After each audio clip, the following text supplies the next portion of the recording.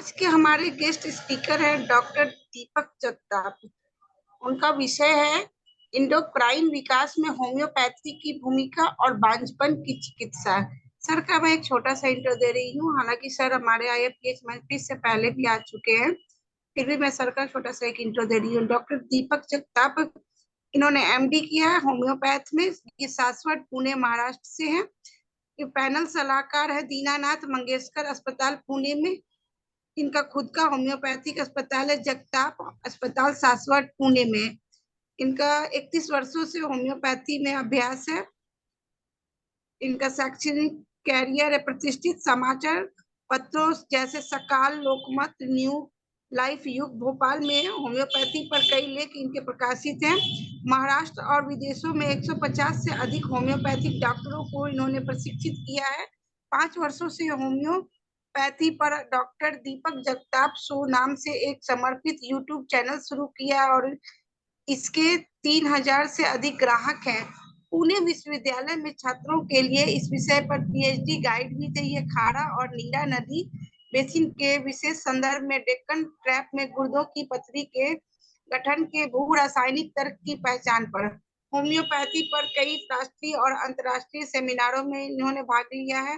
विभिन्न सेमिनारों महाराष्ट्र के homeopathic medical कॉलेजों, इंस्टाग्राम, गूगल और जूम मीट पर होम्योपैथी पर 300 से अधिक व्याख्यान इन्होंने दिए हैं। राष्ट्रीय और अंतर्राष्ट्रीय स्तर पर भी इन्होंने विभिन्न पुरस्कारों से इनको सम्मानित किया गया है। सो डॉक्टर दीपक सर, आपका IFPH मंच पे दोबारा बहुत बहुत स्वागत है। Over to you sir. नमस्कार। मोटर स्क्रीन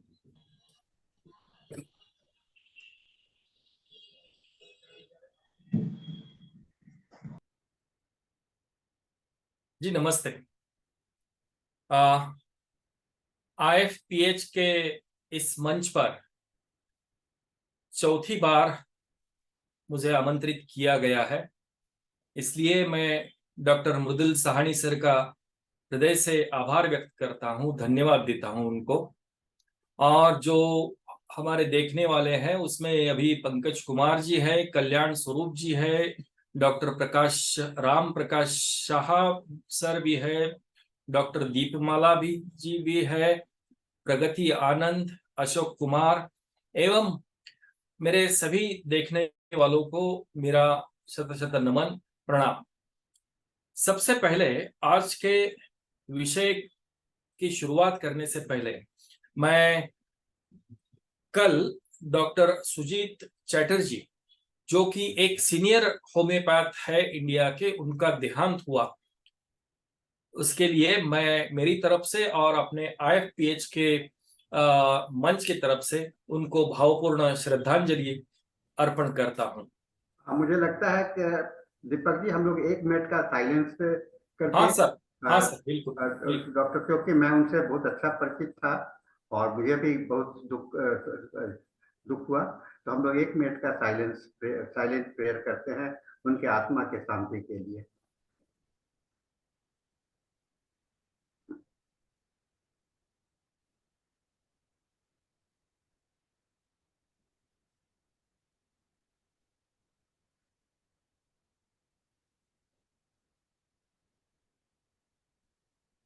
ओम शांति, ओम शांति, ओम शांति, ओम शांति। आज मैंने एंडोक्राइन सिस्टम के जो बीमारियां हैं, यह एक तो बहुत ही बड़ा टॉपिक है, बहुत ही बड़ा, मतलब ये 1, 2, 3, 4 दिन में भी खत्म नहीं होगा। इतना बड़े टॉपिक को मैंने आज शुरुआत की है। उस पर डिसीजेस के बजाय मैं उसका शरीर में प्रवेश कैसे होता है, मैं इस पर ज्यादा रोशनी डालने वाला हूं। तो ये जो लेक्चर जो है, आज का विषय जो है, ये अपने दर्शक जो डॉक्टर्स भी है, और ये मुझे मालूम है कि ये इसका रिकॉर्डिंग भी होता है, तो रिकॉर्डिंग के बाद बहुत सारे सामान्य लोगों के ज्ञान के लिए भी इसका उपयोग होगा, और सभी दर्शक पूरे भारतवर्ष के या फिर दुनिया में जो भी हिंदी जानते हो उनको भी इसका उपयोग होगा। तो व्हाट इज एंडोक्राइन सिस्टम, ये ग्रंथियां क्या होती है, एंडोक्राइन सिस्टम जो है वो पूरे बदन में जो रेगुलेट करते हैं ह्यूमन बीइंग को, राइट फ्रॉम हेड, जहां पर हम कुमकुम लगाते हैं वहां पर जो है, यहां पर पिट्यूटरी ग्लैंड ब्रेन के एकदम बेस में है। पिट्यूटरी ग्लैंड है, पिनाइल ग्लैंड है, लाइक थायराइड ग्लैंड है, this is memory gland. Kidney के ऊपर जो है, these are suprarenal glands. Prostate is also a gland, testis are a gland, ovaries are glands. और ये इन्हें कहा जाता है एंडोक्राइन ग्लैंड, जिसमें मैं प्रोस्टेट को इन्वॉल्व नहीं करूंगा, ब्रेस्ट भी नहीं। एंडोक्राइन ग्लैंड्स, ग्रंथियां दो टाइप की होती है, एंडोक्राइन और एक्सोक्राइन। एक्सोक्राइन मतलब जिनको डक्ट होता है, एक पाइप के द्वारा उनके एंजाइम्स जो भी सिक्रीशंस है एक पाइप के द्वारा, जैसे कि यहाँ पर पैराटिड ग्लैंड है जहां से सलाइवा का सिक्रीशन होता है, अश्रुपिंड में अश्रु हमारे निकल आते हैं, तो ये एक्सोक्राइन ग्लैंड हुए। लेकिन endocrine glands are very very sensitive to the external stimula, और इसके बारे में मैं थोड़ा विस्तार से बोलने वाला हूं rather than going for diseases. तो अंतःस्रावी ग्रंथियां जो है, लाइक थायराइड है, पिट्यूटरी ग्लैंड है, पिनाइल ग्लैंड है, हाइपोथैलेमस है, तो उनको चेतना मिलने की जरूरत होती है। और चेतना कहां से मिल सकती है? तो इस पूरे जगत में जब मेडिसिन में बहुत सारी उथल पुथल हो रही थी और दवाइयां दी जा रही थी, जब उस दौरान भारत में आयुर्वेद प्रचलित था, अभी भी है, कहां पर यूनानी था, कहीं पर चाइनीज ने उनका अलग किस्म का दवाइयों का प्रयोग वो करते थे। और हमेशा ही मनुष्य जीव को हमेशा ही दवाई, क्योंकि मनुष्य जीव एक तो समूह प्रिय है और दूसरी बात खुद को बचाने के लिए वो हमेशा ही किसी दवाई का संशोधन करता रहा है। तो right from the beginning of the world जहां जहां पर लोग स्थित थे, तो वहां वहां पर अपनी अपनी थेरेपीज, अपने अपने प्रकार के इलाज चलते रहते थे। लेकिन उसमें एक डॉक्टर उठकर खड़ा हुआ, डॉक्टर सैमुअल हनीमान, जिसने दुनिया में ये पहली बार पॉस्टुलेट्स रखा, जैसे न्यूटन के 3 नियम है, अल्बर्ट आइंस्टाइन के नियम है, तो उसने भी एक पॉस्टुलेट रखा कि मुझे ऐसे लगता है कि बीमारियां जो है वो बीमारियां बाहर से कहीं से नहीं आती, बीमारियों का सच में उनको एक रिसेप्टर चाहिए। तो हर एक जीव में उसने 3 प्रकार की प्रकृतियां, जैसे आप देखते हैं कि वान ग्रुवेगल ने हाइड्रोजनाइड, ऑक्सीजनाइड कॉन्स्टिट्यूशन के उसने जो प्रयोग किए और उसने जो बताया कि ये प्रकार के कॉन्स्टिट्यूशंस है। आयुर्वेदा में भी वात पित्त कफ, जो प्रकृति बाहर से देखकर जो जान पहचान होती है, वो आयुर्वेद ने उसे वात पित्त और कफ प्रकृति में उसका संशोधन या उसको एनालाइज किया है। लेकिन पहली बार डॉक्टर सैमुअल हनीमान ने ये पॉस्टुलेट रखा कि there is some weakness in the body in that particular individual, कि जो बीमारियों को आमंत्रित कर सकता है। तो उसने 3 प्रकार के मायाजम्स का संशोधन किया, सोरा, सिफिलिस और साइकोसिस। तो तीनों मायाजम्स, और हनीमान को ये जरूरत भी क्यों पड़ी? तो जैसे जैसे होम्योपैथी का उन्होंने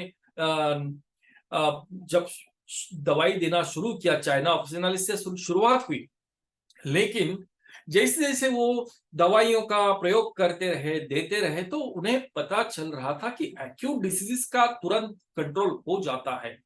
लेकिन डॉक्टर सैमुअल हनीमान परेशान थे कि क्रॉनिक डिसीजेस को उतना ज्यादा फर्क नहीं पड़ रहा है। तो क्रॉनिक डिसीजेस बार बार, जैसे ही मैं दवाई स्टॉप करता हूं, क्रॉनिक डिसीज फिर निकल के आते हैं, या फिर कुछ समय जाता है दवाई देने के बाद, तब कुछ मामला साधारण सा रहता है, लेकिन कुछ महीनों बाद फिर से वही उसकी तकरार या फिर वही बीमारी लेकर के पेशेंट आ जाता है। तो उससे परेशान सैमुअल हनीमान ने ये संशोधन किया, जिसमें लॉ ऑफ ससेप्टिबिलिटी भी आया, कि सोरा, सिफिलिस और साइकोसिस, इन 3 कैटेगरीज में रियल क्रॉनिक डिसीजेस का उन्होंने सेपरेशन किया। उनका क्लासिफिकेशन ऑफ डिसीज देख लीजिए, जहां पर सूडोक्रोनिक डिसीजेस भी है जो कि रॉन्ग हैबिट्स, हैबिटेट या फिर बहुत सारे उसमें एडिक्शंस है वगैरह वगैरह, अविटामिनोसिस, विटामिन की मात्रा कम होना, ये सब है। लेकिन जो मैथमेटिक क्रॉनिक डिसीजेस जो है वो सोरासिफिलिस, साइकोसिस तथा उनके जोड़े हुए 2 मायाजम्स हो या 3 मायाजम्स का थोड़ा थोड़ा प्रमाण लेकर के वो कंबाइंड मैथमेटिक डिसीज हो जाता है। लेकिन ये बीमारियों का स्वीकार मनुष्य के रूप में मनुष्य को होता कैसे है, उसके बारे में उन्होंने थियरी ऑफ क्रॉनिक डिसीजेस में लिखा है, सोरासिफिलिस और साइकोसिस के बारे में। तो ग्रंथि जन्य जो विकार है, लाइक थायराइड है, लाइक पिट्यूटरी ग्लैंड है, लाइक सुप्रारेनल ग्लैंड है, लाइक ओवरीज है, तो इनको कुछ ना कुछ तो इनपुट्स चाहिए, कुछ ना कुछ तो स्टिमुलस चाहिए। और वो स्टिमुलस कहां से आते हैं? स्टिमुलस तो बाहर से आते हैं, स्टिमुलस अपने आसपास रहते हैं। जैसे कि बच्चा छोटा होता है तो उस पर संस्कार होते हैं माता पिता द्वारा, उसके ग्रैंडफादर ग्रैंड मदर द्वारा, उसके रिश्तेदारों द्वारा, बाद में उसके दोस्त आ जाते हैं जीवन में, बाद में न्यूज़पेपर पढ़ना शुरू होता है तो न्यूज़पेपर से भी इनपुट्स जमा होना शुरू होता है। फिर टीवी आया, टीवी के द्वारा भी बहुत सारे इनपुट्स जमा होना शुरू होता है। तो टीवी पर भी, जो कि आप देख रहे हो, सब आप भी देख रहे हैं, मैं भी देख रहा हूं कि टीवी पर सीरियल्स भी चलते हैं। आमतौर पर सास बहू वाली सीरियल्स में इसी का बदला लेना है, उसको मारना है, उसको खत्म करना है, ये सब जो वातावरण बना हुआ है टीवी के द्वारा। और फिर उसमें सबसे टॉप में है मोबाइल। मुझे याद है साहनी सर ने कुछ महीनों पहले एक उनका लेक्चर हुआ था जहां पर उन्होंने मोबाइल पर एक बहुत बढ़िया लेक्चर मैंने सुना है उनका। तो मोबाइल पर आया व्हाट्सएप, मोबाइल पर आया इंस्टाग्राम, मोबाइल पर आ गया फेसबुक, सभी सोशल मीडिया के सभी माध्यम आ गए। तो बच्चे को जो सीखना चाहिए वो सीख तो मिल जाती है, क्योंकि आपने देखा होगा कि लॉकडाउन के पीरियड में सभी ट्यूशंस वगैरह क्लासरूम्स चल रहे थे मोबाइल पर। तो उस टाइम माता पिता को चिल्लाना पड़ता था कि मोबाइल लेकर बैठ। अब स्थिति ऐसे हो गई है कि अभी मोबाइल निकालना पड़ता है। तो मोबाइल का इतना ज्यादा एडिक्शन हो गया है। तो वो करते क्या है, तो वहां से इनपुट्स आना शुरू हो जाते हैं। जो चाहिए वो भी इनपुट्स मिलते हैं, लेकिन जो न चाहिए और जो कि उसके उम्र के हिसाब से जानना फिलहाल ठीक नहीं होगा, वो इनपुट्स भी बच्चों को लगातार मिलते रहते हैं। तो होता क्या है, गेम्स में, मोबाइल गेम्स में कोई भी गेम खोल के देखो, गेम्स है एकदम मारा मारी, बाइक पे निकला है, ढिशा ढिशा ढिशा मार रहा है, गन लेकर मार रहा है, और बच्चे ऐसे अपने आप मोबाइल देखते देखते ऐसे चिल्लाते हैं कि ये मारो मारो मारो मारो। तो उनका दिमाग इतना उसके अंदर घुस जाता है। मुझे एक टीवी सीरियल शक्तिमान सीरियल याद आई कि शक्तिमान ऐसे ऐसे करके बहुत बड़ी ऊंची बिल्डिंग पर चढ़ता था या फिर ऐसे ऐसे घुमा के फिर नीचे आ जाता था। तो कितने सारे बच्चों ने बिल्डिंग से छलांगे लगाई है। तो फिर शक्तिमान को टीवी पर आकर के बोलना पड़ा कि ये सच नहीं है, ये सिर्फ चित्रीकरण है, ये काल्पनिक है। तो ये इनपुट्स क्या कर सकते हैं और किस हद तक हमको बिगाड़ सकते हैं, ये उसका प्रमाण माना जाता है। शराब का या फिर सेक्स एप्स जो मोबाइल्स पर है, जो कि लड़के जो या लड़कियां बिना शादी के या फिर कोई भी उससे जुड़ा रहता है, वो सेक्स एप्स भी आ गए हैं। वो जोड़ी बना मतलब शादी के लिए भी एप्स आ गए हैं। बहुत सारी चीजें जो है वो हमेशा हमें लगातार इनपुट्स देती रहती है, जो कि could be unwanted also.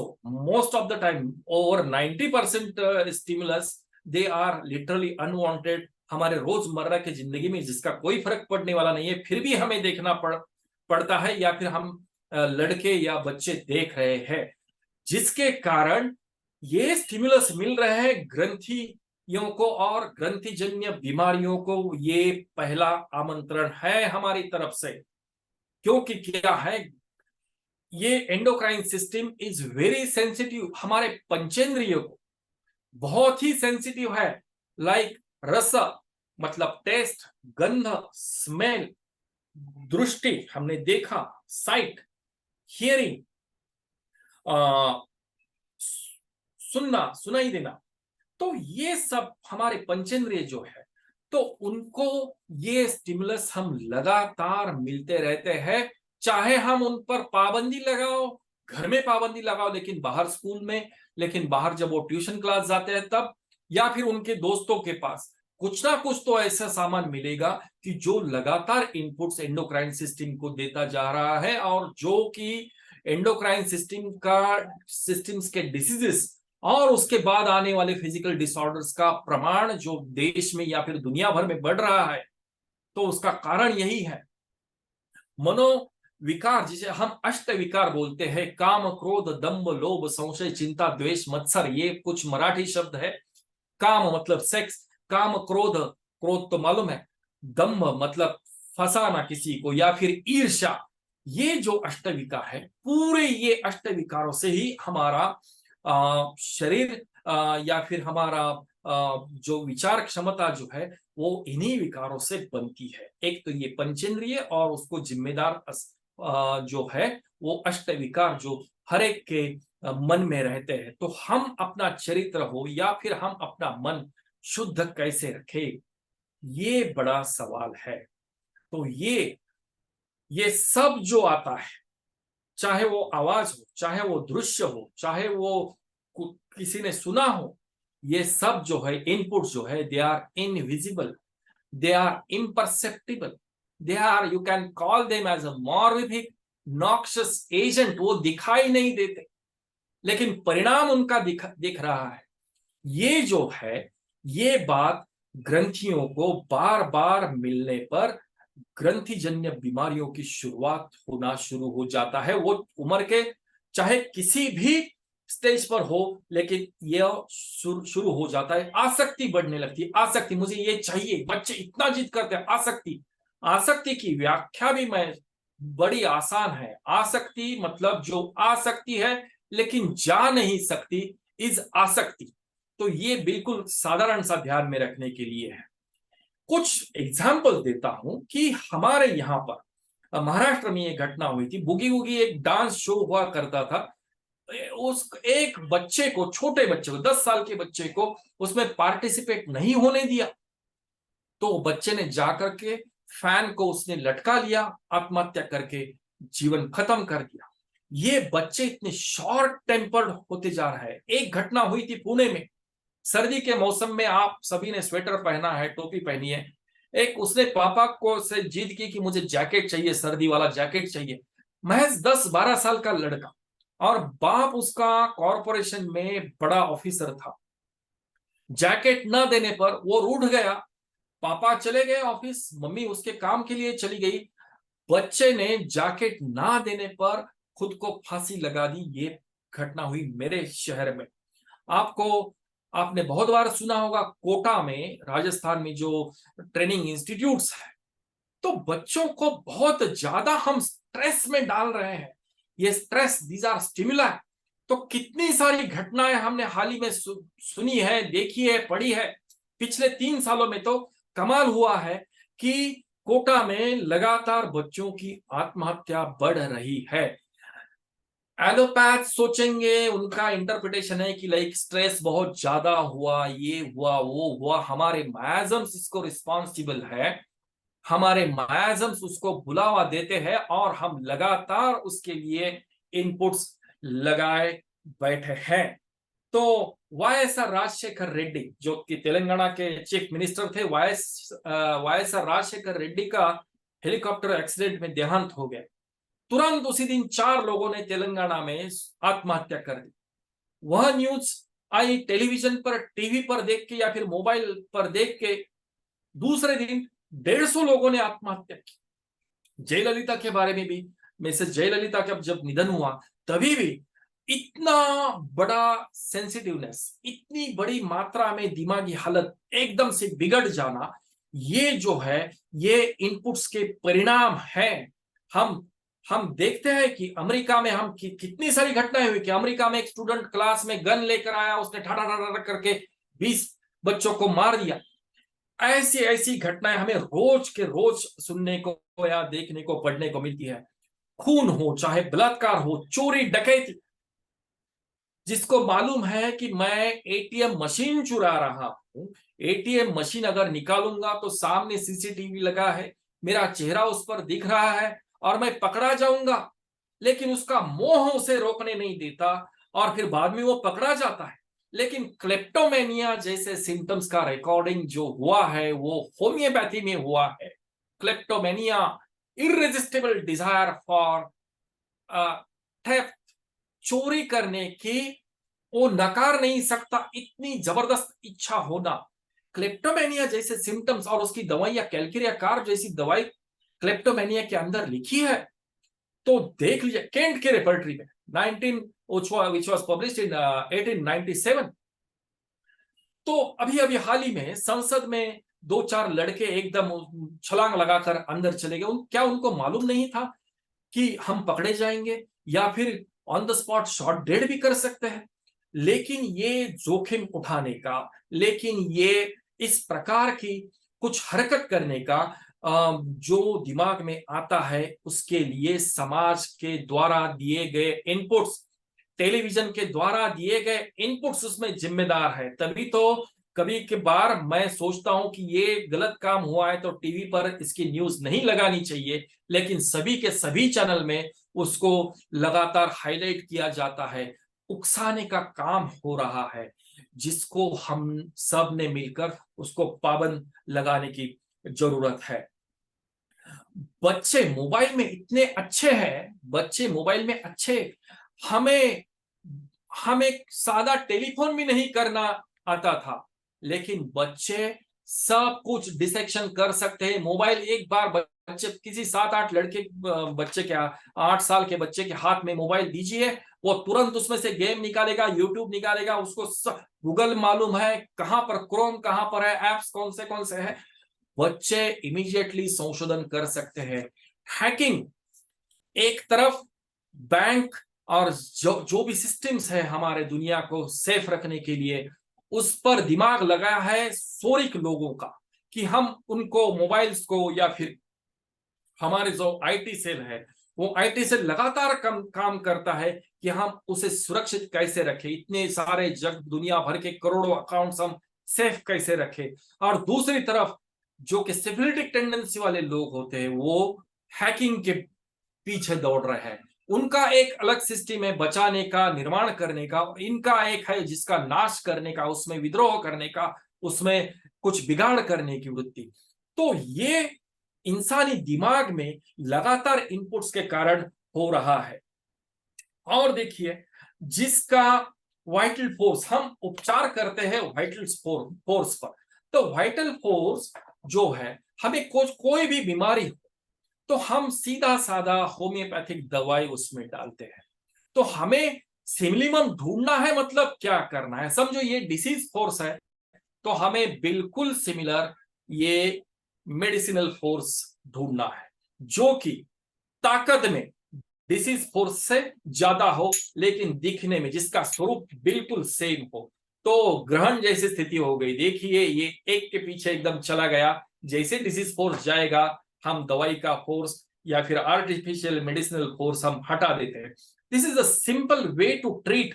लेकिन मैं तो चाहता हूं कि मैं आम लोगों को इस मंच द्वारा निवेदन करना चाहता हूं कि जब भी आप बचपन से लेकर छोटे से बच्चे को, इन्फेंट को या फिर बच्चे को, आप जब जब जरूरत पड़ती है, चाहे वो बुखार हो, चाहे कुछ भी हो, पेट में दर्द हो, उल्टी हो, कुछ भी हो, आप होम्योपैथिक दवाई उसको जरूर दे दे। क्योंकि ना जाने बचपन को उसको स्टिमुलम मिल गया, ना जाने उसको मेडिसिनल इनपुट बचपन में ही मिल गया, तो आगे चलकर उसकी बहुत सारे कॉन्सिक्वेंसेस जो है, एक सादा पेट दर्द के लिए आया था या फिर टॉन्सिलाइटिस के लिए आया था, लेकिन that medicinal force can alter the entire personality for the life time. तो इसलिए माँ बाप बच्चों को बिल्कुल होम्योपैथिक दवाई आप खिलाइए। और दूसरी बात यह है जनाब, और दूसरी बात यह है कि हमें जो चित्र ठीक करना है, डिसीज जो हमें हाइपरथायराइडिज्म का केस आया हो या फिर हाइपोथायराइडिज्म का केस आया हो, कोई भी हो, ग्रंथिजन्य विकार हो, तो उसके लिए हम जब दवाई देते हैं तो why homeopathy only, why homeopathy only? क्योंकि जो इनपुट्स मिले हैं they are invisible, they are imperceptible, दिखाई नहीं देते। कुछ सुनने को आए, कुछ दिखने में आए, कुछ सांस के द्वारा आए, कुछ स्पर्श के द्वारा आए, तो ये सब जो है इम्परसेप्टिबल स्टिमुलस है। तो हम होम्योपैथिक दवाई में जो तैयार करते हैं तो होता तो उसमें बहुत सारा अल्कोहल भी, लेकिन उसमें हम आर्टिफिशियल डिसीज फोर्स, बिल्कुल डिसीज के बराबर का ताकत वाला आर्टिफिशियल डिसीज फोर्स हम इस बॉटल में पोटेंटाइजेशन के द्वारा उतार देते हैं। और यही माध्यम क्यों, ये भी एक महत्वपूर्ण है, यही माध्यम क्यों? क्योंकि देखिए एक ऑयल पेंट है, ऑयल पेंटिंग किया है, ये डिसीज का ऑयल पेंटिंग किया है, तो अगर आपको ऑयल पेंटिंग समझो बिगड़ गया किसी कारण, तो आपको करेक्शन करना है, तो आप वाटर कलर से उसको करेक्ट नहीं कर सकते, आप एक्रेलिक पेंट से भी नहीं ठीक कर सकते। चाहे आप 1 लीटर व्हाइट कलर में 2 ग्लास पानी मिलाइए, पूरी जिंदगी भर आप उसको घोलेंगे तो भी वो एक साथ मिलने वाले नहीं है। बिल्कुल यही होता है कि एलोपैथिक दवाई द्वारा हम डायनामिक डिसीज को ट्रीट करने जा रहे हैं, लेकिन बात करने का माध्यम तो एक होना चाहिए। जबकि आप, मैं भारतीय हूं, आप भारतीय है, लेकिन आप भी डॉक्टर हैं, मैं भी डॉक्टर हूं। डिसीज का जो सिलसिला अभी चालू है फिलहाल, जो जिस विषय पर हम चर्चा कर रहे हैं वो भी आपको भी मालूम है, लेकिन अगर मैं कोरियन भाषा में आपसे बात करूं किसी को भी समझ में नहीं आएगा, चाहे मैं अगर चाइनीज में बात शुरू करूं तो आपको समझ में नहीं आएगा। तो माध्यम बड़ा जरूरी है। तो माध्यम जो इनविजिबल था, दिखाई नहीं दे रहा था, जो इम्परसेप्टिबल था, तो उसके लिए बिल्कुल उसी प्रकार का माध्यम जरूरी है। इसलिए बचपन से लेकर होम्योपैथिक दवाइयों का प्रयोग उतना ही जरूरी है। अब मैं निकलता हूं कुछ एंडोक्राइन डिसीजेस के तरफ। पैंक्रियास, हमारा भारत देश डायबिटीज का कैपिटल है। पूरे दुनिया में सबसे ज्यादा डायबिटीज हो या फिर हाइपरटेंशन हो, सबके ज्यादा हृदय के या फिर डायबिटीज के मरीज भारत में पाए जाते हैं। हमारा 140 करोड़ लोगों का देश है, लेकिन ये कोई भूषण की बात नहीं है, ये कोई हमारा there should not be any proud feeling. असल में हम बोलते हैं, या फिर हमारे ग्रंथों में या फिर हमारे बुजुर्ग जो है वो बोलते हैं कि हमारे बचपन में आप लोगों जैसे साधन नहीं थे। आप बाहर निकलेंगे तो टाई पहनेंगे, आप घड़ी पहनेंगे, आप कार निकालेंगे, कार से जाएंगे। हमारे बचपन में ये सब कुछ नहीं था, खाने के भी लाले पड़े थे, लेकिन सुकून बहुत था, लेकिन चैन बहुत था। सहानी सर को मेरा ये वाक्य उनको बिल्कुल याद आता है। ऐसे कितने कितने मैसेजेस व्हाट्सएप पर आते हैं कि हमारे बचपन में ये सब कुछ ऐहिक जीवन के जो भी माध्यम है, मोबाइल, कलर टीवी, ये सब हमारे कपड़े बहुत सारे, हमारे जीवन में बचपन में ये नहीं था, लेकिन हमारे जीवन में सुकून बहुत था। तो ये सब औजार हमने अपने खुद के लिए तैयार किए, तो हम उसके कारण या तो डेवलप होने चाहिए थे, लेकिन उसका उल्टा इफेक्ट दिख रहा है क्योंकि हम उसके अधीन हो गए हैं। यही कारण लगता है कि डायबिटीज, सेडेंटरी लाइफस्टाइल, डायबिटीज के मैं कारणों में नहीं जाऊंगा, लेकिन डायबिटीज के लिए आप ध्यान में रखिए एसिड ग्रुप, चाहे वो फ्लोरिक एसिड हो, nitric acid, acetic acid, sulphuric acid, लगभग सभी एसिड्स बहुत कारगर है डायबिटीज के ट्रीटमेंट के लिए। फॉस्फोरिक एसिड, सल्फ्यूरिक एसिड बहुत ही कारगर साबित होते हैं डायबिटीज के ट्रीटमेंट के लिए। Acetic acid, sulphuric acid, phosphoric acid. Helonias dioica, helonias dioica is a very prominent drug for diabetes mellitus।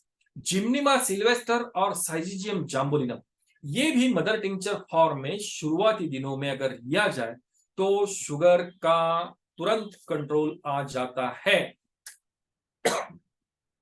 Uranium nitricum, uranium nitrate, तो उसका भी प्रयोग, लेकिन मैं फिर से एक बार आऊंगा कि जब हनीमान ने क्रॉनिक डिसीजेस में लिखा था सोरा, सिफिलिस, साइकोसिस, हमें जाना है सिमिलिमम के तरफ। लेकिन सिमिलिमम के लिए मैं दो सवाल जिसका उत्तर ना नहीं है, दो ही सवाल है। Is it easy to find out similimum? No. Is it impossible to find out similimum? No. दोनों के लिए एक ही पर्याय है कि आपको वक्त देकर प्रॉपर केस टेकिंग करना है, तब जाकर के हम सिमिलिमम पर जाएंगे। और डायबिटीज शुरुआती दिनों में, जबकि रिवर्सिबल हो सकता है, उन्हीं दिनों में अगर उसको ट्रीट किया तो बिल्कुल ठीक हो सकता है, इंक्लूडिंग लाइफस्टाइल मोडालिटीज। और ये सब हमारा डॉक्टर की जिम्मेदारी है कि हम लाइफस्टाइल मोडालिटीज और उनको एक्सरसाइज वगैरह और डाइट के बारे में सूचना दें। और मन को नियंत्रित करने के लिए, मन को नियंत्रित करने के लिए सहानी सर तो बिल्कुल गौतम बुद्ध की पाटलिपुत्र से है। हमारे यहाँ मेडिटेशन, ध्यान धारणा, योगा, जिसका डंका पूरा वर्ल्ड हेल्थ ऑर्गेनाइजेशन ने योगा डे तय किया है भारत का, मोदी जी ने जब अनाउंस किया और जब उसका प्रूफ दिया तो वर्ल्ड योगा डे अब हम मना रहे हैं। लेकिन जिसको योगा पॉसिबल नहीं, वो समय नहीं निकाल पाते, तो उनको बिल्कुल होम्योपैथिक दवाई का ही प्रयोग करना चाहिए, बिकॉज माध्यम, medium should be very similar to deal with your stress. Goitre, अभी मैं थायराइड की तरफ आता हूं। गॉइटर के लिए एक्सोप्थाल्मस गॉइटर, यहां पर अगर ग्लैंड थायराइड का बढ़ गया है तो उसके लिए calcarea carb, iodium, spongia, calcarea flu, sepia, ये बहुत सारे जो है ये सी प्रोडक्ट्स है, समंदर से निकले हुए, जो उसका मूल स्वरूप जो है वो समंदर से निकले हुए सॉल्ट्स है, मिनरल्स है, समंदर से निकले हुए। तो थायराइड ग्लैंड पर ब्रोमियम भी थायराइड के लिए। हम स्पॉन्जिया को सोचते हैं सिर्फ होर्सनेस ऑफ वॉइस और सिर्फ खांसी के लिए, रफ खांसी, ऐसे जो खांसी आती है उसके लिए हम स्पॉन्जिया का विचार करते हैं, लेकिन Spongia is a good medicine for goitre also. Thyroiditis, inflamed thyroid gland, यहां पर भी दर्द होता है, इन्फ्लेम्ड थायराइड ग्लैंड, जिसके लिए baryta mur, belladonna, calcarea carb, carbo animalis, conium, iodium, silicea, sulphur. मैं बहुत ज्यादा रेयर रेमेडीज और एक डिसीज के लिए बहुत ज्यादा कंडीशंस या रेमेडीज में जाने वाला नहीं हूं, जो कि मैं पिछले 32 ईयर्स, 32 साल में जो ड्रग्स मैं इस्तेमाल करता हूं, मैं बस वहीं पर चिपका रहूंगा। क्या है ना कि कुछ तो एकदम रेयर ड्रग बताने से आपको सभी को मिलने में वो उसकी मुश्किल हो सकती है, और जो कि मैं खुद भी मैं प्रयोग में उनको नहीं इस्तेमाल करता। कुछ rare remedies I prefer to go. Hyperthyroidism में low TSH, thyroid stimulating hormone, जो कि पिट्यूटरी से निकलता है, low TSH value produces hyperthyroidism. Hyperthyroidism में वेट लॉस होता है, ट्रेमर्स आते हैं, हाथ में कंपन जैसे लगता है, ट्रेमर्स आते हैं। Iodium eating well still losing flesh. Iodium clavicle जिसके दिखते, जिसके रिब्स एकदम प्रोमिनेंट होते हैं, this sort of marasmus is there in iodium. Abrotanum में जैसा है बिल्कुल वैसा ही मसल वेस्टिंग होता है। थायराइडिनम का अक्सर, thyroidinum is useful for almost every thyroid disorder, चाहे वो हाइपोथायराइडिज्म भी हो या फिर हाइपरथायराइडिज्म भी हो, क्योंकि thyroidinum regulates all these medicine, जो रेगुलेशन करते हैं हम ना कि किसी को सप्रेस करते। Homeopathic medicine never suppresses any hormone. इसीलिए तो लोग पूछते हैं कि क्या होम्योपैथी में कॉन्ट्रासेप्टिव है क्या, तो नहीं है, कॉन्ट्रासेप्टिव नहीं है। क्यों नहीं है? तो we cannot suppress oestrogen progesterone, we can regulate that. This is the beauty of homeopathy. Thyroidinum, sepia, natrum mur, lycopodium. Lycopodium is a vegetable sulphur. Thin, दुबला पतला सा है लाइकोपोडियम पेशेंट, थिन पेशेंट है, टॉल है, और जिसका बीएमआर बेसिक मेटाबॉलिज्म रेट जिसका बहुत ज्यादा रहता है, तो इसलिए दे ईट्स आई मीन उसका एग्रेवेशन भी दोपहर में है और उनको भूख भी तेज लगती है। हाइपोथायराइडिज्म के ड्रग्स, हाइपोथायराइडिज्म में TSH value, thyroid stimulating hormone बढ़ जाता है, तो हाइपोथायराइडिज्म में भी थायराइडिनम है, कालीकार, कालीबाय, एपिस मेलिफिका जैसे रेमेडी, आर्सेनिकम अल्बम, जो कि मैं रोजमर्रा में हाइपोथायराइडिज्म में यूज करता हूं, ग्राफाइटिस है, और काली बाइक्रोमिकम है। तो आप देखिए कि ये जो ड्रग्स है ये ओबेसिटी के लिए भी है। हाइपोथायराइडिज्म को मिक्सइडेमा भी कहा जाता है, जिसमें बहुत सारा वाटर रिटेंशन बॉडी के अंदर होता है। ओबेसिटी में भी बहुत ज्यादा वेट गेन, तो हमारी खाने की आदतें बदल गई है। जैसे ही मोबाइल खोलो उस पर स्विगी आएगा, जोमेटो आएगा, उस पर पिज्जा हट, डोमिनोज। अगर आपको नहीं भी खाना है तो भी एड्स के द्वारा आपको चेतना मिलती है कि जाओ जाके पार्सल ऑर्डर करो। अरे यार, निकालो मोबाइल और ऑर्डर करो। तो ये आपको दीज आर द स्टिमुलस, और तब जाके ओबेसिटी का प्रॉब्लम हो जाता है। No exercise and bad eating habits produces obesity. तो उसके लिए हर रोज के लिए होम्योपैथिक दवाइयां जो है, कैलकेरिया का capsicum is known for obesity, ferrum metallica, graphitis, thyroidinum, again thyroidinum, ammonium mur की विशेषता ऐसी है कि पूरी बॉडी इज क्वाइट हेवी, लेकिन उसके आर्म्स, यहाँ पर हैंड्स और उनके फीट, वो बहुत ही नाजुक दिखते हैं, बहुत ही डेलिकेट दिखते हैं, लेकिन बाकी का शरीर जो है वो फुला फुला सा लगता है। कालीबाय, कालीकार और फाइटोलैका बेरी, फ्यूकस मदर टिंचर और फाइटोलैका बेरी।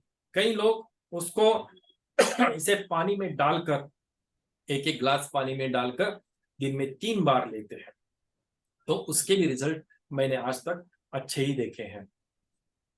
मैं आता हूं उसके नीचे मेमोरी ग्लैंड की तरफ। मिल्क एब्सेंस ऑफ मिल्क या मिल्क सिक्रीशन, माता में ब्रेस्ट फीडिंग के दौरान दूध की मात्रा कम होना, agnus asafoetida, calcarea carb, lac can, dog's milk, lac can, phytolacca, pulsatilla और thyroidinum, they produces lot of prolactin in the pituitary gland। आप देखिए, गाय, भैंस, बकरी, इनका तबेला कभी भी जहां पर जिस रूम में उन्हें रखते हैं, उनके तबेले को कभी भी रंगारंग नहीं किया जाता। उसका रंग डार्क ही होता है, और जहां पर रोशनी बहुत कम रखी जाती है। क्यों? क्योंकि that prolactin synthesis is very good in darkness. अंधेरे में ही प्रोलैक्टिन का सिंथेसिस बहुत ज्यादा होता है, और यहाँ पर ह्यूमन बींग्स में दूध की मात्रा जब कम होती है तो इन दवाइयों का प्रयोग करना ठीक रहेगा। सुअर और कुत्ते का मिल्क, लैक्टैन, ना ही वो किसी क्लिनिक में गए, ना ही उनमें इनफर्टिलिटी का प्रॉब्लम पाया जाता है।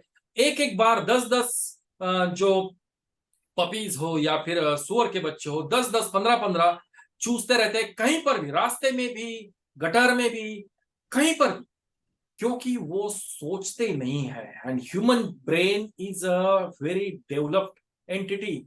उसका डेवलपमेंट बहुत ज्यादा हुआ है सभी सृष्टि से, जीवन से, तो उसके कारण ह्यूमन बींग्स में ही दूध की मात्रा का प्रमाण कम पाया जाता है। मास्टाइटिस इज बेलाडोना कोनियम और phytolacca is good for mastitis. Erectile dysfunction, हाल ही में इरेक्टाइल डिसफंक्शन, इरेक्शन ना होना, बहुत तुरंत एकदम सीमेन बाहर आना, इसके लिए बहुत ज्यादा पेशेंट्स आते हैं।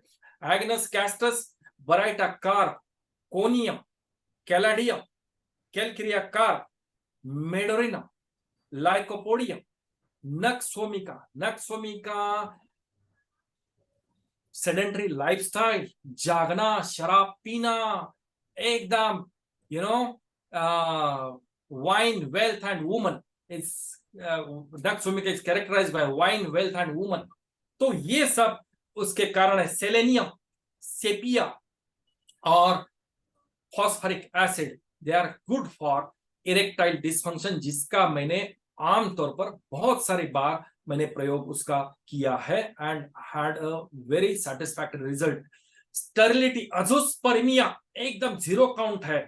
Tessa, testicular aspiration of sperms, एक तो बायोप्सी करनी जरूरी है, लेकिन उसके साथ ही आप होम्योपैथिक इलाज शुरू कर सकते हैं। एग्नस कैस्टस, बोरैक्स, कोनियम, आयोडियम, नाट्रामूर और सल्फ्यूरिक एसिड। एबॉर्शन में जैसे ही कंसेप्शन हो जाता है, कंसेप्शन होने के तुरंत बाद, जो कि प्रोजेस्टेरॉन का सप्लाई बहुत अच्छा होना चाहिए यूट्रस में, प्रोजेस्टेरॉन की मात्रा कम होने के कारण एबॉर्शंस हो जाते हैं, तो उसमें apis mellifica, belladonna, erigeron, pulsatilla, ipecac, plumbum metallicum, sabina जैसे मेडिसिन जो है रिपीटेड एबॉर्शंस को रोक देती है, because this drugs produces lot of progesterone in that female.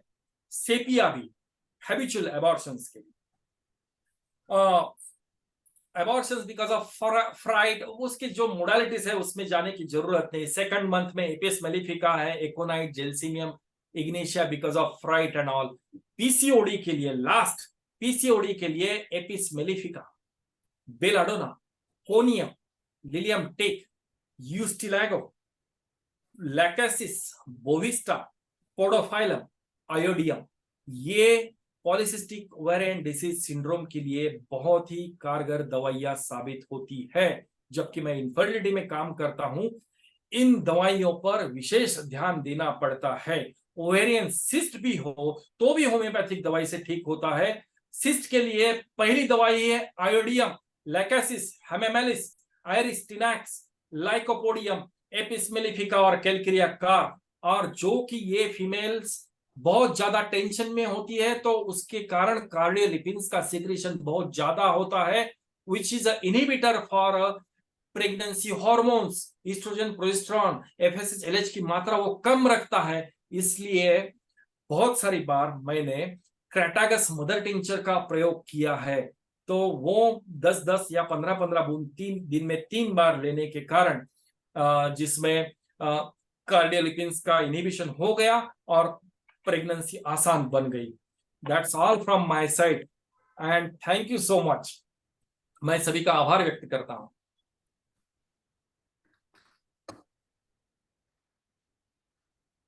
Sahni sir को फिर एक बार मैं उनका आभारी हूं कि उन्होंने मुझे बुलाया और चौथी बार मुझे मौका दिया।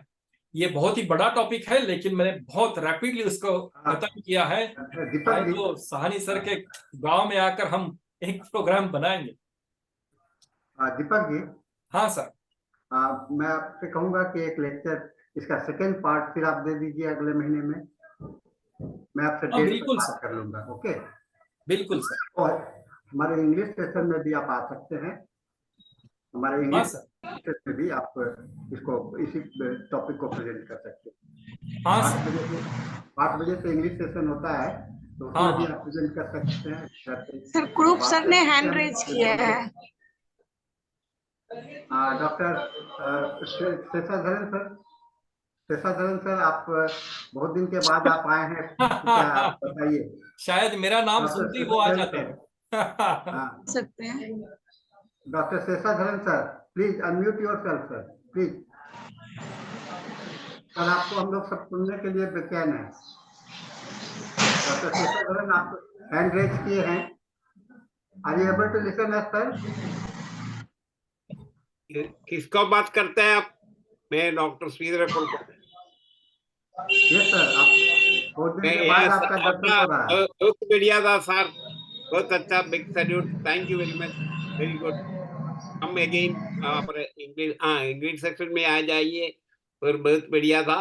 तो फिर और सेकंड पार्टी दीजिए, हमारा मंच आपके लिए सभी टाइम खुला रहेगा। Thank you very much sir, very good, excellent. बिल्कुल doctor Hariharan, doctor Hariharan, ma'am, you want to speak? Okay, okay, yes, doctor. Sir, Sir, your therapeutic class is very nice. But, sir, can I say one opinion? Yes, sir, please, sir. You had, sir. Okay, sir. Sir, so you said about the hypothyroidism. It is okay. All the medicines you said, these are all very, very correct. I am fully agree. But, see, for while we are treating a case of hypothyroidism, we must go to the exact cause of that, which miasm, why that happens. Sometimes it may be due to continued grief, or some yes due to some mental symptoms. But we must address that thing also. Then only it will be cured completely. That is my opinion. Yes सिमिलियम के लिए मैंने पर्याय नहीं है, सिमिलियम के लिए वक्त देना चाहिए बस। Correct. Yes. So that is my opinion. Sir, your class is very nice. Congratulating you. Please come to our English session. Then we can talk much more. बिल्कुल आऊंगा, बिल्कुल आऊंगा। थैंक यू डॉक्टर आप प्रवेश जी, आप बताइए।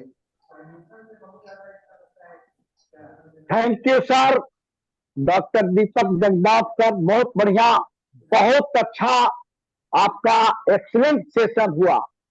इंडोक्राइन ग्लैंड्स पर dynamic lecture, many kinds of medicine, endocrine gland, main cause of disease according to law of homeopathic science, parasycotic and syphilitic, invisible subjective symptom is a very important. बहुत जो है, जो subjective symptom है, जो invisible है, वह बहुत जो है कारण बनता है होम्योपैथिक में। मोह, जैसे आप बताए, मोह, क्रोध, एंगर, और हमारा अध्यात्म शास्त्र भी कहता है। लेकिन आपने 3 चीज बताए सर, जो पहले चीज बताए, जो 3 हमारे शरीर में 3 इंजीनियर हैं। एक electrical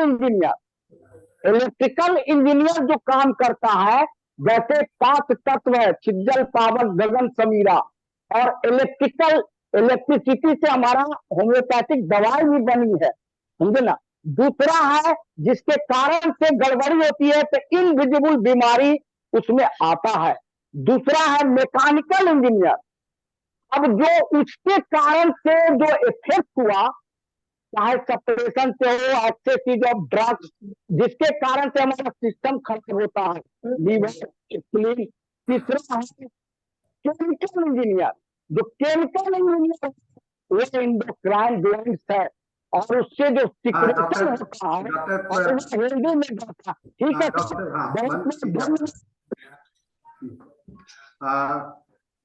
madam, you want to say something? Madam, आप डॉक्टर कल्याण स्वरूप, कल्याण आप बताना चाह रहे हैं कुछ?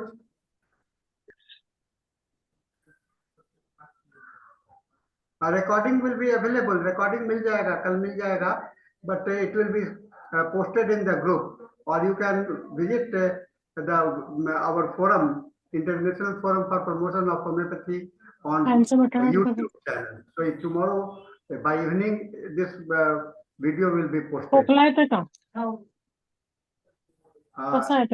my reply? Yeah, okay. or if you are in the group, if you can get the link, or you can go directly to the YouTube. Any other? बहुत madam आप कुछ बोलना चाह रही है लगता है।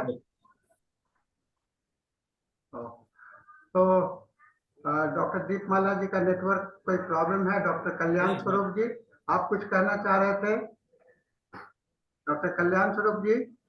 हाँ, हेलो सर। हाँ, आप बताना चाह रहे थे कुछ सर? मैं आपको देखा कि आप कुछ बोलना चाह रहे थे। नहीं सर, मैं हाँ ठीक, ओके सर। सर का बहुत ही अच्छा लेक्चर रहा और बहुत ही शानदार लेक्चर रहा। हमको आज बहुत पूरा सुनने का मौका मिला और बहुत ही अच्छा लेक्चर दिया, इसलिए हम इनको शुक्रिया अदा करते हैं। बहुत ही अच्छा लेक्चर लगा हमको। और बीइंग ए होम्योपैथ, हमेशा इन लोग एक बात जरूर कहें कि हमेशा होम्योपैथिक की तरफ झुकाव रखिए तो आपको सफलता जरूर मिलेगा, और होम्योपैथिक की तरफ आइए। ये सबसे बड़ा इंटेंशन इनका रहा कि होम्योपैथिक की तरफ आइए। ये बहुत ही अच्छा लगा हमको सुन करके। धन्यवाद सर, आपको बहुत मेरी तरफ से धन्यवाद। Thank you so much.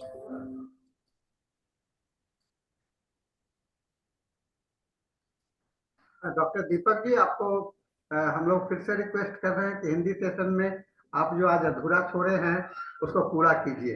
आपने सर मैं आऊंगा अभी 22 जनवरी से लेकर के फरवरी 2nd वीक तक महाराष्ट्र में। लास्ट वीक के लिए आपसे समय ले लूंगा। नहीं सर, आयुष मिनिस्ट्री का एक ट्रेनिंग प्रोग्राम में मुझे आमंत्रित किया है बार लेक्चर्स के लिए। ओके। तो वो प्रोग्राम जैसी वो उनका training program all over Maharashtra के जो आयुष डॉक्टर्स है, अलग अलग शहरों में जो आयुष ओपीडीज है, तो उनका ट्रेनिंग क्लासरूम जैसा ही सिस्टम है। तो वहां पर ट्रेनिंग के लिए मुझे कुछ दिन उनको देने हैं, और जो भी बचता है समय तो मैं आई डेफिनेटली मैं आऊंगा सर। Thank you. तो इंडोक्राइन पर आपका लेक्चर बहुत ही अच्छा था। मैं इंडोक्राइन पर मैं भी ये कहना चाहूंगा, आपने जितनी भी बातें कही उसमें जो आज का जो मॉडर्निटी है, मॉडर्न जिसको कहते हैं कि हम लोग जो भागदौड़ में अपने आप को इतना व्यस्त करते चले जा रहे हैं, और इसके कारण क्या हो रहा है कि आपको इंडोक्राइन ग्लैंड के सारे प्रॉब्लम बढ़ रहे हैं। जहाँ तक कि ग्लैंड के विषय में, हार्मोनल सिस्टम के विषय में मेरा मानना है, हार्मोनल सिस्टम जो होता है एक link between the mind and the body का काम करता है ना। माइंड एंड द बॉडी के बीच में यह काम करता है। तो यह लिंक जो है, माइंड पर जो भी घटना घटेगी वह बॉडी में आपको दिखलाई पड़ेगा। इसीलिए आजकल जितने भी ऑटो इम्यून डिजीज बढ़ रहे हैं, ऑटो इम्यूनिटी का डिजीज है, और जितने भी रोग है जिसका नामकरण किया जा रहा है, अब लोग रोग को रोग नहीं कहते हैं, आप कहते हैं सिंड्रोम है ना, या कहते हैं ऑटो इम्यून डिजॉर्डर है। इस तरह से लोगों का कहना हो गया, क्योंकि हम लोग कोई व्याख्या नहीं कर पाते हैं किसी भी रोग का, है ना। ये क्लासिफिकेशन मामले में आपको बहुत ही रखा। मैं इस बात को कल भी मैंने कहा था, आज ही मैं कहता हूं कि उन्होंने क्लासिफिकेशंस को वाइडर एस्पेक्ट्स में देखने का कोशिश किया है, जो कि मैथमेटिक पर है। इसलिए मैथमेटिक प्रेजेंटेशंस को मेरी आवाज आ रही है सर? समझता हूं कि जब सर मेरी आवाज आ रही है? ऐसे सर मेरी आवाज आ रही है सर? यस, आ रही आवाज। साहनी सर, आप सर, मैं एक विचाराधीन, इस मंच के सभी डॉक्टर्स के लिए मैं एक विचाराधीन एक बात रखना चाहता हूँ। एक विचार के लिए एक बात रखना चाहता हूँ कि क्या ऑरममेट जैसी दवाई, ऑरममेट जैसी दवाई या सिफिलिनम का एक डोज, जो कि हमारे महाराष्ट्र में बहुत सारे किसानों की आत्महत्या जो हो रही है, तो क्या वो उसे एज अ जिंदगी में कभी ना कभी ऑरममेट और सिफिलिनम जैसी दवाइयां, चाहे वो तो एक बड़ा अलग टॉपिक है, लेकिन मुझे लगता है कि ये जो इनपुट, सोशल इनपुट्स जो है नाकामयाब होने के किसानों में, तो ये inputs make them to make suicide. हमारे यहाँ पर रोज के मतलब पूरे, वैसे तो पूरे देश भर में ये जो आत्महत्याओं का जो प्रमाण है किसानों में, ये एक दौर जैसा चल रहा है। तो मुझे लगता है कि ये सोशियो इकोनॉमिकली पुअर जो क्लास है, तो उनमें ऑरम मेटालिकम का 1 डोज और सिफलिनम का 1 डोज, क्योंकि दोनों भी, ऑरम मेटालिकम वैसे तो बिहेवियर में बहुत ही अच्छा रॉयल पर्सनालिटी है, लेकिन उनमें बहुत ज्यादा दिमागी हालत जब बिगड़ती है तो सुसाइड के विचार वेरी फर्स्ट आ जाता है ऑरम मेटालिकम में, या फिर सिफिलिनम में जो डिस्ट्रक्शन, खुद का डिस्ट्रॉय करना है या फैमिली भी बर्बाद हो जाएगी। तो इसके बारे में आप सभी डॉक्टर्स लोग, मैंने इस पर अभी चर्चा नहीं करूंगा, लेकिन मैं सभी के विचाराधीन ये बात रखता हूं, क्योंकि हमें स्वस्थ भारत बनाना है सर। स्वस्थ भारत के लिए हमारा होम्योपैथी का और स्पेशली IFPH का हमारा कमिटमेंट होना चाहिए अपने देश के लिए कि हम स्वस्थ भारत के लिए क्या क्या कर सकते हैं सोशली। जरा इस विचार पर भी हम कभी कॉन्फ्रेंस में आए तो हम जरूर विचार करेंगे। और ये मैं, हेलो सर, बताइए। जितने भी सिफिलिटिक ग्रुप के पेशेंट होते हैं, जितने भी सिफिलिटिक ग्रुप के पेशेंट होते हैं, उसमें टेंडेंसी होती है सुसाइड करने का। तो जो भी सिफिलिटिक ग्रुप का मेडिसिन आ सकता है वो केस में दिया जा सकता है सर। और सिफिलिटिक का पहला लक्षण है सुसाइडल टेंडेंसी, इमेजिमेटिक ग्रुप में आ जाएगा सिफिलिटिक के अंदर में सर। तो क्या जैसे आयुष मिनिस्ट्री ने 8 साल को ये कोविड के दौरान डिक्लेयर किया था कि ये हर एक को लेना चाहिए या फिर ले ज्यादा से ज्यादा लोग, तो हम इस पर पूरा विचार करने के बाद हम क्योंकि साहनी सर ने CCH में काम किया है, सेंट्रल काउंसिल ऑफ होम्योपैथी में, और वो स्टडीज के सिलेबस या उस प्रकार के काम साहनी सर ने बहुत सारे सालों तक किया है। तो मैं चाहता हूं कि क्या हम कुछ directions to our health department या फिर दे सकते हैं क्या? मैंने सिर्फ विचाराधीन रखा है ये बात आपके लिए। सर इंडिविजुअलाइजेशन तो करना पड़ेगा ना सर। हाँ, इंडिविजुअलाइजेशन करके ही मेडिसिन को सिलेक्शन करना पड़ेगा।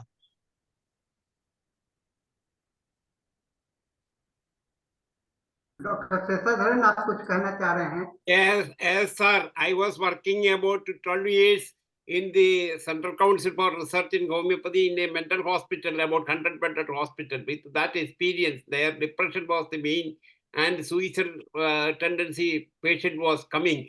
With that experience, I am telling that it can prevent even 1 dose of that syphilinum and 1 dose of that Oromet and natron sulfate. These are the 3 medicines can prevent the suicide. It is my experience that I like to share. I respect the words of the Prof.Dr. that it is very good. It can prevent also. Not only that, the counseling is also most important. Only one word is also most important than that of the medicine. I am along with you with all your problems. This word will be get relief for the patient. It can prevent the suicide. When the suicide is coming, when the depression is maximum, that time it is coming, the maximum level of depression. It is useless for me. You are not, I am not good for nothing for this world, and I am useless. That time, when the emotions are overpowered by all other emotions, that time suicide is otherwise. Self-love is losing and love for the others also losing. That time, only the patient can do these things, the suicide. That is my experience. Thank you very much. Because now the time is over. It must be transferred to the English section. Thank you, Dr. Sridharan sir, for your nice feedback. And Dr. Kalyan Swarup, आपके लिए बहुत धन्यवाद। आपने भी बहुत अच्छा feedback दिया है, और मैं डॉक्टर दीपक जी को बधाई देना चाहता हूँ, धन्यवाद देना चाहता हूँ। समाप्ति की ओर है। डॉक्टर दीपमाला जी, आप सेशन को ओवर कीजिए। Yes sir, thank you very much sir. मैं नेटवर्क इशू के कारण मैं कुछ प्रॉपर सुन नहीं पाई, कोई बात नहीं। Thank you very much sir. आप ये मंच पर ऐसे ही बार बार आते रहे और अपना एक्सपीरियंस शेयर करें। अब हमारा सेशन खत्म हो रहा है और इंग्लिश सेशन स्टार्ट होने जा रहा है। सब ये मंच में डॉक्टर अंजनी को हैंड ओवर कर रही हूँ। Over to you ma'am. Thank you, Dr. Deepamala, and thank you, Hindi team. Now it is the time for the English session. Today is our 1227th day of continuous webinar. Thank you all the participants for encouraging us. Thank you so much. And let's start our meeting with a silent prayer.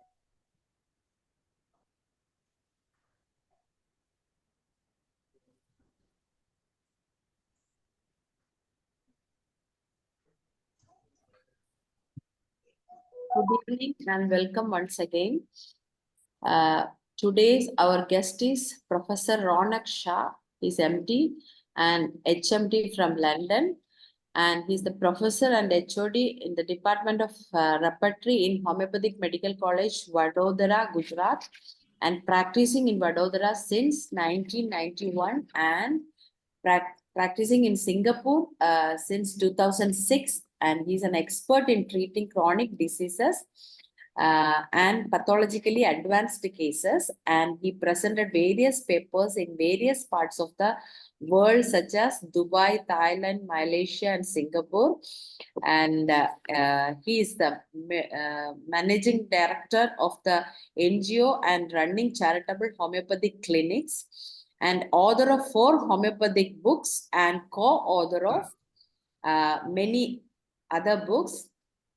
And he undertaken various research projects with students, and he have 28 years of experience in treating and doing all these things.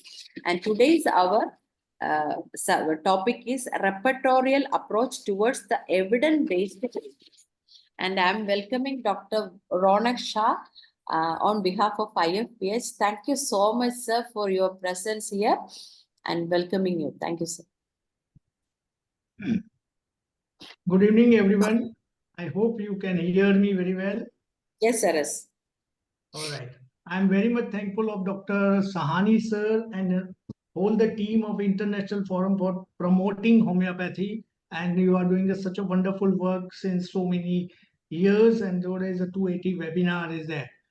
Without wasting time, I would like to start my session. I would like to share my presentations of cases. So can you can share, you are my co-host now, you can share your PPT.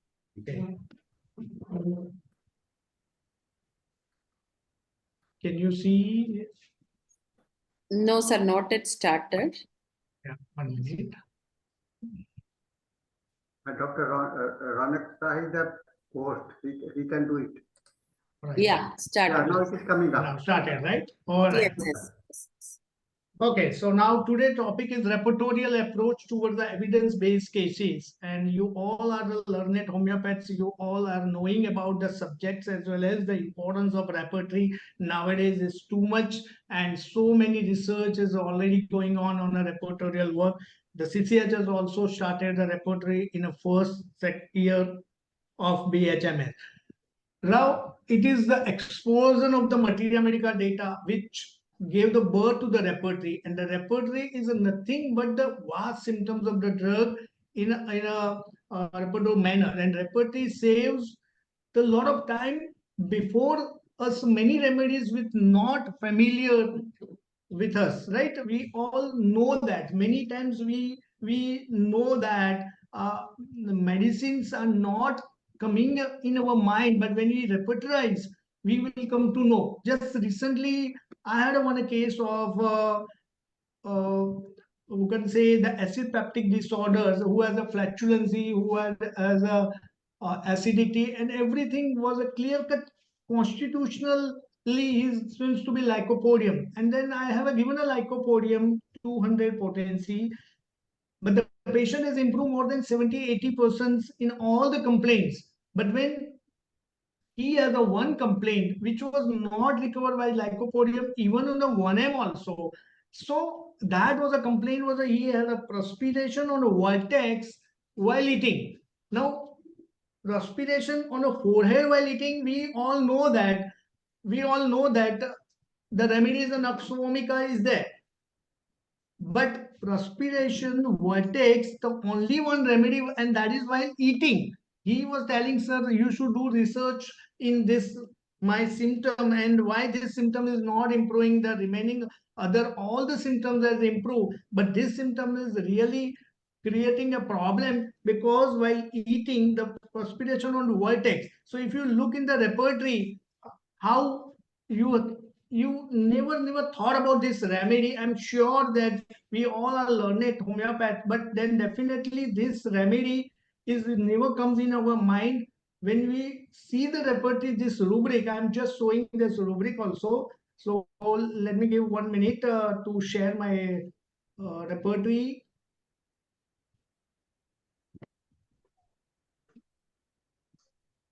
The rubric, perspiration, vertex, while eating. You won't believe the remedies, a few 30 doses are given and that symptom has recovered completely, remaining all taken by lycopodium, allium cepa. Now, honestly, I'm telling you, I never thought about the allium cepa in my mind about this symptom. The only one remedy is given, and that is allium cepa. So, repertory is always play a major role, and that is a required for our prescriptions and our similimum. Now, further going in a much detail, there are many few cases which I like to show you that. I'm just stopping the okay. So both are necessary. Both the subjects are necessary. We all know that repertory is always regarded as a tool. After we repertorize, we should go back to the materia medica. That obviously we all know that.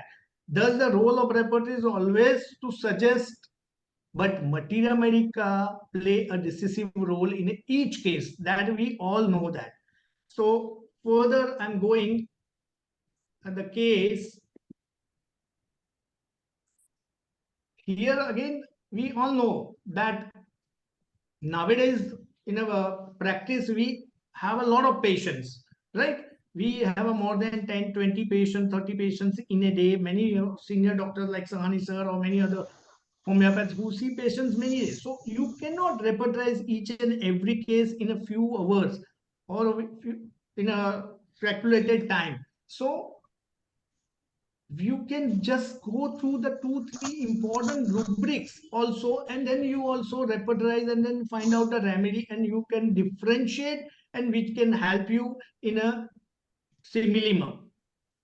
So always I would always say to my all the students that repertory must you should keep with you, and you have to repertorize even though you know by knowledge of materia medica the remedy is correct, but what is the harm in referring and the repertorizing the case, which will help you and improve your knowledge day by day.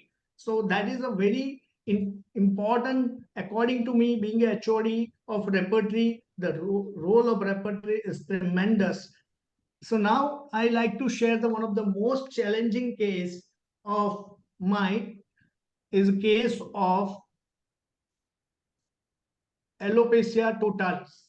Now alopecia totalis, you all know that the girl who came to me few months before at the age of 8 years in a December 20, almost 1 year before, and the diagnosed by endocrinologist alopecia areata progressive.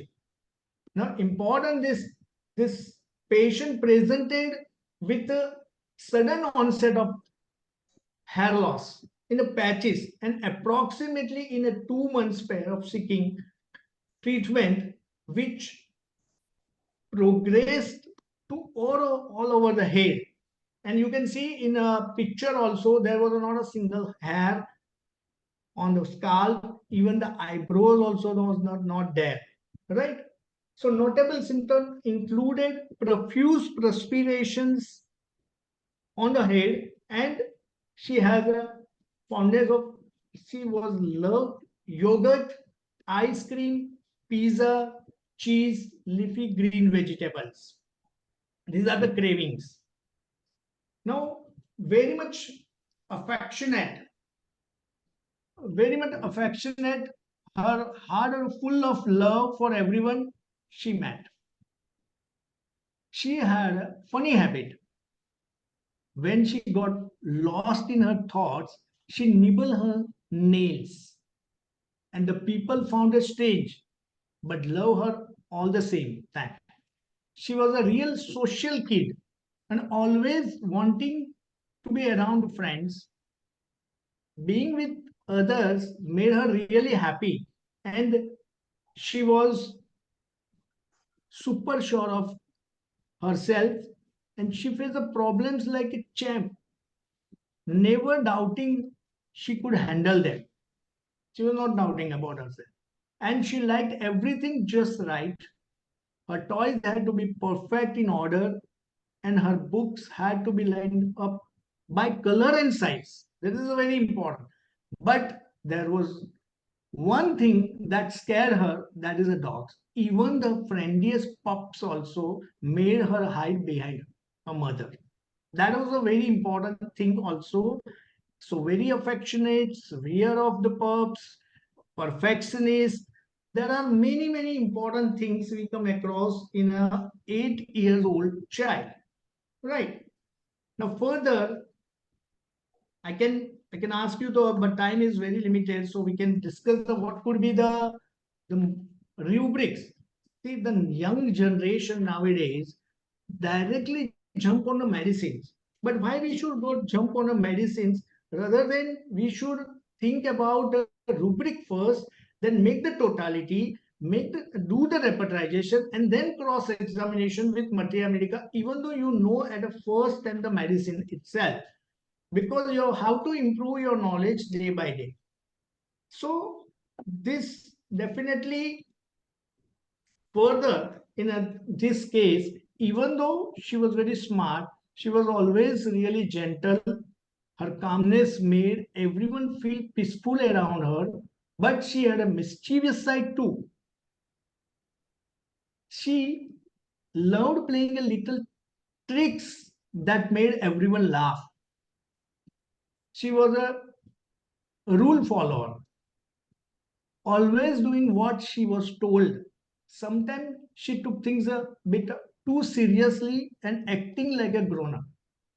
But she did not like people feeling sorry for her when things are tough. She liked sorting things out on her own way, and she loved water. Seeing a river or a fountain made her eyes sparkle. She felt a special connection to its flow and moments, and she was a mix of all these amazing things, and each part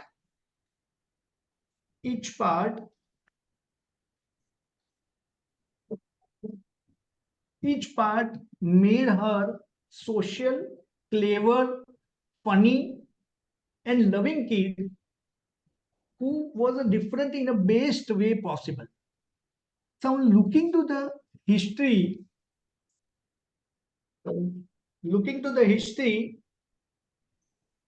we should go that side. What are the rubrics we can take? Very important rubrics we can take. According to this story, we know that the child is very affectionate, very confident, then intelligent. Now, what is the difference between intelligent and intellectual? Now, intelligent, the person who can sort out the things very well and who can learn very well, but intellectual, who definitely discussing and exploring the complex things. So this child is an intelligent child rather than intellectual. So that is very important things also we come across, and the fear is also there. So you can see my slides, or you cannot see my slides. Sorry to ask you. Now we are seeing the slide of the case of alopecia totalis with the picture of that girl. Oh, the same slide. It's not moving. It's not moving. Oh my God! Because I have already shared all my history also of the patient's history. I think now 1, 2, 3, fourth slide is, this is the fourth slide with the picture of that girl. So I think after the repertory, after the showing the repertory, the slide was not moving. I think so. Yeah. Okay.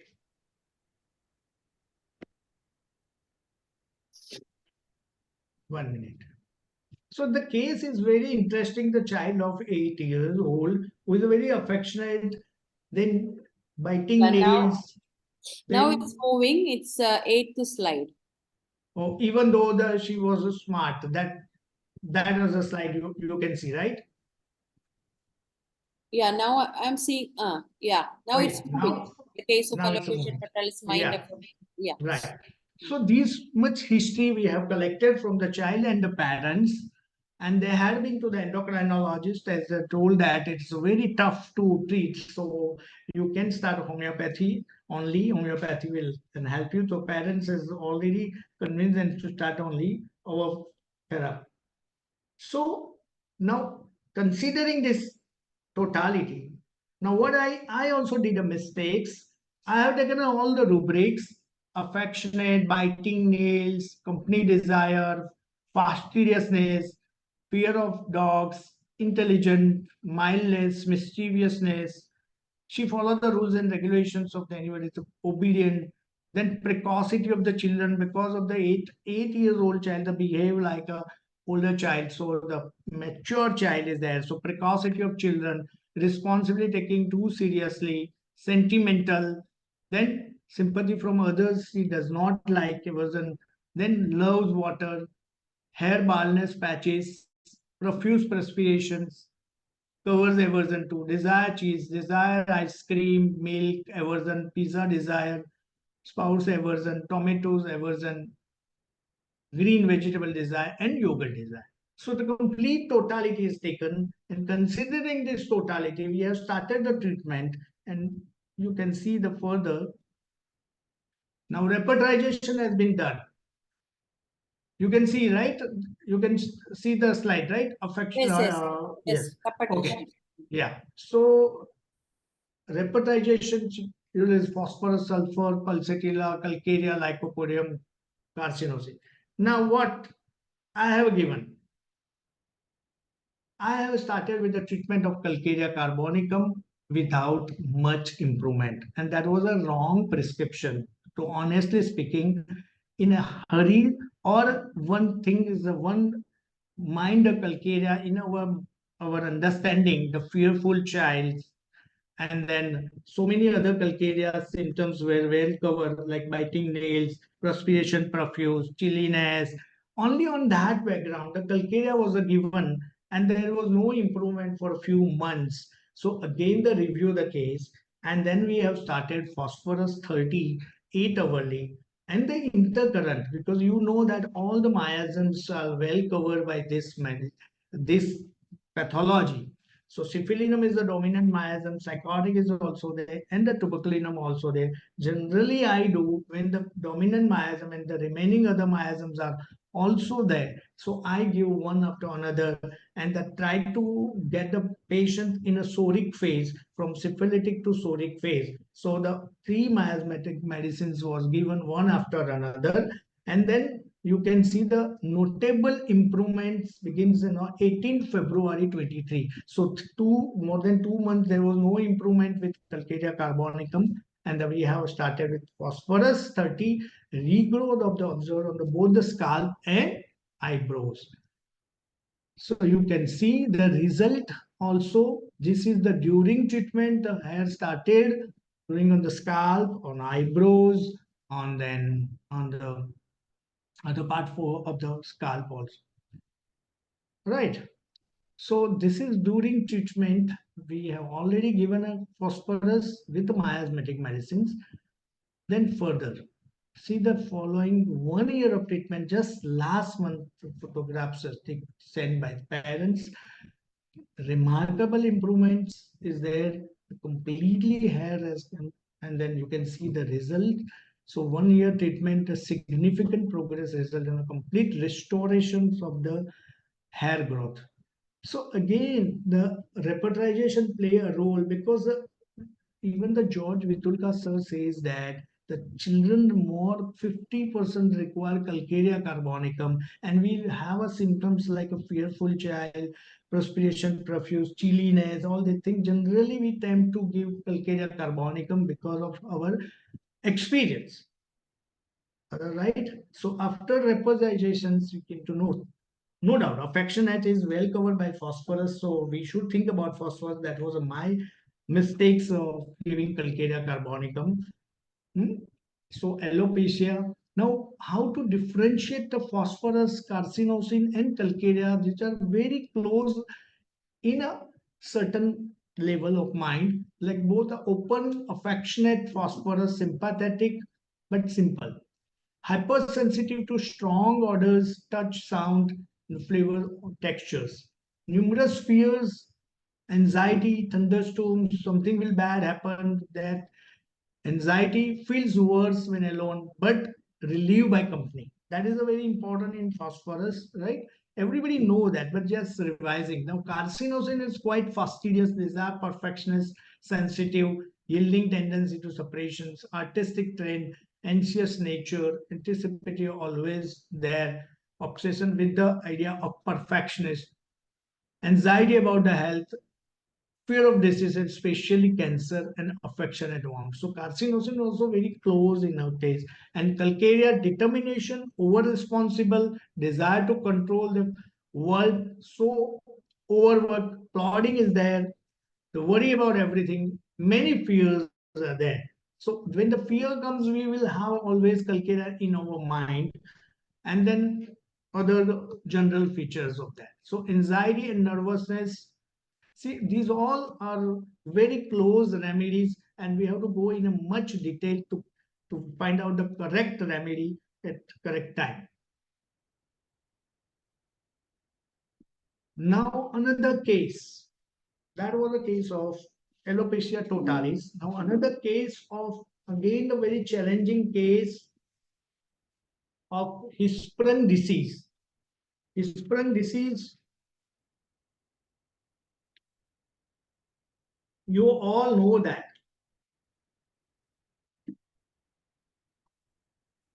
7-year-old girl started treatment in 2000 April. Now, family from South India visited me with her daughter. She has a chronic gastrointestinal issue since birth. Her key complaints included severe constipations, often requiring finger to assistance or enemas for bowel movements. She was telling that I require enema of finger for the bowel movements, and sometimes along with the involuntary stool passage. Now, her medical journey began at 1.5 years, and the rectal biopsy was done. The ganglion cells are not seen. They had been to the gastroenterologist. There was no ganglion cells. The diagnosis was the megacolon, Hirschsprung disease.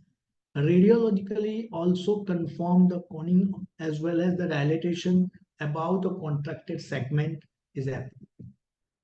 Now, initially a rectal stretching procedure was done because the child was suffering. So that was a temporary relief given by the surgeon, and then recommended strongly for the surgery near future. So the condition was persistence, and was not completely recovered.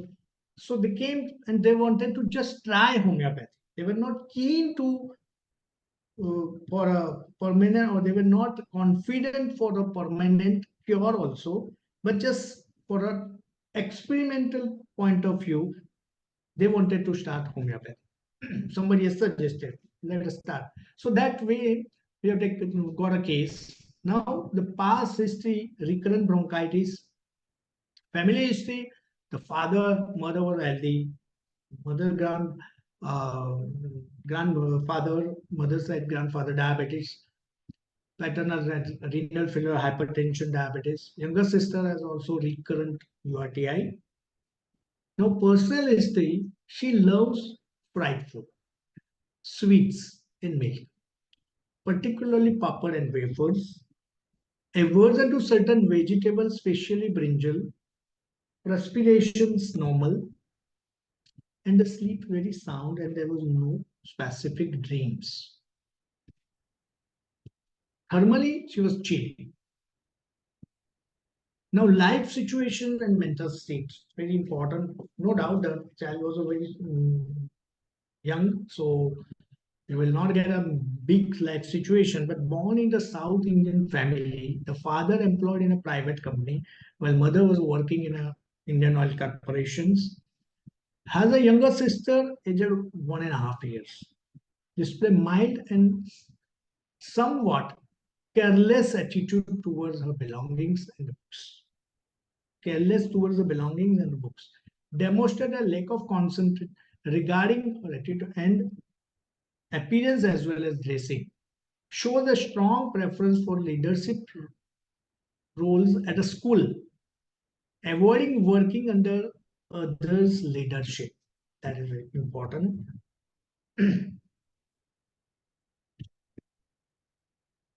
Exhibits immense love and care, especially toward her younger sister, assuming significant responsibility for her despite being younger. Can you hear me properly, right? Yes, sir, yes. And the slides also, no? You can see the slides also properly. Yeah, case of sprung diseases. Okay. The 18th slide now we are seeing. Okay. 18 slides. 18. So exhibits in immense love and care. That's the right. Life situation, mental state.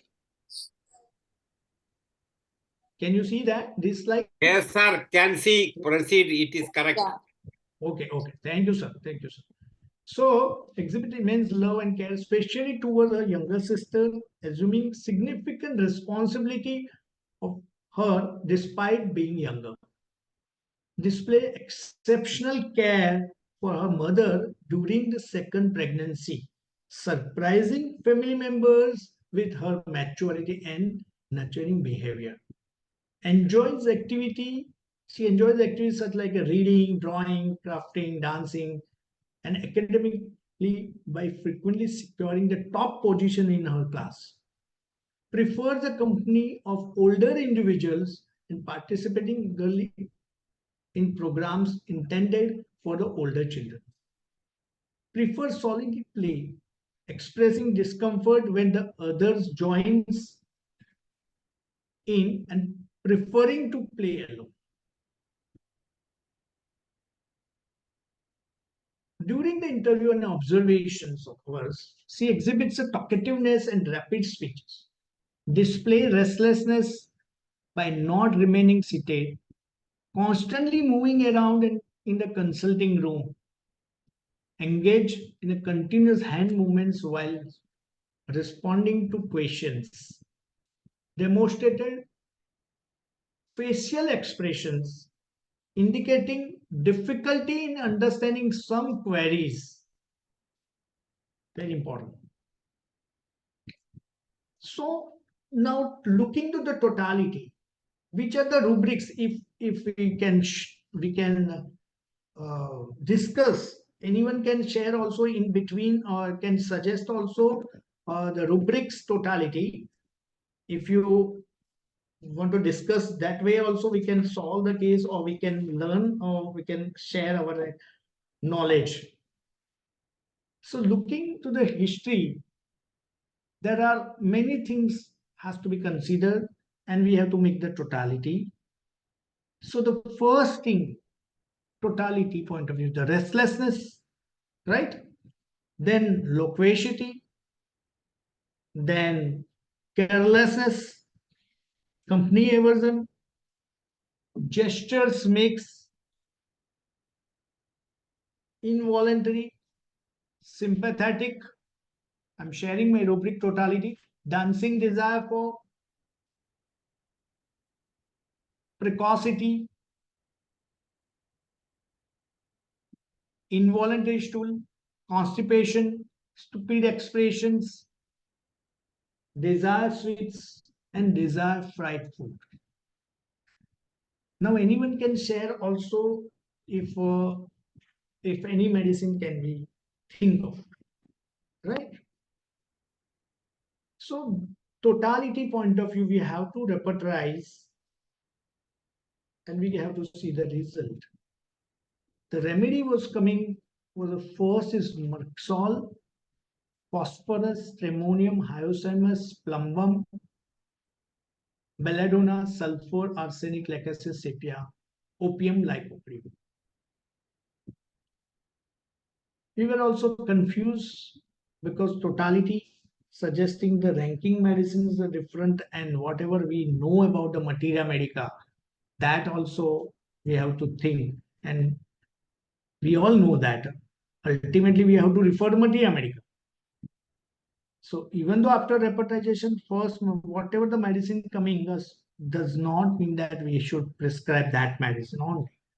So I have studied the medicines and then I have given up medicines plumbum mat 200 in frequent doses, leading to the significant reductions in constipation and improve urge to pass stool, but passing stool involuntary was status.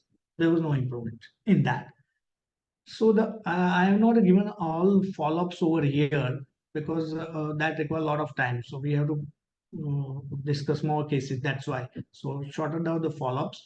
So we have given a more infrequent doses of plumbum. Then after we reach to the plumbum at 1 m, over subsequent follow-ups and the patient's conditions progressively improve, relieving constipation and involuntary stool passage, eventually achieving regular bowel movements and alleviating her chronic constipation issues. And she was completely all right. Why the plumbum? Now, we all know that the plumbum is one of the remedy, but looking to the materia medica, the activity of in the plumbum body, the functions of the organs are slowed down in a pace. The nerves do not convey the message with the usual activity, and the muscles are slow in action, sluggish. We all know there is a first paralysis and a finally paralysis of parts, and first and finally of the whole. The mind is impaired, slow, perception is slow, memorizing with difficulty, comprehension difficulty, cannot recall the words to express himself, and the operation of the mind are slow. When the conversation is such a patient, you will wonder what he is thinking about while making up his mind to answer. Further, the plumbum patients suffer from the severe constipation. We all know the stools are hard, round, difficult to be excreted, often ulcer form in the rectum. The ulcers in the rectum also very common in old age. There are many medicines we use, nitric acids. Even in a proctitis, also I'm using antim crude where the moisture discharges are continuously in old persons. You can think about antimony crude. So the rectum may need to evacuate digitally or with the instruments. The reason for the problem is that the circular muscles of fiber in the wall of intestine become paralyzed and lost the strength to push the fecal matter onwards. And the paralytic condition slowly become worse and the constipation become more severe and chronic. Such constipation should be patiently treated with a plumbum. Over a long period, the full results of treatment show up in about 15 days of treatment. Now, how to differentiate plumbum and alumina? Definitely, it is our mind that with the knowledge of materia medica, differentiation between two medicines in a case of constipations. Alumina is one of the remedy which can appear somewhat similar to plumbum, but plumbum, however, the mental state is one of the topper of flatness. In alumina, there is a total confusion to the point of actual delusions, a chaos in which the patient is uncertain who is speaking. Also, the plumbum paralysis does not reach the same severity as in alumina. Yeah. And the illumina paralysis is more flaccid paralysis, where plumbum is more spastic. And it is the difference between multiple sclerosis and Parkinson's disease. And finally, the illumina paralysis tends to be affect on the lower extremities, where the plumbum is more commonly affect the hands and upper extremities. Right? So now another case we can discuss afterwards also, or in between also, anyone can ask questions also. Another very interesting and challenging case is oligohydramnios. You all are aware of these conditions, and that is a very important for gynecologists in a patients where amniotic fluid has to be normal when the patient is coming for antenatal checkup. Right? Now, this lady, 26 years old, came in 2006, referred by the gynecologist of Vadodara,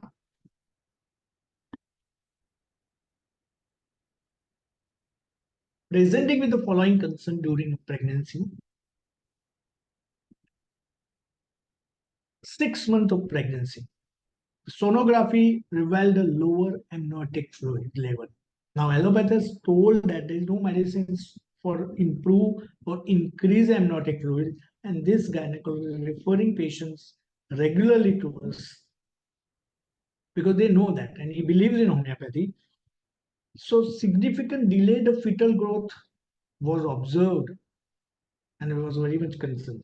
Her medical history also involved the previous miscarriage at the 5th month because of episode of typhoid and during pregnancy, and which has also displayed no symptoms. Now, this is the gynecologist prescriptions are the findings in the sonography, the liquor on a lower side. On 20th May 2006, before treatment has started. Right? So it's a very precious pregnancy for this couple, because the one is already history there, and at this time also gynecologist has told that if amniotic fluid is not increased, the chances of miscarriage will be there. And he referred and he called me also that if you can do, we can prevent further miscarriage. Now, family medical background includes hypertension in both her father and mother. Her personal health details were as follows. Appetite good with a strong inclination towards the soft. Aversion, dislikes milk and certain fruits. Thirst for 7 to 8 glasses. Experience constipation in initial months of pregnancy. That's a common thing. Normal urination. Perspiration profuse and leaning towards feeling hotter in general. Experiences headache from sun exposure and prefer moderate fan speed irrespective of the seasons, and dislikes covering herself. Sensitive to strong odors and dust, triggering headaches and sneezing respectively. Vertigo when looking down from heights.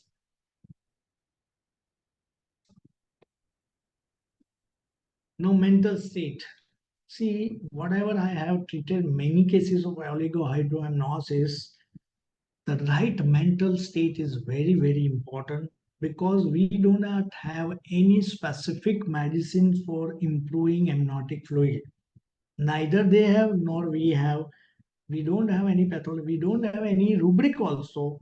So direct rubrics which improve the amniotic fluids.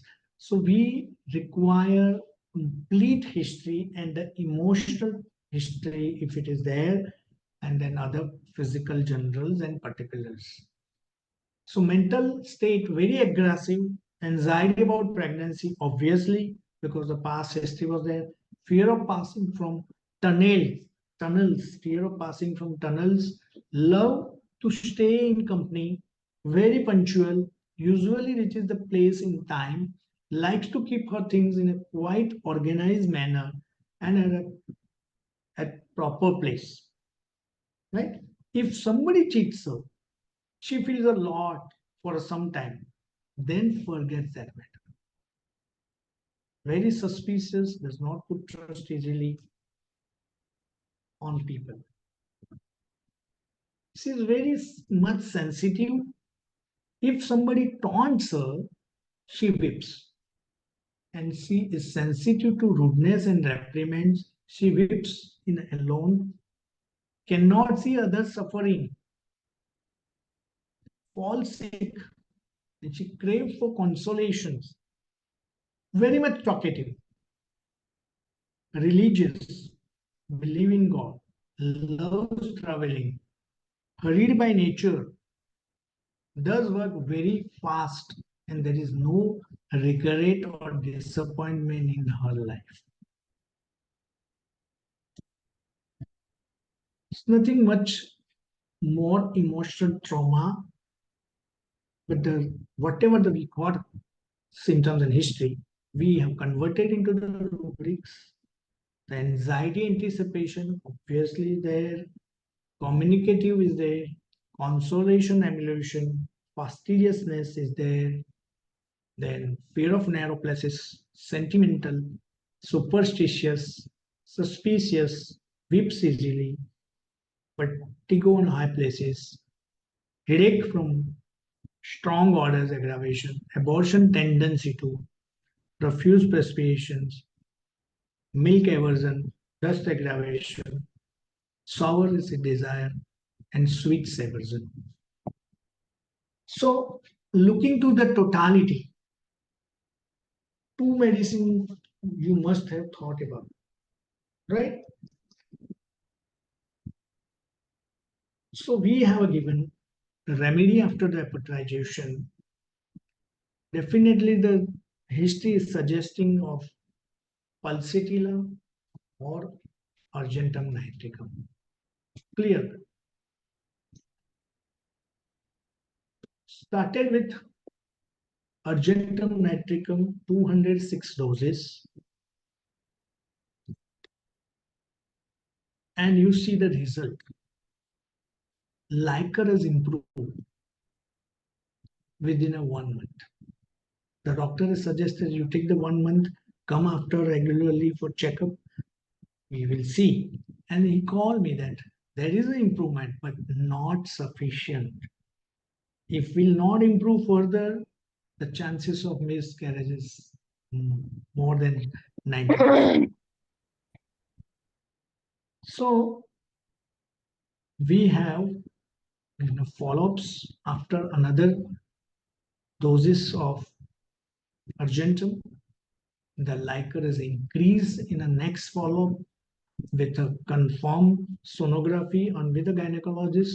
The fetal growth has also improved, and there's a confirmed by, and she delivered a healthy baby girl after cesarean on 27th of July 2006. So this was another very important case of argentum constitutional medicine or indicated medicine in the present state of on a base of present state of mind, and patients improve and deliver a baby, healthy baby. So these are the important evidence-based cases on the base of repertory. I think we are running time, 10 minutes is left. Any questions are there, you can ask for on this case or any other things.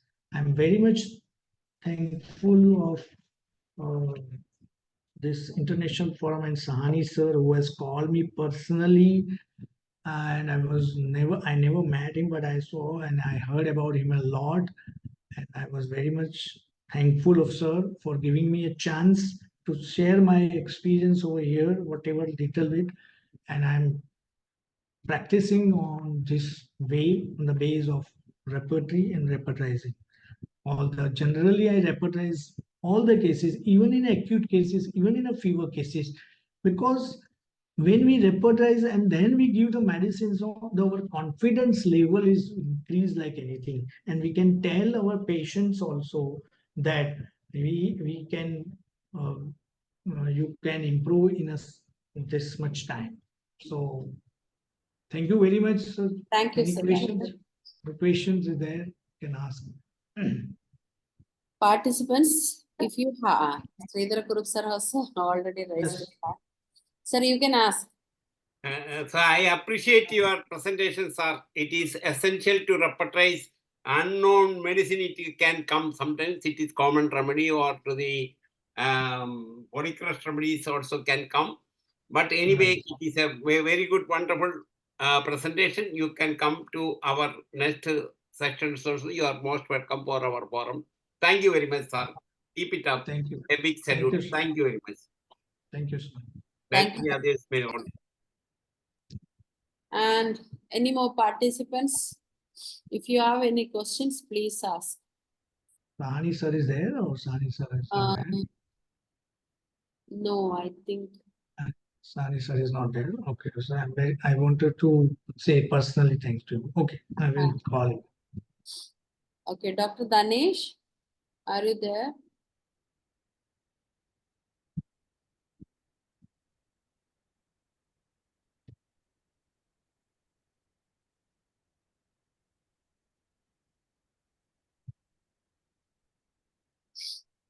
Only 5 minutes is left out. Any questions Ram, there? Ram Parvesh Shah? Yes, Dr.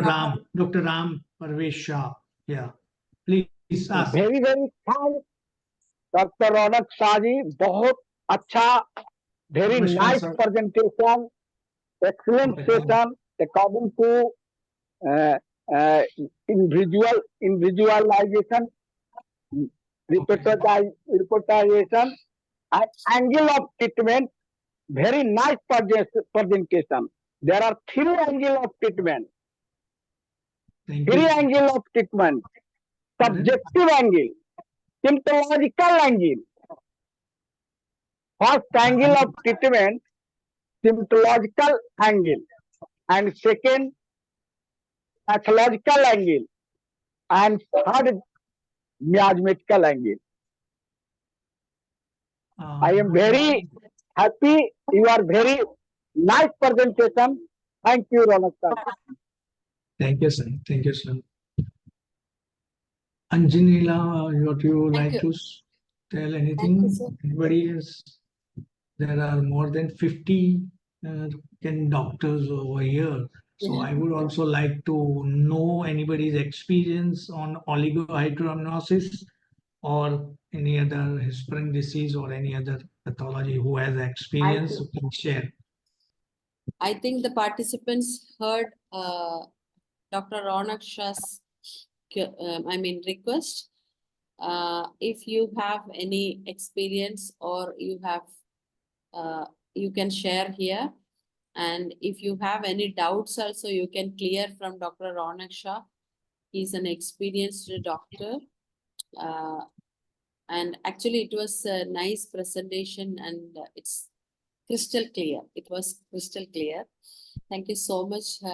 I just wanted to share that and tell about all you people all are learned and experienced homeopaths, but those who are just newly practitioner and students, if it is there, or you can also share with them also that nowadays the shortcut methods and the new theories are going in our field. So I feel that first we have to learn the basic things, repertorize, complete case taking.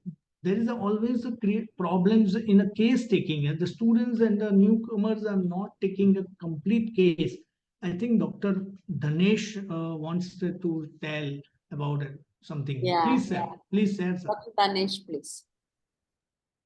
Good evening, sir. It's Good really evening. very good session from you. And the case you have shown here are really excellent. And you have shown the beauty of homeopathy through repertorization. This is, as we all know, that this is the scientific method. As you know, there are 2 types of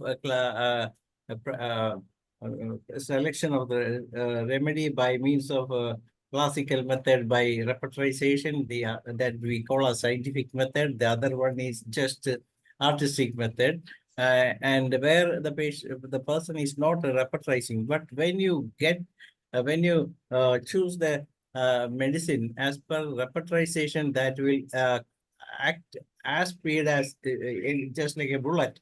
I must say that's the reason why you got such results during your case.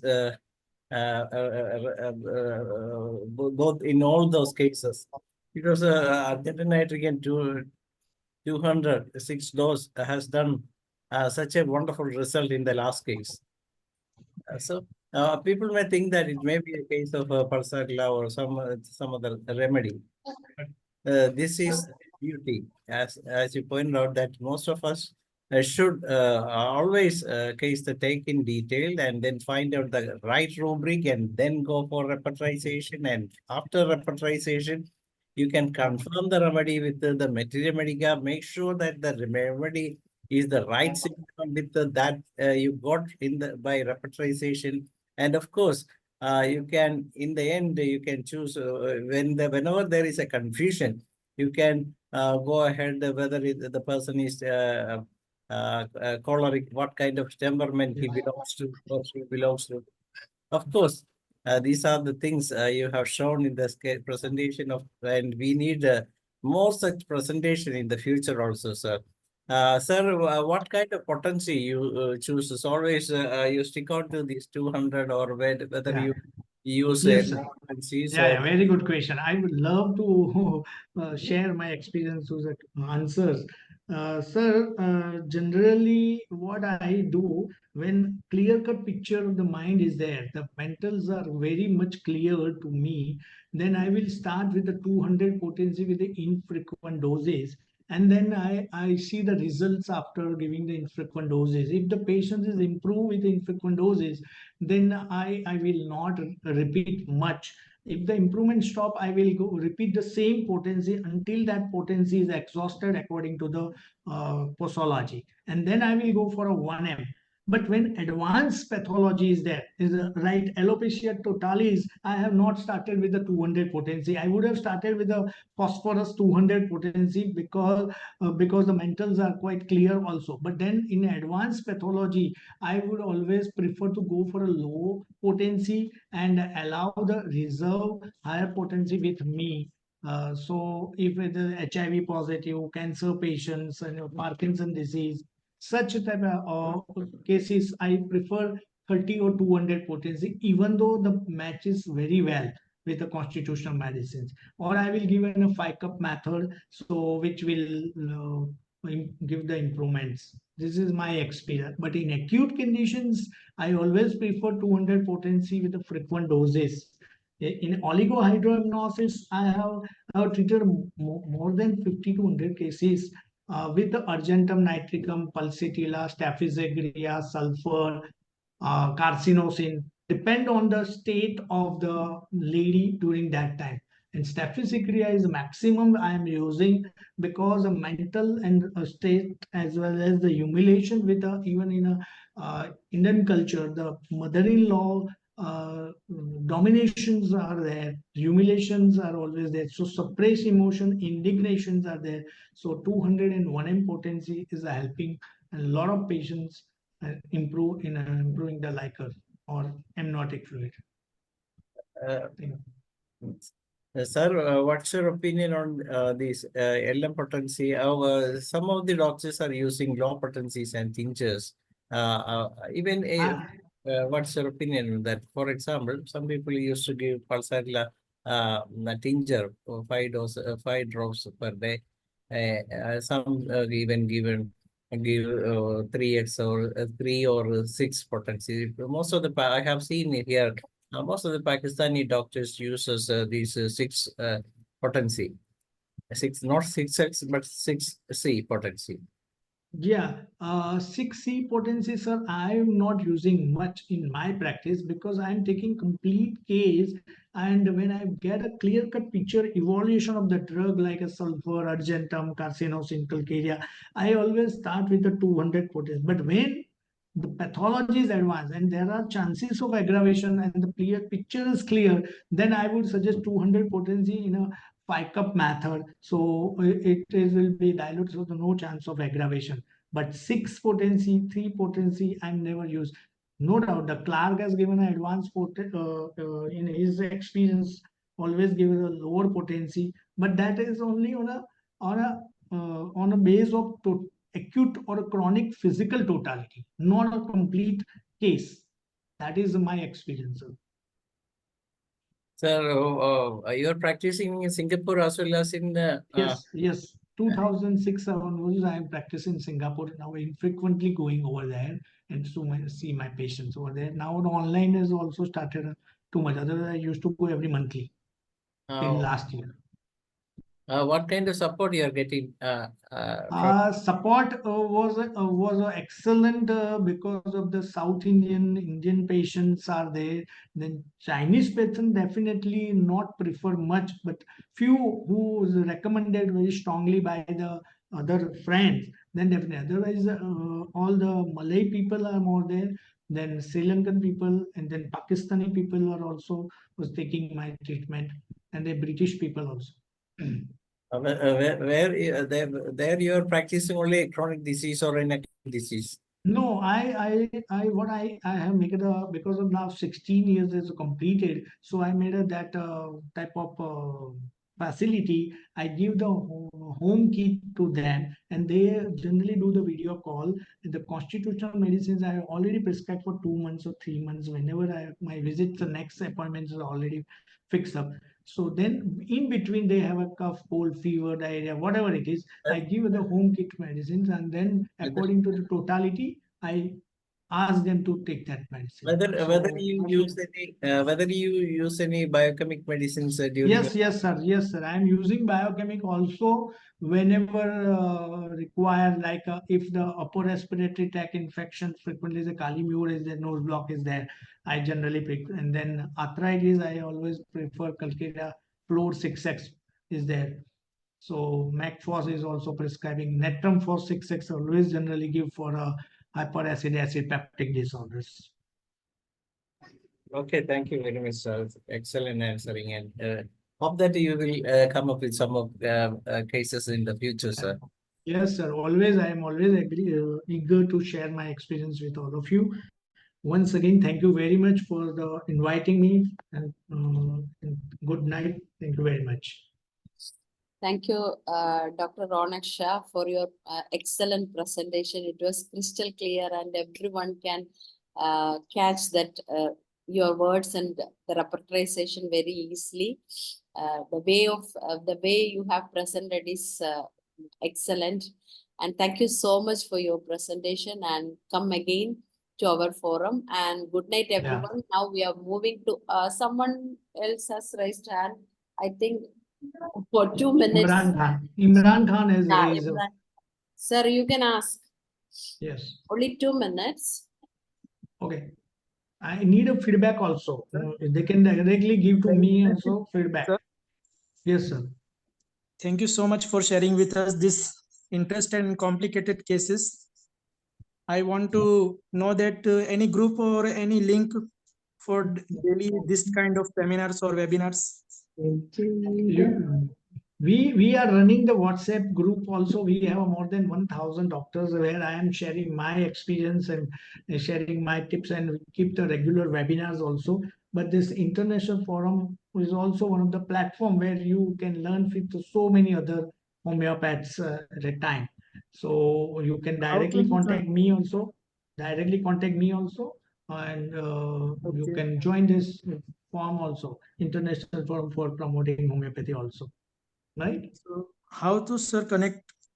My WhatsApp number you can write down, or I can share my slides with you. Okay, sir. But please text your number in the chat. Already we have shared in the poster. Yeah, it's there. It's there in the poster. Yes. Yeah, now he also shared. Yeah, someone. He is already shared that in the last slide when he stopped. Yes. There it was there. If you don't, I can say 9825055. at 0054. 50054. That I Okay. shall call him personally and I 98250. will give feedback. 98250. Okay. Now we are moving to the Malayalam session. Thank you so Oh, much. yeah. Thank you so Thank much. you very much. Good Thank you night. very Good much. night to everyone. Bye bye. And tomorrow we'll see the same time. See you tomorrow. And we are moving to Malayalam session. Those who can sit in this Malayalam session, please stay on. And now I am inviting Dr. P. Shaila for moderating Malayalam session. Thank you. Thank you doctor Rajani. എല്ലാവർക്കും നമസ്കാരം. ഇന്ന് IFPHന്റെ 1227 ദിവസമാണ്. ഇന്ന് വളരെ വിശേഷപ്പെട്ട ഒരു ദിവസം കൂടിയാണ്. മലയാളികൾ ഒരുപാട് സ്നേഹിക്കുകയും ആരാധിക്കുകയും ചെയ്യുന്ന നമ്മുടെ ഗാനഗന്ധർവൻ യേശുദാസിന്റെ ജന്മദിനം കൂടിയാണ്. 84ാം ജന്മദിനമാണ്. അതുകൊണ്ട് ആദ്യം തന്നെ അദ്ദേഹത്തിന് ജന്മദിന ആശംസകൾ നേർന്നുകൊണ്ടും അതുപോലെ തന്നെ അദ്ദേഹത്തിന്റെ ആയുരാരോഗ്യ സൗഖ്യങ്ങൾക്ക് വേണ്ടി പ്രാർത്ഥിച്ചുകൊണ്ടും നമുക്ക് തുടങ്ങാം. ഇന്ന് ഗാനഗന്ധർവന്റെ ജന്മദിന ആഘോഷം ആണ് നമ്മുടെ പ്ലാറ്റ്ഫോമിൽ നടക്കുന്നത്. അപ്പൊ അത് ഉദ്ഘാടനം ചെയ്യാനായി നമ്മുടെ പ്രിയപ്പെട്ട ശശിധരൻ സാറ്, ചിറ്റൂർ കോളേജിലെ റിട്ടയർഡ് പ്രൊഫസറാണ് എത്തുന്നത്. അതുപോലെ തന്നെ നമ്മൾ ഇന്ന് ആ സാറിനോടൊപ്പം ഇന്ന് ആഘോഷിക്കുകയാണ്. അപ്പൊ ഈ ആഘോഷത്തിൽ പങ്കെടുക്കുന്നതിന് വേണ്ടി സൂം പ്ലാറ്റ്ഫോമിൽ എത്തിയിട്ടുള്ള എല്ലാ ബഹുമാന്യരായ ഡോക്ടേഴ്സിനെയും ഹോമിയോപ്പതി സ്നേഹികളെയും സ്റ്റുഡൻസിനെയും എല്ലാവരെയും ഞാൻ സന്തോഷപൂർവ്വം സ്വാഗതം ചെയ്യുന്നു. സാറ് എത്തിയിട്ടുണ്ടെന്ന് വിചാരിക്കുന്നു. എങ്കിൽ പോലും ഇന്നത്തെ പരിപാടിയെ കുറിച്ചും രണ്ടു വാക്ക് സംസാരിക്കുന്നതിനായി ധനേഷ് ഡോക്ടർ ഉണ്ടോ? അല്ലെ ഹ്യൂബർട്ട് ഡോക്ടറാണോ? ഹ്യൂബർട്ട് ഡോക്ടർ സംസാരിക്കും. നമ്മുടെ ആസ്ഥാന ഗായകരായ ഹ്യൂബർട്ട് ഡോക്ടറെ ഇന്ന് ഗാനഗന്ധർവന്റെ ആഘോഷ പരിപാടിയായിട്ട് ബന്ധപ്പെട്ട് രണ്ടു വാക്ക് സംസാരിക്കുന്നതിന് വേണ്ടി ഞാൻ ക്ഷണിക്കുക. ഹ്യൂബർട്ട് ഡോക്ടറെ അൺമ്യൂട്ട് ചെയ്ത് സംസാരിക്കണം. ആദ്യമായിട്ട് എന്റെ ജീവിതത്തിൽ ആദ്യമായിട്ട് കേട്ട പാട്ട് ഒന്ന് മോളിയിട്ട് തുടങ്ങാം. ഓക്കെ. ദേവി ശ്രീദേവി തേടി വരുന്നു ഞാൻ നിൻ ദേവാലയവാതിൽ തേടി വരുന്നു ഞാൻ അമ്പല നടയിലും കണ്ടില്ല എന്നെ അരയാൽ തറയിലും കണ്ടില്ല. ഈ പാട്ടാണ് എൻ്റെ ജീവിതത്തിൽ എൻ്റെ 3 വയസ്സിൽ ഞാൻ കേട്ട പാട്ട്. അതായത് എനിക്ക് ഇപ്പോഴ് ഈ 25-ാം തീയതി ആകുമ്പോൾ എനിക്ക് 60 വയസ്സ് തികയും. അപ്പോഴ് എൻ്റെ 3-ാം വയസ്സിൽ എൻ്റെ ഓർമ്മ വെച്ച ആദ്യമായിട്ട് കേട്ട പാട്ട് ഈ പാട്ടാണ്. അന്നത്തെ കാലത്ത് റേഡിയോ ഒന്നുമില്ല. അവിടെ ഒരു സ്ഥലത്തെന്ന് പറഞ്ഞു കഴിഞ്ഞാൽ ചിലപ്പോൾ ഒരു 2-3 റേഡിയോകളൊക്കെ, ഒന്ന് റേഡിയോ നിലയം പോലെയാണ്, ഒരു വായനശാലയിൽ റേഡിയോ കാണും. പിന്നെ അങ്ങനെ വളരെ അപൂർവം വീടുകളിൽ കറണ്ടും ഉണ്ട്, റേഡിയോ ഉണ്ടായിരുന്ന ആ കാലത്ത്, അതായത് 60കളിൽ ആദ്യമായിട്ട് ഈ പാട്ടാണ് എൻ്റെ ജീവിതത്തിൽ ആദ്യമായിട്ട് കേട്ടത്. നമ്മൾ അന്ന് അപ്പോൾ എനിക്കിങ്ങനെ ദൂരെ നിന്ന് കേൾക്കാൻ പറ്റും, ഒരു വീട്ടിൽ നിന്നാണ് ഇത് കേൾക്കുന്നത്. അപ്പോൾ നമ്മൾ അന്ന് മുതൽ നമ്മൾ കണ്ടു തീർന്നാൽ യേശുദാസിനെ സംബന്ധിച്ചിടത്തോളം യേശുദാസ് ആരാണ് എന്ന് ചോദിച്ചിരുന്നാൽ ചിലപ്പോൾ പലർക്കും അറിയില്ല. അന്ന് മുതൽ കണ്ടിട്ടുള്ളവർ, യേശുദാസിൻ്റെ ആദ്യകാലം മുതൽ കേട്ടിട്ടുള്ളവർക്കറിയാം. അന്നൊക്കെ റെക്കോർഡിംഗ് ഒക്കെ എന്ന് പറഞ്ഞിരുന്നാൽ 5-6 പേർ ഒത്തുപോയി നിന്ന് ഒരു മൈക്കിൻ്റെ മുമ്പിൽ നിന്നാണ് പാടുന്നത്. എല്ലാവരും കൂടെ ചേർന്ന് നിന്ന് പാടും. തബലേടിയും ബഹളവും ഹാർമോണിയും അതൊക്കെ ആയിട്ടാണ് അന്ന് റെക്കോർഡിങ് നടത്തിയിരുന്നത്. അതിൻ്റെ ഇടയിൽ ഈ റെക്കോർഡിങ് ആർട്ടിസ്റ്റുകൾ എന്ന് പറയുന്നൊരു സംഭവമുണ്ട്. അവരൊക്കെ എല്ലാം കറക്റ്റായിട്ട് എല്ലാം പഠിച്ച് കൃത്യമായി വായിക്കുകയും കൃത്യമായി പാടുകയും അപ്പം തന്നെ റെക്കോർഡ് ചെയ്യുകയും ചെയ്യുന്ന ഒരു രീതിയാണ്. അതിൽ ആരെങ്കിലും തെറ്റ് വന്നു പറഞ്ഞാൽ ഒന്നും കഴിയത്തില്ല. അപ്പം ആ ഒരു കാലഘട്ടത്തിൽ യേശുദാസ് ആദ്യകാലത്ത് പാട്ട് പാടിത്തീർന്നപ്പോൾ അദ്ദേഹത്തിൻ്റെ വീട്ടിൽ ഒരു റേഡിയോ ഇല്ലായിരുന്നു എന്നുള്ള സത്യം നമ്മൾ മനസ്സിലാക്കുക. അദ്ദേഹത്തിൻ്റെ വീട്ടിൽ പോലും ഒരു റേഡിയോ വാങ്ങിക്കുന്നത് വളരെ കാലങ്ങൾക്ക് ശേഷമാണ്. പുള്ളി പോലും പാട്ട് കേട്ടിരുന്നത് വല്ല വീടുകളിലും പോയി ദൂരെ പോയി നിന്ന് പാട്ട് കേൾക്കുന്ന ആ ഒരു മനുഷ്യനാണ് യേശുദാസ് ആയി നമ്മുടെ ഈ മലയാളികളാണ്. നമ്മുടെ ഈ ലോകത്തിനെ മൊത്തം എങ്ങനെ മാറ്റിമറിച്ചു എന്നുള്ളത് നോക്കി തരുന്ന എല്ലാവരുടെയും ഗുരുനാഥനാണെന്ന് വേണമെങ്കിൽ പറയാം നമുക്കെല്ലാവർക്കും. കാരണം എന്ന് വെച്ചാൽ സംഗീതത്തിനെല്ലാം പുതിയ പുതിയ മാനങ്ങൾ നമ്മൾ കണ്ടത് യേശുദാസിലൂടെയാണ്. കാരണം ആദ്യം നമ്മൾ ഫസ്റ്റ് പാട്ടുകൾ ഇങ്ങനെ തുടങ്ങി അന്ന് ചലച്ചിത്ര ഗാനങ്ങൾ, ലളിത ഗാനങ്ങൾ മാത്രമേ ഉണ്ടായിരുന്നുള്ളൂ 60കളിൽ. അത് കഴിഞ്ഞു തുറന്നതിന് ശേഷമാണ് ഏകദേശം 80 കാലഘട്ടങ്ങളിലായി തീർന്നപ്പോഴാണ് 75 കഴിഞ്ഞു തീർന്നപ്പോൾ കുറച്ചുകൂടെയൊക്കെ ഇൻസ്ട്രുമെന്റ്സ് ഒക്കെ ധാരാളം പുരോഗമിച്ചു. അത് കഴിഞ്ഞ് 80 കാലഘട്ടമായപ്പോൾ ക്ലാസിക്കൽ സംഗീതം നമുക്കറിയാം, വളരെ റേഡിയോയിൽ കേൾക്കുന്ന ക്ലാസിക്കൽ സംഗീതം പലപ്പോഴും നമുക്കൊക്കെ കേൾക്കാൻ വളരെ അരോചകമായിരുന്നു. പക്ഷേ യേശുദാസാണ് അതിനെ ഒരു സെമി ക്ലാസിക്കൽ കൊണ്ടുവന്ന് പിന്നെ ക്ലാസിക്കലായിട്ട് വന്ന ആൾക്കാരെല്ലാം ക്ലാസിക്കൽ കേൾക്കാനായിട്ടുള്ള ഒരു താല്പര്യം വന്നു തുടങ്ങിയത്. അദ്ദേഹം വന്നിട്ടുള്ള സംഭാവനകൾ വളരെ നമുക്ക് ഒന്നും ആർക്കും ചിന്തിക്കാൻ കഴിയില്ല. ലോകമുള്ളിടത്തോളം കാലം അദ്ദേഹം പാടി വെച്ചിരിക്കുന്ന പാട്ടുകളെല്ലാം നമുക്കൊരു റെപ്പർട്ടറി, നമ്മൾ ഹോമിയോയിലെ റെപ്പർട്ടറി എന്ന് പറയുന്ന പോലെ, എൻസൈക്ലോപീഡിയ എന്ന് പറയുന്നത് പോലെ, വിക്കിപീഡിയ എന്ന് പറയുന്ന പോലെ എല്ലാ കാര്യങ്ങളും നമുക്ക് പഠിക്കാനായിട്ട് യേശുദാസിലൂടെയാണ് കാണാൻ പറ്റുന്നത്. നമ്മൾ ഈ ഇടക്കാലത്ത്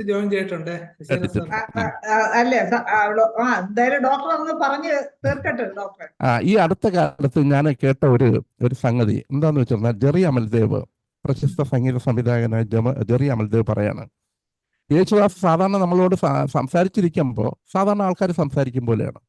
പക്ഷേ അദ്ദേഹം ഒരു പാട്ട് പാടി അത് ഇൻസ്ട്രുമെന്റുകളിൽ കൂടെയും മറ്റേ റെക്കോർഡിങ്ങിൽ ഔട്ട്പുട്ട് വരുമ്പോൾ അതിന് പ്രത്യേകമായിട്ടുള്ളൊരു മാനം. അത് കാരണം എന്ന് വെച്ചാൽ ബാക്കിയുള്ളവർ പാടുന്ന പോലെയല്ല, അതിന് എന്തൊക്കെയോ വസ്തുക്കൾ അതിനകത്തുണ്ട്. അത് ക്ലാസിക്കൽ മ്യൂസിക്കിന്റെ ഏറ്റവും വലിയ ശക്തിയാണ്. നമുക്കറിയാം. സാറ് എത്തിയിട്ടുണ്ട്, സാർ ഒന്ന് സംസാരിച്ചോട്ടെ, അത് കഴിഞ്ഞിട്ട് ഇടയ്ക്ക് ഗ്യാപ്പ്.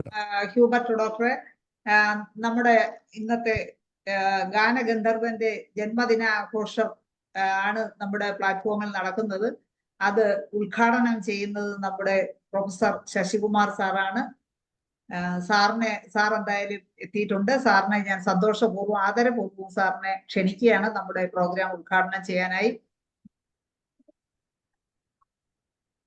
ശശിധരൻ സാറാണ്. ശശിധരൻ തന്നെ ഞാൻ പറഞ്ഞു, ശശികുമാർ എന്നാണ് പറഞ്ഞത്. ഓഡിയോ കണക്ട് ആയിട്ടില്ല. അത് ശരിയാവും, ഇപ്പൊ ശരിയാവും. എന്തായാലും ഡോക്ടർ ഹ്യൂബർട്ട് ഡോക്ടർ, നമ്മുടെ രാം പർവേസ് ഡോക്ടർ അഭിനന്ദിച്ചിരിക്കുകയാണ്. നല്ല ശബ്ദമാണെന്ന് ഹ്യൂബർട്ട് ഡോക്ടർ കേട്ടെന്നറിഞ്ഞില്ല. വോയിസ് ഒരു മെസ്സേജ് വന്നിരുന്നു. സാറ് ഇനിയും കേൾക്കാൻ ഇരിക്കുന്നതേ ഉള്ളു ഹ്യൂബർട്ട് ഡോക്ടർ ശബ്ദം. അതെ, ഹിന്ദി ആണെങ്കിലും മലയാളം പാട്ട് ഹ്യൂബർട്ടിന്റെ. അപ്പൊ ഹ്യൂബർട്ട് ഡോക്ടർ ഹിന്ദി പാട്ട് പാടിക്കൊടുക്കണം. സാറ് പാടുമെന്ന് അറിയത്തില്ല. സത്യം പറഞ്ഞാലേ ഹ്യൂബർട്ട് ഡോക്ടർ നന്നായിട്ട് പാടുന്നു. എനിക്ക് ഈ പാട്ട് കേട്ടപ്പോഴാണ്, സാറിന് പള്ളി പാട്ടാണല്ലോ പാടുന്നത്, ഇത് കേട്ടപ്പോ എനിക്ക് വളരെ നന്നായിട്ട് പാടുന്നുള്ളത്. സാറിന് ഓഡിയോ കണക്ട് ആയിരുന്നു. ഓക്കെ സാർ അൺമ്യൂട്ട് ചെയ്യൂ. ശശിധരൻ സാർ അൺമ്യൂട്ട് ചെയ്യൂ. ഹ്യൂബർട്ട് ഡോക്ടർക്ക് അവസരം തരും. എനിക്ക് തോന്നുന്നു നമ്മുടെ ഒരു സുനിൽ കുമാർ ഡോക്ടറും എന്റർ ചെയ്തിട്ടുണ്ട്. ഉണ്ട്, സുനിൽ ഡോക്ടർ ജോയിൻ ചെയ്തു. ഉണ്ട് സാറേ, തുടങ്ങാം. ഓക്കെ, കേക്കാം സാർ. ഓക്കെ. അപ്പോ ഞാൻ തുടങ്ങാമോ? തുടങ്ങാം. വളരെ സന്തോഷത്തോടു കൂടിയാണ് ഇന്നത്തെ ഈ പ്രോഗ്രാമിൽ ഞാൻ പങ്കെടുക്കുന്നത്. പ്രത്യേകിച്ച് ഗാനഗന്ധർവൻ യേശുദാസിന്റെ ജന്മദിനം കൂടിയാണല്ലോ ഇന്ന്. അദ്ദേഹം ശതാഭിഷിക്തനാകുന്ന ഒരു സമയം കൂടിയാണ്. 1000 പൂർണ്ണചന്ദ്രന്മാരെ കണ്ട ഒരാളെന്ന രീതിയിലാണല്ലോ നമ്മളത് പറയുന്നത്. അങ്ങനെ ആ ഒരു വാക്ക് അതിൽ അർത്ഥമാക്കുന്നത് അങ്ങനെ തന്നെയാണ്. അപ്പോൾ നമ്മളെ സംബന്ധിച്ചിടത്തോളം, കേരളത്തെ സംബന്ധിച്ചിടത്തോളം, കേരളീയനെ സംബന്ധിച്ചിടത്തോളം, ഭാഷയെ സംബന്ധിച്ചിടത്തോളം, നമ്മുടെ സംസ്കാരത്തെ സംബന്ധിച്ചിടത്തോളം ഒക്കെ യേശുദാസ് എന്നുള്ള ആ പേര് നമുക്ക് അതിൽ നിന്ന് മാറ്റി നിർത്താനേ പറ്റത്തില്ല. അത്രമാത്രം അതുമായിട്ട് ബന്ധപ്പെട്ട് നിൽക്കുന്നു. ഡോക്ടർ യേശുദാസ് എന്തുകൊണ്ടും നമ്മുടെ മലയാളിയുടെ മനസ്സിൽ വരച്ചിരിക്കുന്ന, തുന്നിച്ചേർത്തിരിക്കുന്ന വർണ്ണചിത്രങ്ങൾ ഒരിക്കലും മായ്ക്കാൻ കഴിയില്ല. അദ്ദേഹത്തിന്റെ ആലാപന ശൈലിയും സംഗീതത്തിലെ അദ്ദേഹത്തിന്റെ ശാരീരം, സംഗീത ഭാഷയിൽ പറയുമ്പം ശബ്ദത്തിന് ശാരീരം എന്നാണ് പറയുക. ഇങ്ങനെ എത്രമാത്രം സംഗീതത്തിന് യോജിക്കുന്ന ഒരു ശബ്ദവും ആലാപന ശൈലിയും അതിന്റെ ആ ഭംഗിയും ഒന്നും ഇതുവരെയും ആർക്കും കിട്ടിയിട്ടില്ല എന്നുള്ളതാണ് നമുക്ക് കാണാൻ കഴിയുന്നത്. എത്രയോ ഗായകന്മാരും ഗായികമാരും ഒക്കെ ഉണ്ട്. പക്ഷെ എന്നും ഏതാണ്ട് 62-ലാണെന്ന് തോന്നുന്നു അദ്ദേഹം സിനിമാ രംഗത്തേക്ക് വരുന്നതും. 61-ല്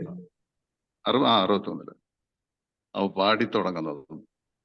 അപ്പൊ അദ്ദേഹത്തിന്റെ ഏതാണ്ട് ആദ്യം മുതലുള്ള എല്ലാ ഗാനങ്ങളും നമുക്ക് കേൾക്കാനുള്ള ഒരു ഭാഗ്യം കൂടി ഉണ്ടായിട്ടുണ്ട്. അത് നമുക്കത് പറയാതിരിക്കാൻ കഴിയില്ല. ഇന്നത്തെ തലമുറ പോലെയല്ല. അപ്പൊ ഞാൻ കേട്ടു വളർന്നതൊക്കെ സംഗീതം, എനിക്ക് അതിന്റെ പ്രചോദനം ഉണ്ടായത് അദ്ദേഹത്തിൽ കൂടി തന്നെയാണ്, യാതൊരു സംശയമില്ലാതെ പറയാൻ കാര്യമാണ്.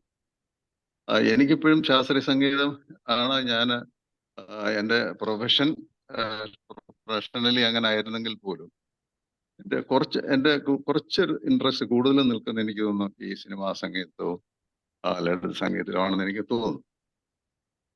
അപ്പോൾ ഞാൻ അദ്ദേഹത്തെ കൃത്യമായിട്ട് എനിക്ക് പഠിക്കാൻ കഴിഞ്ഞിട്ടുണ്ട്. മാത്രമല്ല സിനിമാ ഫീൽഡിൽ കുറച്ചു കാലം ഞാൻ ഉണ്ടായിരുന്നുകൊണ്ടും അദ്ദേഹത്തിനെ അടുത്തറിയാവുന്നതുകൊണ്ടും ഇത്രമാത്രം ഞാൻ ആരാധിക്കുക എന്ന് പറഞ്ഞാൽ ആ ഒരു ദൈവികമായിട്ടുള്ള ഒരു ആരാധന തന്നെയാണ് അദ്ദേഹത്തോടുള്ളത്. അദ്ദേഹത്തിന്റെ വ്യക്തിപരമായ കാര്യങ്ങൾ വേറെ ഇരിക്കട്ടെ, നമ്മൾ സംഗീതത്തെ സംബന്ധിച്ച് പറയുമ്പോൾ അപ്പോൾ ആർക്കും അന്വേഷിക്കാൻ പറ്റുന്ന അല്ലെങ്കിൽ അത് കണ്ട് മനസ്സിലാക്കുകയും പഠിക്കുകയും ചെയ്യുന്ന ഒരു ഡിക്ഷണറി തന്നെയാണ് അദ്ദേഹം സംഗീതത്തെ സംബന്ധിച്ച്. അപ്പൊ അദ്ദേഹത്തിന്റെ കാലത്ത് നമുക്ക് ജീവിച്ചിരിക്കാൻ കഴിഞ്ഞു, ആ പാട്ട് ആസ്വദിക്കാൻ കഴിയുന്നു എന്നുള്ളതൊക്കെ അങ്ങേറ്റം ഭാഗ്യം ചെയ്തവരാണ് നമ്മളെ എന്നാണ് ഞാൻ മനസ്സിലാക്കുന്നത്. അപ്പോ അങ്ങനെയുള്ള ഈ സമയത്ത് അദ്ദേഹത്തിന്റെ ഓർമ്മയ്ക്ക് മുമ്പിൽ, അദ്ദേഹത്തിന്റെ സംഗീത സബരിയയ്ക്ക് മുമ്പിൽ അദ്ദേഹം നമുക്ക് നൽകിയിട്ടുള്ള ഒരു ഗാനങ്ങളുണ്ടല്ലോ, അതിൻ്റെയൊക്കെ മുമ്പ് അദ്ദേഹത്തിന്റെ ആ ഒരു സംഭാവനയ്ക്ക് മുമ്പിൽ നമ്മൾ തലകുനിക്കുകയാണ്. അദ്ദേഹത്തിന് ഇനിയും എത്രയോ കാലങ്ങളും ജഗദീശ്വരൻ അനുഗ്രഹിച്ച് അദ്ദേഹം കൂടുതൽ പാടാൻ കഴിയട്ടെ, എല്ലാവരിലേക്കും ഗാനങ്ങൾ എത്തട്ടെ. അതുവഴിക്ക് എനിക്ക് തോന്നുന്നു നമ്മൾ ഈ മ്യൂസിക് തെറാപ്പിയെ കുറിച്ച് കൂടി ഉള്ളൊരു ചർച്ച ഇതിൽ വരുമെന്ന് തോന്നുന്നു. അപ്പൊ അതുകൊണ്ട് മ്യൂസിക് തെറാപ്പിയെ സംബന്ധിച്ച് ഞാനൊരു റിസർച്ച് ഒന്നും നടത്തിയിട്ടില്ല. പക്ഷെ ഒന്ന് എനിക്ക് സിമ്പിളായിട്ട് പറയാൻ കഴിയും, അതൊരു വലിയ മെഡിസിൻ തന്നെയാണ് ആ മ്യൂസിക് എന്ന് പറയുന്നത്. മനുഷ്യനെ സംബന്ധിച്ച് ഈ ഹൃദയത്തിന്റെ താളം അതാണ് സംഗീതത്തിന്റെ താളം. അത് തന്നെയാണ് സംഗീതം എന്ന് പറയുമ്പോൾ, അത് പ്രപഞ്ച താളം തന്നെയാണ് സംഗീതത്തിലെ താളം. സംഗീതം എന്ന് പറയുമ്പോൾ ഈ ഗീതവും താളവും മേളവും എല്ലാം കൂടെ ചേരുന്നതാണ് സംഗീതം എന്ന് പറയുന്നത്. അത് തീർച്ചയായിട്ടും നമ്മുടെ എല്ലാ സിസ്റ്റത്തിന്റെയും ഒരു വഴികാട്ടി പോലെ നമുക്ക് വേണമെങ്കിൽ എടുക്കാം.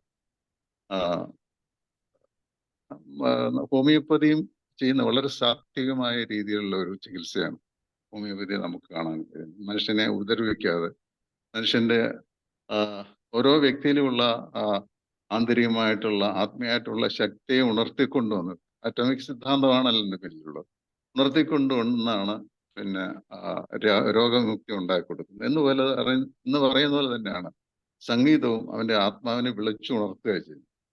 അപ്പോ അതിൽ കൂടി ഒരു വ്യക്തിക്കുണ്ടാകുന്ന മാനസികമായിട്ടുള്ള ശാരീരികമായിട്ടുള്ള എല്ലാ വേദനകളും നിലനിൽക്കും ഒരു വേദന സംഹാരി എന്ന രീതിയിൽ പലപ്പോഴും നമുക്ക് കാണാൻ കഴിയുന്നുണ്ട്. അത് കൂടുതൽ സ്റ്റഡി ചെയ്യുമ്പോൾ രാഗത്തെക്കുറിച്ചും താളത്തെക്കുറിച്ചും അത് എങ്ങനെ നമുക്ക് ഓരോ മനുഷ്യരിലും എഫക്റ്റ് ചെയ്യുന്നു എന്നൊക്കെ വളരെ വിശദമായിട്ട് ഉള്ള പഠനങ്ങൾ നടക്കുന്നുണ്ട്. ഇപ്പോഴും അത് പൂർണ്ണമായിട്ടില്ല. അപ്പൊ അതുകൊണ്ട് തീർച്ചയായിട്ടും മ്യൂസിക് തെറാപ്പി ഇനി വരും കാലങ്ങളിൽ തീർച്ചയായിട്ടും നമുക്ക് ഒരുപാട് ഗുണം നമ്മുടെ ചികിത്സാ രംഗത്ത് കൂടുതൽ ഗുണം ചെയ്യും. അത് എനിക്ക് തോന്നുന്നു അത് ഹോമിയോപ്പതിയുമായിട്ട് കൈകോർത്ത് പോകാൻ പറ്റുന്ന ഒരു ചികിത്സ, ഒരു തെറാപ്പി ആയിട്ട് തന്നെ കൊണ്ടുവരാൻ കഴിയുമെന്നാണ് ഞാൻ മനസ്സിലാക്കുന്നത്. അപ്പോൾ അങ്ങനെയുള്ള ഈ അവസരത്തിൽ ഞാൻ നമ്മുടെ ഈ ഹോമിയോപ്പതിക്ക് എല്ലാ ഭാവങ്ങളും നേരിയും അതോടൊപ്പം തന്നെ ഈ ഗാനഗന്ധർവന്റെ ആരോഗ്യ സൗഖ്യത്തിന് പ്രാർത്ഥിക്കുകയും ചെയ്തുകൊണ്ട് ഈ ഒരു പിന്നെ മീറ്റിംഗ്, ഈ സംരംഭം ഉദ്ഘാടനം ചെയ്യുകയാണ് നിങ്ങളുടെ എല്ലാവരുടെയും കൂടി. കൂടാതെ ഒന്നോ രണ്ടോ ഗാനങ്ങൾ പാടണമെന്ന് തോന്നുന്നു. അങ്ങനെയല്ലേ? തീർച്ചയായിട്ടും പാടണം സാർ. അപ്പോ ഞാൻ അതിനുവേണ്ടി പെട്ടെന്നുള്ള ഒരു അറിയിപ്പായിരുന്നു എനിക്ക് കിട്ടിയത്. അതുകൊണ്ട് കൂടുതൽ എനിക്ക് തയ്യാറെടുക്കാൻ സാധിച്ചില്ല. ഒരു കരോക്കെ രീതിയിലൊക്കെ പാടണം എന്നുള്ള ധാരണ വെച്ചുകൊണ്ട് ഞാൻ എൻ്റെ സിസ്റ്റമൊക്കെ അറേഞ്ച് ചെയ്ത് വന്നപ്പോഴേക്കും സമയമായി പോയി. കുറച്ച് നന്നായിരിക്കും അങ്ങനെ ചെയ്തിരുന്നെങ്കിൽ എനിക്ക്. സാറിന് ഇടയ്ക്ക് ഇന്റർവെൽ തരാം സാർ, കാരണം വേറെ 1-2 പേര് ഇന്ന് പാടാൻ തയ്യാറെടുത്തിരിപ്പുണ്ട്. അത് ശരിയാന്ന് നോക്കട്ടെ. സിസ്റ്റം ശരിയാണെങ്കിൽ ഞാൻ ചെയ്താം. അതിന് മറ്റു ചില ആദ്യം ഒന്ന് സാർ തുടങ്ങിയിട്ട്. അതെ അതെ. അപ്പോ യേശുദാസിന് ഏറ്റവും അധികം അദ്ദേഹത്തിന് പ്രസിദ്ധനാക്കിയ ഒരു ഗാനം പെട്ടെന്ന് എനിക്ക് ഓർമ്മ വരുന്ന താമസമെന്തേ വരുവാൻ എന്ന് ഭാർഗീനില എന്ന ചിത്രത്തിലെ ഗാനമാണ്. അത് എന്നെ വല്ലാതെ സ്വാധീനിച്ച ഒരു പാട്ടാണ്. ഇന്നും പണ്ടത്തേതുപോലെ തന്നെ ഇപ്പോഴും അത് എപ്പോഴായാലും പാടുന്നതിനും കേൾക്കുന്നതിനും മെയ് മറന്ന് കേൾക്കുന്ന ഒരു ഗാനം. അത് ഞാനൊന്ന് ഇവിടെ പാടാം.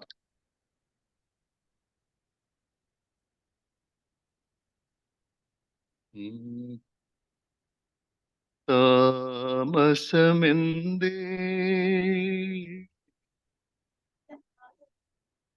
വരൂ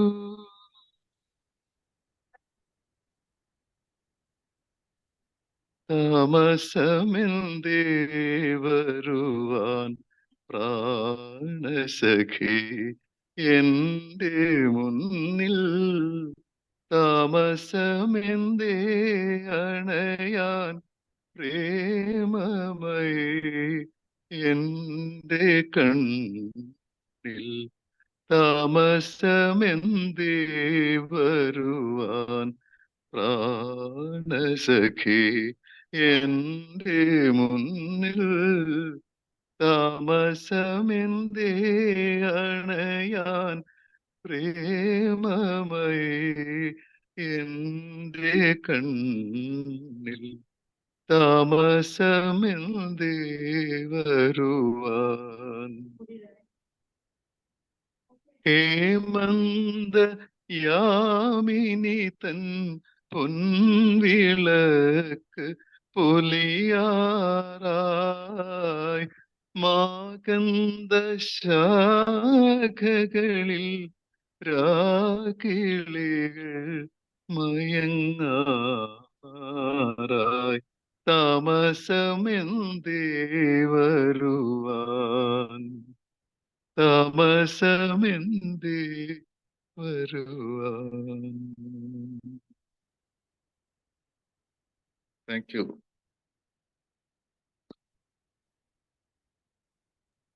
നന്നായിരുന്നു സാർ, നല്ല പാട്ടായിരുന്നു. സാറിന്റെ പാട്ടുകൾ ഇനിയും പ്രതീക്ഷിക്കുന്നു. സാർ അടുത്തത് പ്രിപ്പയർ ചെയ്യുമ്പോഴേക്ക് നമ്മുടെ 1-2 ഗായകരുണ്ട്. Hubert doctor പാടുന്നുണ്ടോ? റെഡിയാണോ? സുനിൽ കുമാർ ഹ്യൂബർട്ട് ഡോക്ടറിലേക്ക് ഇപ്പൊ വരാം. സുനിൽ കുമാർ ഡോക്ടർ ഒന്ന് ഹാൻഡ് റൈസ് ചെയ്യണേ ഡോക്ടറെ. അടുത്ത ഒരു പാട്ട് പാടാൻ വേണ്ടി റെഡി ആവണേ സുനിൽ കുമാർ ഡോക്ടറെ. ഹ്യൂബർട്ട് ഡോക്ടർ അതാ പാടും.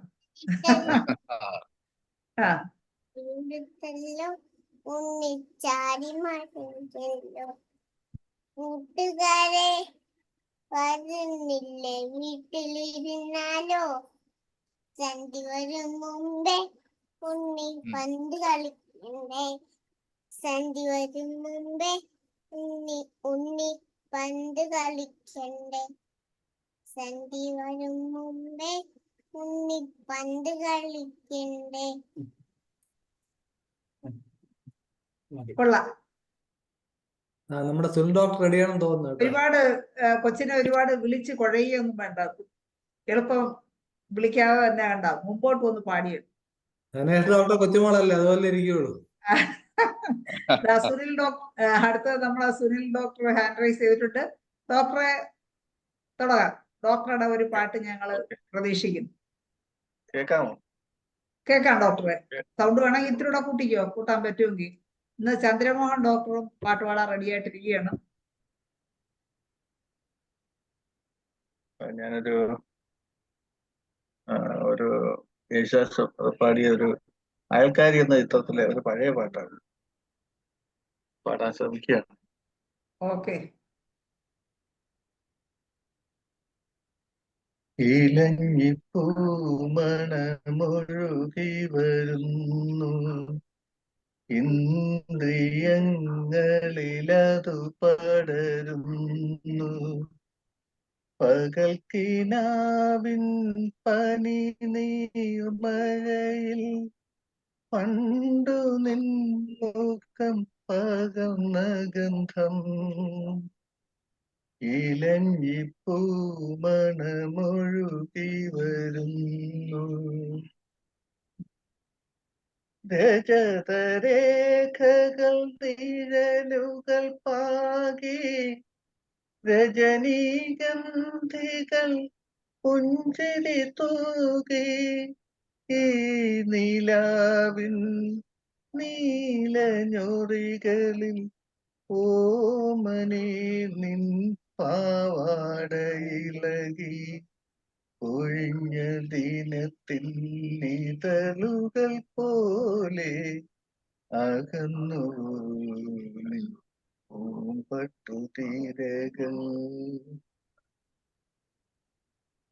ഇലഞ്ഞിപ്പൂമണമൊഴുകി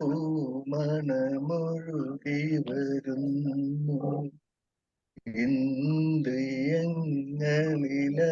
പടരുന്നു, പകൽക്കിനാവിൻ പനി നീർമഴയിൽ പണ്ടു നിൻമുഖം പകർന്ന ഗന്ധം, ഇലഞ്ഞിപ്പൂമണമൊഴുകി വരുന്നു. തരളരശ്മികൾ തന്ത്രികളായി തഴുകി കാറ്റല കവിതകളായി, ഈ നിശീഥം പാടും വരികളിൽ ഓമനേ നിൻ ശാലീനനാദം, അടർന്ന കിനാവിൻ തളിരുകൾ പോലെ അകന്നു ചിലമ്പൊലികൾ. ഇലഞ്ഞിപ്പൂമണമൊഴുകി വരുന്നു, ഇന്ദ്രിയങ്ങളിലതു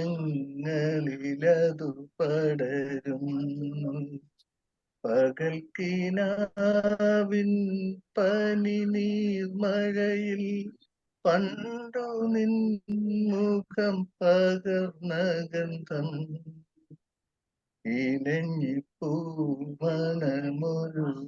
വരുന്നു. Thank you. നന്നായിരുന്നു സുനിൽ ഡോക്ടറെ. നല്ല പാട്ടായിരുന്നു കേട്ടോ. Thank you, thank you. അന്ന് തിരുവനന്തപുരത്ത് വെച്ച് ഡോക്ടർ ആ പാട്ട് കേട്ട ശേഷം പിന്നെ ഇപ്പോഴാണ് കേൾക്കുന്നത്. ആറ്റിങ്ങല്, തിരുവനന്തപുരത്തല്ല ആറ്റിങ്ങല് നമ്മളെ സമ്മേളനത്തിൽ. ഓക്കെ. അത് എലിഞ്ഞിപ്പൂവിന്റെ മണം ഇങ്ങനെ ഒഴുകി വരികയായിരുന്നു. അടുത്ത സാറ് പാടിയാണോ അതെ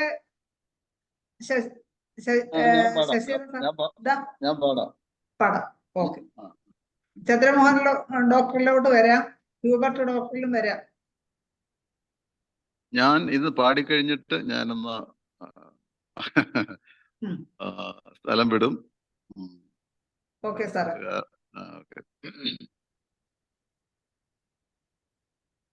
ചിത്രശിലാപാളികൾ കൊണ്ടൊരു ശ്രീകോവിലകം ഞാൻ തീർത്തു, ചിത്രശിലാപാളികൾ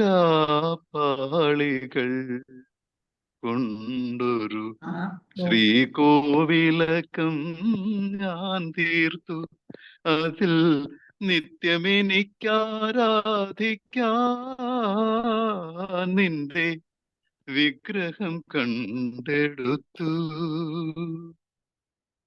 ചിത്രശിലാപാളികൾ കൊണ്ടൊരു ശ്രീകോവിലകം ഞാൻ തീർത്തു. നീയാമേനക്ക നൃത്തം വയ്ക്കും നാൽപ്പാമരക്കാട്ടിൽ.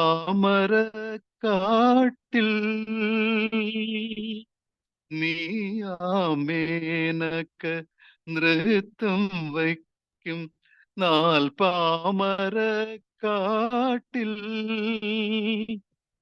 ഏതോ പുഷ്പശരം കൊണ്ടിന്നലെ എന്റെ തപസിളക്കി. കാമിനി എന്റെ തപസിളകി. ചിത്രശിലാപാളികൾ കൊണ്ടൊരു ശ്രീകോവിലകം ഞാൻ തീർത്തു. അതിൽ നിത്യമെനിക്കാരാധിക്കാൻ നിന്റെ വിഗ്രഹം കണ്ടെടുത്തു. ചിത്രശിലാപാളികൾ കൊണ്ടൊരു ശ്രീകോവിലകം ഞാൻ തീർത്തു. നീയാം ഗായിക തമ്പുരുമീട്ടും നവരാത്രി മണ്ഡപത്തിൽ. നീയാം ഗായിക തമ്പുരുമീട്ടും നവരാത്രി മണ്ഡപത്തിൽ. നിന്റെ രതിസുഖസാരെ കേട്ടിട്ടെന്റെ മനസ്സിളകി. കാമിനി എന്റെ തപസിളകി. ചിത്രശിലാപാളികൾ കൊണ്ടൊരു ശ്രീകോവിലകം ഞാൻ തീർത്തു. അതിൽ നിത്യമെനിക്കാരാധിക്കാൻ നിന്റെ വിഗ്രഹം കണ്ടെടുത്തു. ചിത്രശിലാപാളികൾ കൊണ്ടൊരു ശ്രീകോവിലകം ഞാൻ തീർത്തു. എല്ലാവർക്കും നന്ദി. ശശിധരൻ സാറ് എന്ത് പറയണമെന്ന് അറിയില്ല. വളരെ വളരെ വളരെ സന്തോഷം. നല്ല പാട്ടായിരുന്നു. Thank you very much. Okay, sir rest എടുക്കണമെന്നുള്ളത് കൊണ്ടാണ് ആയിരിക്കും സാറ് പോണത് അല്ലേ? എനിക്ക് രാവിലെ യാത്രയുണ്ട്, അപ്പൊ നേരത്തെ കിടന്ന് ഉറങ്ങിയില്ലെങ്കിൽ ബുദ്ധിമുട്ടാണ്. അത് കുഴപ്പമില്ല സാറ്. സന്തോഷം. എന്തായാലും സാറ് ഞങ്ങളെ ക്ഷണം സ്വീകരിച്ച് എത്തി, ഉദ്ഘാടനം ചെയ്തു, 2 പാട്ടും പാടി. ഞങ്ങൾക്ക് ഇനി ഇതിൽ കൂടുതൽ സന്തോഷമൊന്നുമില്ല. സാറിനെ ഇനിയും ഞങ്ങള് പ്രതീക്ഷിക്കുന്നു. വളരെ സന്തോഷം. എല്ലാവരും കാണാനും സംസാരിക്കാനും കഴിഞ്ഞാൽ വളരെ സന്തോഷം. നന്ദി. Thank you. Okay sir. അപ്പോഴാണ് ഞാൻ ഒരു പുതിയ അതിഥിയെ കണ്ടത്. കാരണം സാറിനെ കണ്ടു. നമ്മുടെ ഹോമിയോപ്പതിയിലെ ഒരു പ്രധാന ഗായകനാണ്. നമ്മളെപ്പോഴും കരോക്കെ വെച്ച് സാറിന്റെ പാട്ട് പലതും ഇപ്പൊ കണ്ടുകൊണ്ടിരിക്കുകയാണ് ഗ്രൂപ്പുകളിലെല്ലാം. സാറിന്റെ ഒരു പാട്ടായാലോ അടുത്തത്?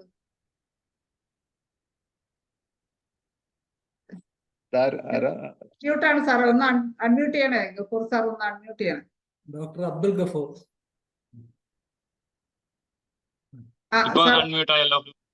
ഓക്കെ. ശരിക്കും ഞാനല്ല മ്യൂട്ട് ചെയ്തിരുന്നത്, ഹോസ്റ്റ് ആണ്. അവിടെ നിന്നാണ് മ്യൂട്ട് ഉണ്ടായിരുന്നത്. ഇപ്പൊ അൺമ്യൂട്ടായി കേട്ടോ. അപ്പൊ എന്നെ ഇപ്പോ ധനേഷ് വിളിക്കുകയായിരുന്നു. അപ്പൊ ഞാൻ വേഗം ഷർട്ടൊക്കെ എടുത്തിട്ട് ഇങ്ങോട്ട് വന്നതാണ്. ഞാനിന്ന് രാവിലെ ദാസേട്ടന്റെ 84ാം ജന്മദിനം ആഘോഷത്തിന്റെ ഭാഗമായിട്ട് രവി നമ്മുടെ വിദ്യാധരൻ മാസ്റ്റർ ഒക്കെ അടങ്ങിയ സദസ്സിൽ കഴിഞ്ഞിട്ടാണ് ഞാൻ ഇന്ന് ക്ലിനിക്കിലേക്ക് വൈകുന്നേരം ഉച്ചതിരിഞ്ഞ് വന്നത്. രാവിലെ ആ പരിപാടിയായിരുന്നു, യേശുദാസിന്റെ 84ാം ജന്മദിനത്തിന്റെ പരിപാടിയായിരുന്നു. വിദ്യാധരൻ മാസ്റ്റർ ഒരു ഉദ്ഘാടനം, കരോക്കെ ഗാനമേളയുടെ ഒരു മത്സരം ഉണ്ടായിരുന്നു, അതിന്റെ ഉദ്ഘാടനം ഞാനായിരുന്നു. അപ്പൊ അറിഞ്ഞാൽ സന്തോഷം. നമ്മുടെ ഒരു ഹോമിയോപ്പതി ഡോക്ടർ ഇത്രയൊക്കെ ചെയ്യുന്നുണ്ടല്ലോ, അത് കേട്ടത് വളരെ സന്തോഷം. ഇത് ഇന്ത്യയിൽ ആദ്യമായിട്ട് കരോക്കെ ഗാനമേള കൊണ്ടുവന്നത് ഞാനാണെന്ന് എല്ലാവർക്കും അറിയാം. അത് 40 വർഷം മുമ്പാണ് ഞാൻ ആദ്യമായിട്ട് കരോക്കയിൽ ഗാനം റെക്കോർഡ് ചെയ്യുന്നത്. 40 വർഷം മുമ്പ്. അന്ന് തൃശ്ശൂർ ജില്ലയിൽ വർക്ക് ചെയ്യണമായിരുന്നു ഗവൺമെന്റ് ഡോക്ടറായിട്ട്. അന്ന് 10-200 പാട്ട് റെക്കോർഡ് ചെയ്ത് കഴിഞ്ഞപ്പോൾ ഞാൻ തൃശ്ശൂർ നിലയത്തിൽ കൊണ്ട് കേൾപ്പിച്ചു കൊടുത്തു. അവരത് പ്രക്ഷേപണം ചെയ്യുകയൊക്കെ ഉണ്ടായി. അപ്പോ അങ്ങനെയാണ് കാര്യങ്ങൾ. അപ്പൊ 1227ാമത് സൂം മീറ്റിംഗ് ആണ് IFPHന്റെ. അപ്പോ അതിന് എല്ലാവിധ ആശംസകളും. ഇങ്ങനെ ഹോമിയോപ്പതിയെ ഇത്രയും സ്നേഹിക്കുന്ന ഒരു വർഗം, ഒരു കൂട്ടമാണ് IFPH. നിങ്ങൾക്ക് എല്ലാവർക്കും അതിന്റെ ഇത് സംഘടിപ്പിച്ചു കൊണ്ടുപോകുന്ന എല്ലാവർക്കും നന്ദി അറിയിക്കുകയാണ്. അപ്പൊ ഇന്ന് ഈ പറഞ്ഞ പോലെ SHAHന്റെ ഒരു ജന്മദിനം ആയതുകൊണ്ട് ഞാൻ SHAH അങ്കത്തട്ട് എന്ന ചിത്രത്തിന് വേണ്ടി വയലാർ രചിച്ച് ദേവരാജൻ സംഗീതം നൽകി SHAH പാടിയ ഒരു ഗാനം കല്യാണി രാഗത്തിൽ പാടിയതാണ്. ആ പാട്ട് പാടാം അല്ലെ? കേൾക്കാം അല്ലേ? കറക്റ്റ് ആയിട്ടൊക്കെ കേൾക്കാലോ? ഓക്കെ. എന്നാ നേരത്തെ അങ്ങനെ ഇങ്ങനെ ചെവിയിലൊക്കെ വെച്ചിരുന്നല്ലോ, അപ്പൊ അത് ഞാൻ അതൊന്നും ചെയ്തിട്ടില്ല. അതുകൊണ്ടാണ് ഞാൻ അങ്ങനെ ചോദിക്കാൻ കാരണം കേട്ടോ. നേരത്തെ ഇങ്ങനെ ഇയർപീസ് ഒക്കെ വെച്ചിട്ടാണല്ലോ, ഇയർഫോണൊക്കെ വെച്ചിട്ടാണ്. ഞാൻ അതൊന്നും ചെയ്തിട്ടില്ല. ഓഡിയോ ക്ലിയർ ആണ്. ഓക്കെ, അപ്പൊ നമ്മള് തുടങ്ങിയാണ് കേട്ടോ. അപ്പൊ തുടങ്ങിയാണ്. Thank you. ഓക്കെ.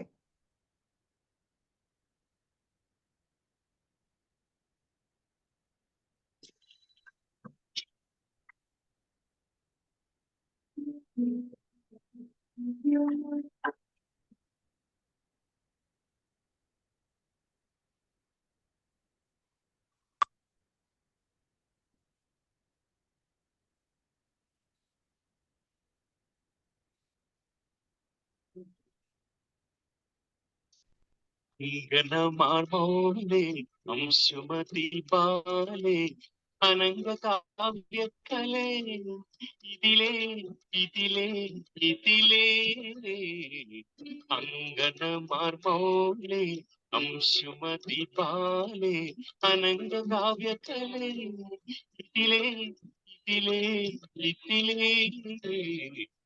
അങ്കണമാർമോളെ അംശുമതി പാലേ.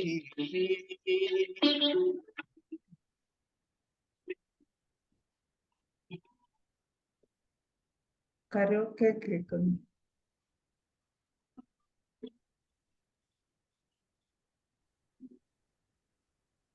കരോക്കെ കേൾക്കുന്നില്ലല്ലോ സാറേ.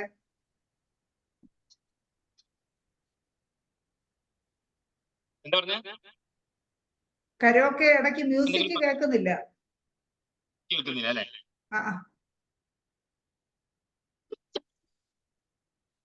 മ്യൂസിക് ഇലക്ട്രോണിക് മീഡിയ ഒന്നും കേൾക്കാൻ പറ്റത്തില്ല ഇതിൽ കൂടെ.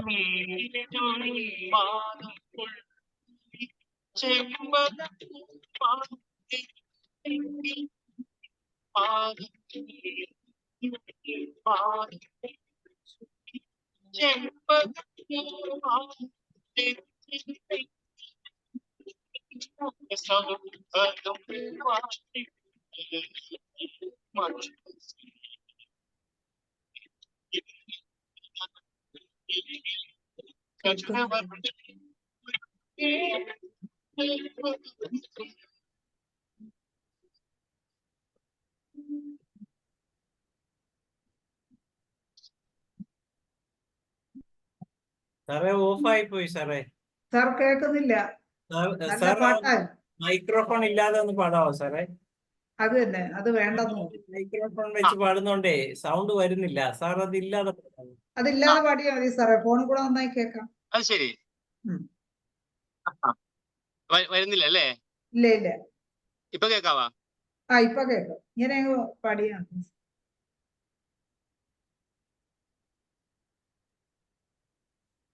അപ്പം ഇപ്പൊ കേൾക്കാമോ? കേൾക്കാം. കേൾക്കാം അല്ലേ? ഓക്കെ. പല്ലിപ്പുമെയ്യെടുത്തങ്കത്തിൽ വയ്ക്കുമി വള്ളിയു ഞാനായി ജനിച്ചിരുന്നെങ്കിൽ ഞാൻ നിന്ദിവ്യ യൗവനം എന്നും പുതയ്ക്കുമീ പൊന്നുടയാടയായി ജനിച്ചിരുന്നെങ്കിൽ ഞാൻ, എങ്കിലിതു രാജധാനി, ഒരു പ്രേമ രാജധാനി. അങ്കനമാർ മൗലേ അംശുമതി ബാലേ,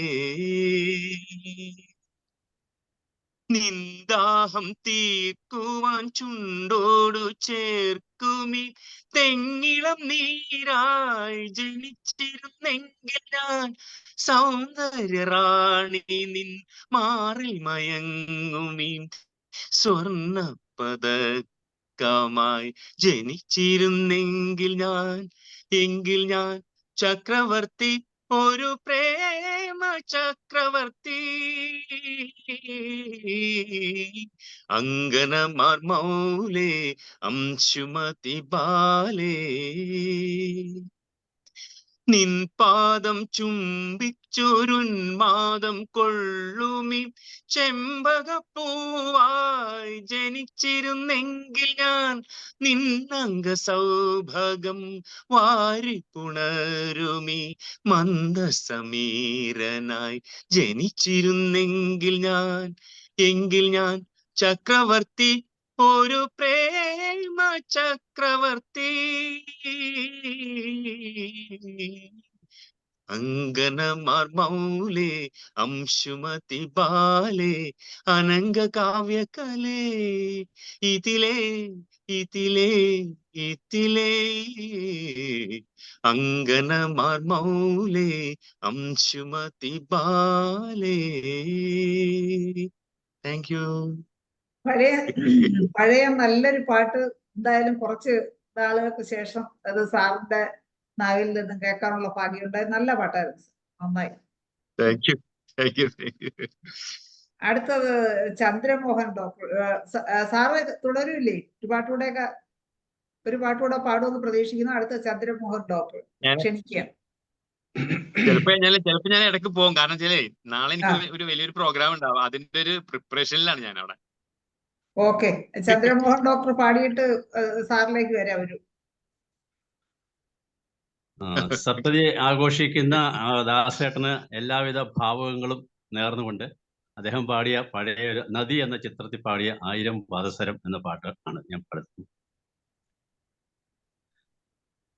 1000 പാദസരങ്ങൾ കിലുങ്ങി ആലുവാപ്പുഴ പിന്നെയുമൊഴുകി, ആരും കാണാതെയോളവും തീരവും ആലിംഗനങ്ങളിൽ മുഴുകി മുഴുകി. 1000 പാദസരങ്ങൾ കിലുങ്ങി ആലുവാപ്പുഴ പിന്നെയുമൊഴുകി. ഈറനായ നദിയുടെ മാറിൽ ഈ വിടന്ന നീർക്കുമിളകളിൽ, ഈറനായ നദിയുടെ മാറിൽ ഈ വിടന്ന നീർക്കുമിളകളിൽ വേർപെടുന്ന വേദനയോ വേരിടുന്ന നിർവൃതിയോ, ഓമലേ ആരോമലേ ഒന്നു ചിരിക്കൂരിക്കൽ കൂടി. 1000 പാദസരങ്ങൾ കിലുങ്ങി ആലുവാപ്പുഴ പിന്നെയുമൊഴുകി. ഈ നിലാവും ഈ കുളിർ കാറ്റും ഈ പളങ്ക് കൽപ്പടവുകളും, ഈ നിലാവും ഈ കുളിർ കാറ്റും ഈ പളങ്ക് കൽപ്പടവുകളും ഓടിയെത്തും ഓർമ്മകളിൽ ഓമലാളിൻ ഗൽഗതവും. ഓമലേ ആരോമലേ ഒന്നു ചിരിക്കൂരിക്കൽ ഒരിക്കൽ കൂടി 1000 പാദസരങ്ങൾകിലും ആലുവാപ്പുഴ പിന്നെയും ഒഴുകി ആരും കാണാതെയോളവും തീരവും ആലിംഗനങ്ങളിൽ മുഴുകി 1000 പാദസരങ്ങൾകിലും ആലുവാപ്പുഴ പിന്നെയും ഒഴുകി. Thank you. നല്ല പാട്ടായിരുന്നു സാർ.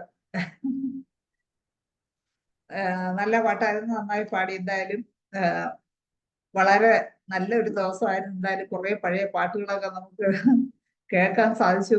ഇനി അടുത്തത് വീണ്ടും അബ്ദുൽ ഗഫൂർ സാറിലേക്ക് പോകാം. വളരെ നന്ദി സാർ. ചന്ദ്രമോഹൻ ഡോക്ടർക്ക് വളരെ നന്ദി. അതെ അതെ, വളരെ വളരെ നന്നായിരുന്നു അദ്ദേഹത്തിന്റെ പാട്ട്. അതെ, ഇന്നത്തെ ദിവസം ദാസേട്ടന്റെ ശതാഭിഷേകമാണ്. അദ്ദേഹം പറഞ്ഞത് സപ്തതി എന്നാണ്, സപ്തതി അല്ല ശതാഭിഷേകമാണ് ഇന്ന്. അപ്പൊ അതിന്റെ ഭാഗമായിട്ട് അദ്ദേഹം അതിന്റെ ഭാഗമായിട്ടാണ് അദ്ദേഹം അത് പാടിയത്. ദാസേട്ടന്റെ പാട്ട് അത് വളരെ നല്ല രീതിയിൽ അത് കൈകാര്യം ചെയ്തത്. അതെ, അപ്പോ പിന്നെ ഞാൻ വേറെ പാട്ട് പാടണോ? അടുത്തൊരു പാട്ട്. ഓക്കെ, എന്നാല് പരീക്ഷ എന്ന ചിത്രത്തിന് വേണ്ടി നോക്കട്ടെ. അല്ല, ഉദ്യോഗസ്ഥ എന്ന ചിത്രത്തിന് വേണ്ടി യൂസഫ് അലി കേച്ചേരി രചിച്ച് ബാബുരാജ് സംഗീതം നൽകി ജയചന്ദ്രൻ പാടിയ ഗാനമാണ്. അദ്ദേഹത്തിന് നന്ദി അർപ്പിച്ചുകൊണ്ടാണ്, അവർക്ക് എല്ലാവർക്കും നന്ദി അർപ്പിച്ചുകൊണ്ടുള്ള ഈ ഗാനമാണ്. അനുരാഗാനം പോലെ അഴകിന്റെ അല പോലെ ആരു നീ ദേവതേ. അനുരാഗാനം പോലെ അഴകിന്റെ അല പോലെ ആരു നീ ദേവതേ. മലരമ്പൻ വളർത്തുന്ന മന്ദാരവനികയിൽ മധുമാസം വിരിയിച്ച മലരാണോ? മലരമ്പൻ വളർത്തുന്ന മന്ദാരവനികയിൽ മധുമാസം വിരിയിച്ച മലരാണോ? മഴവില്ലിനാട്ടിലെ കന്യകൾ ചൂടുന്ന മഴവില്ലിനാട്ടിലെ കന്യകൾ ചൂടുന്ന മരതകമാണിക്യമണിയാണോ? അനുരാഗാനം പോലെ അഴകിന്റെ അല പോലെ ആരു നീ ദേവതേ. പൂമണിമാരന്റെ മാനസക്ഷേത്രത്തിൽ പൂജയ്ക്കു വന്നൊരു പൂവാണ്. പൂമണിമാരന്റെ മാനസക്ഷേത്രത്തിൽ പൂജയ്ക്കു വന്നൊരു പൂവാണ്. കനിപോലും ഈശ്വരൻ അഴകിന്റെ പാലാഴി. കനിപോലും ഈശ്വരൻ അഴകിന്റെ പാലാഴി കടഞ്ഞെടുത്ത അമൃതാണോ? അനുരാഗാനം പോലെ അഴകിന്റെ അല പോലെ ആരു നീ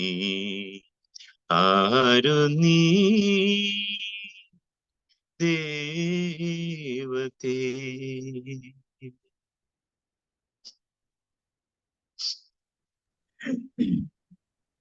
രണ്ടും നല്ല പാട്ടായിരുന്നു. അതില് എനിക്ക് പാട്ടിന് കൂടുതൽ ഇഷ്ടം അംശുമതി ബാലെ ആ പാട്ടാണ്. അങ്കനമാർമോയിലെ അങ്കനമാർമൂല്, അത് ഫസ്റ്റ് ലൈൻ. അത് ആ പാട്ടാണ് എനിക്ക് കൂടുതൽ ഇഷ്ടം. പക്ഷെ രണ്ടും സാറ് നന്നായി പാടി. ഭയങ്കര പാട്ടാണല്ലോ അത്. അങ്കനമാർമോയിലെ അത് ആരും പാടാത്ത പാട്ടാണ്. പക്ഷെ നല്ല കേൾക്കാൻ നല്ല ഒരു രസമുള്ള പാട്ട്. കറക്റ്റ്. പിന്നെ അപ്പൊ ഇനി അടുത്ത പാട്ട് ഹ്യൂബർട്ട് ഡോക്ടർ കുറെ അറിവുണ്ട്. മ്യൂട്ടാണോ ഡോക്ടറെ? ഹ്യൂബർട്ട് ഡോക്ടറാണ് നമ്മുടെ ആസ്ഥാന ഗായകൻ. പക്ഷെ മുട്ടിനല്ല എളുപ്പം പാടിക്കാൻ പറ്റുന്നത് ഹ്യൂബർട്ട് ഡോക്ടറും ചന്ദ്രമോഹൻ ഡോക്ടറൊക്കെയാണ് എന്തുള്ളത്. അപ്പൊ എന്റെ സ്വപ്നത്തിൻ താമരപ്പൊയ്കയിൽ വന്നിറങ്ങിയ രൂപവതി, നീല താമര മിഴികൾ തുറന്നു നിന്നെ നോക്കി നിന്നു, ചൈത്രം നിന്റെ നീരാട്ടു കണ്ടു നിന്നു. ആ ആ ആ ആ ആ ആ ആ.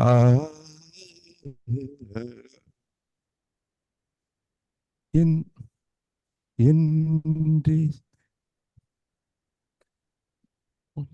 പാട്ട് എന്റെ പാവന രസാലവനത്തിൽ വന്നു ചേർന്നൊരു വനമോഹിനി, വർണ്ണ സുന്ദരമാ താരങ്ങളേന്തി വന്യപുഷ്പജാലം നിരയായി നിന്നെ വരവേൽക്കുവാനായി ഒരുങ്ങി നിന്നു.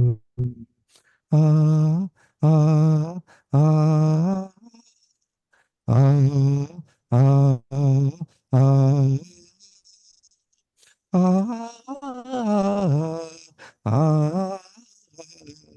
ആ തൊണ്ടയൊക്കെ പോയിരിക്കുന്നു, സോറി. ഓക്കെ, പാടി അത്രയും നന്നായിരുന്നു ഡോക്ടറെ, നല്ല പാട്ടായിരുന്നു. ഇനി അടുത്തതാരാണ് പാടുന്നത്? സാറ് തന്നെ പാടുന്നോ? സുനിൽ ഡോക്ടർ പോയോ?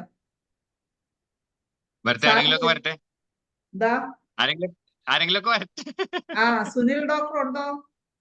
സുനിൽ ഡോക്ടർ പോയോ? നേരത്തെ ഒരു പാട്ട് പാടിയായിരുന്നു, ഡോക്ടർ പോയെന്നാ തോന്നുന്നു, കാണുന്നില്ലല്ലോ. അപ്പോഴേക്കും എന്തായാലും സാറിന്റെ ഒരു പാട്ട് കൂടെ ആവും. ഞാൻ നോക്കണല്ലോ, നോക്കട്ടെ. ഇത് ഇട്ട് പാടുന്ന നല്ല രസമായിരുന്നു, പക്ഷെ അത് പറ്റണില്ല അല്ലേ? പറ്റണില്ല, അത് കേൾക്കുന്നേ ഇല്ല. അപ്പൊ ഞാനും അപ്പൊ ഒരു ദിവസം അങ്ങനെ പാടിയപ്പോ എനിക്ക് തോന്നുന്നു എന്റെ മ്യൂസിക് അല്ലെ, ഞാൻ അങ്ങനെയല്ല, മ്യൂസിക് ഇതിൽ കൂടെ കേൾക്കത്തില്ലേ? അത് പറ്റുന്നില്ല. ഞാൻ കീബോർഡ് വായിച്ച് ചെയ്തപ്പോഴൊന്നും കേൾക്കുന്നില്ല. ബാക്കിയുള്ള പാട്ടിനെയും കൂടെ നശിപ്പിക്കും, പാട്ടിനെ കൂടെ നശിപ്പിക്കും. ഡയറക്റ്റ് ആയിട്ട് പാടുന്നത് മാത്രമേ കേൾക്കുന്നുള്ളൂ. കാരണം ഇത് അബ്സോർബ് ചെയ്യുന്നില്ല ഈ നമ്മുടെ മൈക്കും.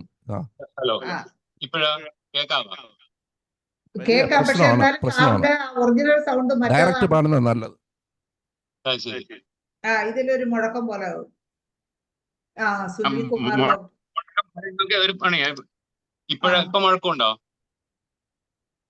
മുഴക്കമില്ല, പക്ഷെ പാടി തുടങ്ങുമ്പോ എങ്ങനെയാവും പറയുന്നത്. നേരത്തെ തുടങ്ങിയപ്പോ കുഴപ്പമില്ല, പിന്നെയാണ് പാടി നോക്കാം സാറേ, നമുക്ക് കുഴപ്പമുണ്ടെങ്കിൽ ഞങ്ങൾ പറയാം.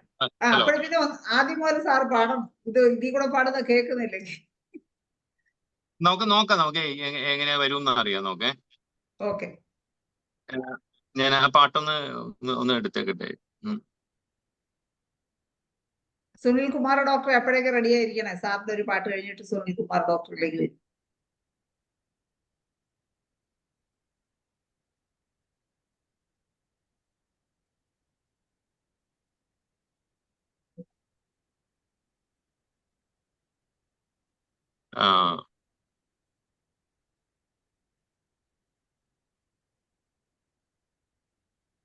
വേറെ ആരെങ്കിലും ഉണ്ടോന്ന് അപ്പോഴേക്കും വിളിക്കട്ടെ, ഞാൻ അപ്പോഴൊന്നും നോക്കിയേക്കട്ടെ. ഓക്കെ, സുനിൽ കുമാർ ഡോക്ടർ ഇനി ഒന്ന് അൺമ്യൂട്ട് ചെയ്തേ.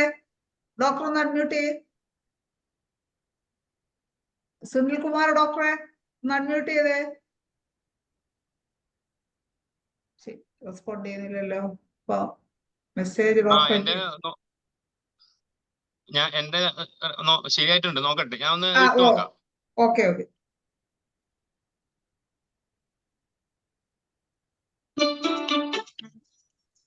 കേൾക്കാമോ? കേൾക്കാം. ഇൻസ്ട്രുമെന്റ് കേൾക്കുന്നുണ്ടോ? കേൾക്കാമായി, തുടക്കം കേൾക്കാം, പിന്നെ കേൾക്കുമെന്നുള്ള അറിയത്തില്ല സാറേ, നോക്കാം. എന്റെ സംസാരം കേൾക്കുന്നുണ്ടോ? എന്റെ സംസാരം കേൾക്കുന്നുണ്ടോ? കേൾക്കുന്നുണ്ട് കേൾക്കുന്നുണ്ട്. നോക്കാം എങ്ങനെയുണ്ടെന്ന് കേട്ടാ. ഓക്കെ.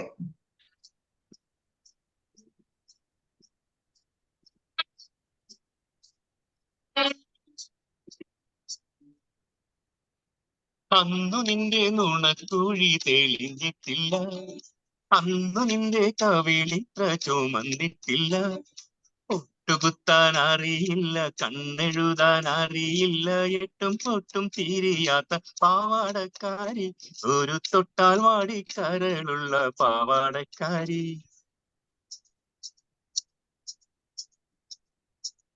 അന്നു നിന്റെ നുണക്കുഴി തെളിഞ്ഞിട്ടില്ല, അന്നു നിന്റെ കവിളിത്ര ചുമന്നിട്ടില്ല, ഒട്ടുകുത്താൻ അറിയില്ല, കണ്ണെഴുതാൻ അറിയില്ല, എട്ടും പൊട്ടും തിരിയാത്ത പാവാടക്കാരി, ഒരു തൊട്ടാൽ വാടിക്കരളുള്ള പാവാടക്കാരി.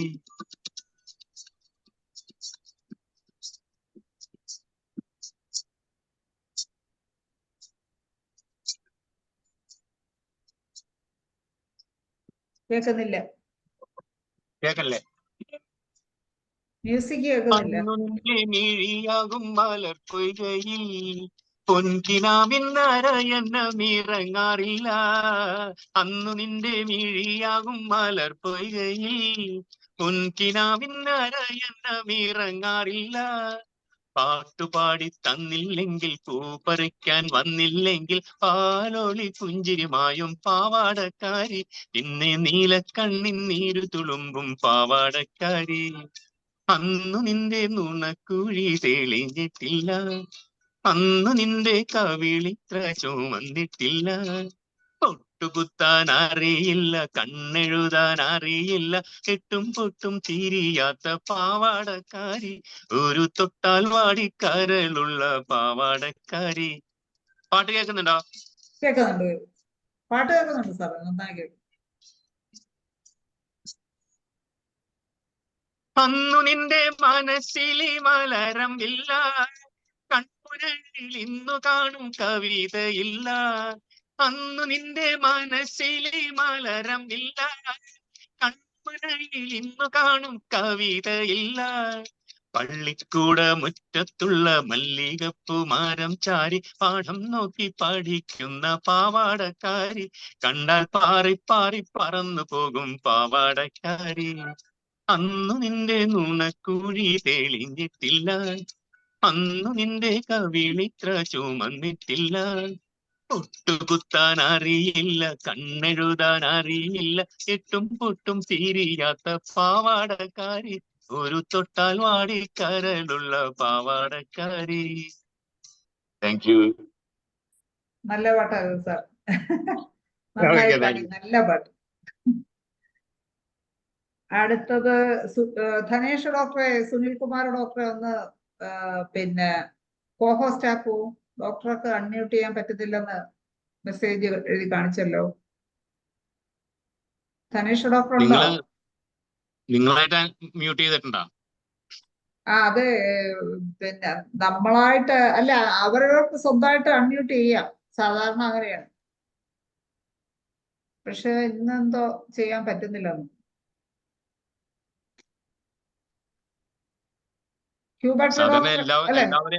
സാധാരണ എല്ലാവരെയും കൂടി നിങ്ങൾ മ്യൂട്ട് ചെയ്യുമ്പോഴാണ് ഞങ്ങൾക്ക് പറ്റാത്തത്. ഇപ്പൊ നിങ്ങൾ അങ്ങനെ മ്യൂട്ട് ചെയ്തിട്ടില്ലല്ലോ, അപ്പൊ അദ്ദേഹത്തിന് പറ്റേണ്ടതാണ്. എന്ത് പറ്റിയെന്ന് അറിയാം. സുനിൽ കുമാർ ഡോക്ടറെ ഒന്നുകൂടെ അൺമ്യൂട്ട് ചെയ്യാൻ ശ്രമിക്കുമോ? ഒന്ന് നോക്കേ. സുനിൽ കുമാർ ഡോക്ടർ ഉണ്ടോ?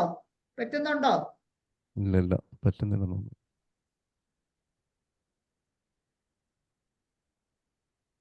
ധനേഷ് ഡോക്ടർ ഉണ്ടോ?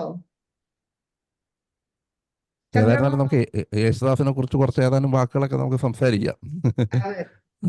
അതും പറയാം. എനിക്ക് യേശുദാസിനെ കുറിച്ചുള്ള ഒരു ഓർമ്മ, ഞാൻ പാലക്കാട് ജില്ലയിൽ ജോലി ചെയ്തിരുന്നു 11 വർഷം. അപ്പോഴ് പല പ്രാവശ്യം പോകണമെന്ന് വിചാരിച്ചെങ്കിലും പറ്റിയില്ല. എല്ലാ വർഷവും ചെമ്പൈ വൈദ്യനാഥ് ഭാഗവതരുടെ ജന്മ ദിനത്തിനാണെന്ന് തോന്നുന്നു. അവിടെ ആ ചെമ്പൈ ഗ്രാമത്തില് ആ ചെമ്പൈ സംഗീത മണ്ഡപവും അവിടെ പാട്ട് പാടാൻ വേണ്ടി യേശുദാസ് വരും. അപ്പോഴും ഞാൻ പാലക്കാട് ജില്ലയിൽ കളക്ടറേറ്റിനടുത്താണ് താമസിക്കുന്നത്. അപ്പൊ ആ ചെമ്പൈ ഗ്രാമം എന്നൊക്കെ കേൾക്കുമ്പോൾ തന്നെ നമുക്കൊരു എന്തോ ഒരു നൊസ്റ്റാൾജിയ തോന്നുന്ന ഒരു സ്ഥലവും. അപ്പൊ എന്തായാലും അവിടെ പോണം, യേശുദാസ് വരുമെന്ന് പറഞ്ഞ് എല്ലാ വർഷവും വരുമെന്നാണ് കേട്ടിട്ടുള്ളത്. അപ്പൊ യേശുദാസ് വരികയാണെങ്കിൽ ഒന്ന് നേരിട്ട് കാണുകയും ചെയ്യാമെന്ന് പറഞ്ഞ് ഒരിക്കൽ ഞങ്ങള് അങ്ങനെ പെരിങ്ങോട്ട് കുറിശിക്ക് അടുത്താണ് ആ സ്ഥലം. പാലക്കാട് ജില്ലയിൽ പെരിങ്ങോട്ട് കുറിശിക്ക് അടുത്താണ് ഈ ചെമ്പൈ ഗ്രാമം. അപ്പൊ അങ്ങനെ ഞാൻ ആ ചെമ്പൈ ഗ്രാമത്തിൽ പോവുകയും അന്ന് യേശുദാസ് ആ സ്മൃതി മണ്ഡപത്തിൽ ഇരുന്ന് ഓർക്കസ്ട്ര ഉൾപ്പെടെ വന്ന് എല്ലാ വർഷവും ഗാനാർച്ചന നടത്തും. ഞങ്ങൾ പോയ ദിവസവും വന്നു, അദ്ദേഹത്തിന്റെ പാട്ട് നേരിട്ട് കേട്ടു. അപ്പൊ അതിന്ന് ഞാൻ എൻ്റെ മനസ്സിൽ ഓർക്കുകയാണ്.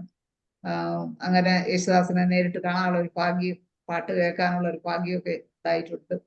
ചെമ്പൈ ഗ്രാമത്തിൽ പോവാനുമുള്ള ഒരു ഭാഗ്യം ഉണ്ടായി. അതൊക്കെ എനിക്ക് വളരെ സന്തോഷമുള്ള ഒരു കാര്യം ഓർക്കുമ്പോൾ. അതാണ് എനിക്ക് പറയാനുള്ളത്. ഇനി അതുപോലെ ആർക്കെങ്കിലും എന്തെങ്കിലും മെമ്മറീസ് ഉണ്ടെങ്കിൽ പറയാം. ഒരിക്കൽ ഇത് ഒരു സംഭവം ഉണ്ടായി. അതായത് പടകാളി എന്നുള്ള പാട്ടുണ്ടല്ലോ, യോധേലത്തെ പാട്ട്. യോധേലത്തെ പാട്ട് പാടാനായിട്ട് റെക്കോർഡിങ് നടക്കുന്ന സമയത്ത് ആദ്യം പാടിയത് MG ശ്രീകുമാറാണ്. MG ശ്രീകുമാർ വന്ന് പാടിയിട്ട് MG ശ്രീകുമാർ പോയി, വളരെ സ്പീഡിൽ തന്നെ പാടിയിട്ട് പോയി. അത് കഴിഞ്ഞ് യേശുദാസ് പാടാനായിട്ട് വന്നു.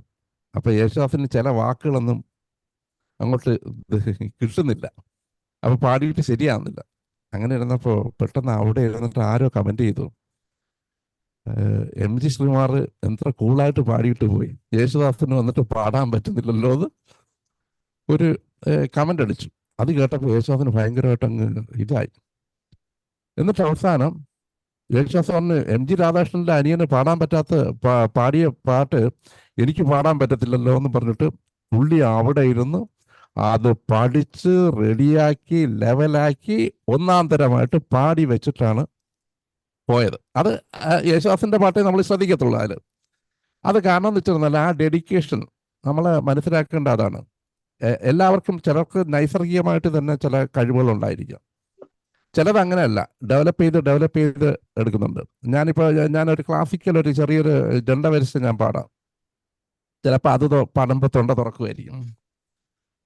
സസരി സാരി സരി ഗരി ഗരി ഗമ സസരി രിഗ സരി സഗ സരിഗ സരിഗ മരി രിഗ രിഗ രിഗ മഗ മ ഗമ മപ രിഗ ഗമ രിഗ രിമ രിഗ മ രിഗ മപ ഗമ ഗമ ഗമ പ മപ മപ പദ ഗമ മപ ഗമ ഗപ ഗമ പ ഗമ പദ മമ പ മപ മപദ പദ പദ ധനി മമ പദ മപ മദ മപദ മപദനി പപദ പദ പദനി ധാനി ധനി നിസ പദ ധനി പദ പനി പദനി പദനി സനി സാനി സനി ധനി ദ നിദ ദ പ സനി നി ദ സനി സദ സനി ദ സനി ദ പനി നി ദ നി ദ നി ദ പദ പ ദ പ പ മ നി നി ദ ദ പനി ധ നി പനി ദ പ മ ദ ദ പ ദ പ മ പ മ പ മ മ ഗ ദ ദ പ പ മ ദ പ ദ മ ദ പ മ ദ പ മ ഗ പ പ മ പ മ പ മ ഗ മ ഗ ഗ രി പ പ മ മ ഗ പ മ പ ഗ പ മ ഗ പ മ ഗ രി മ മ ഗ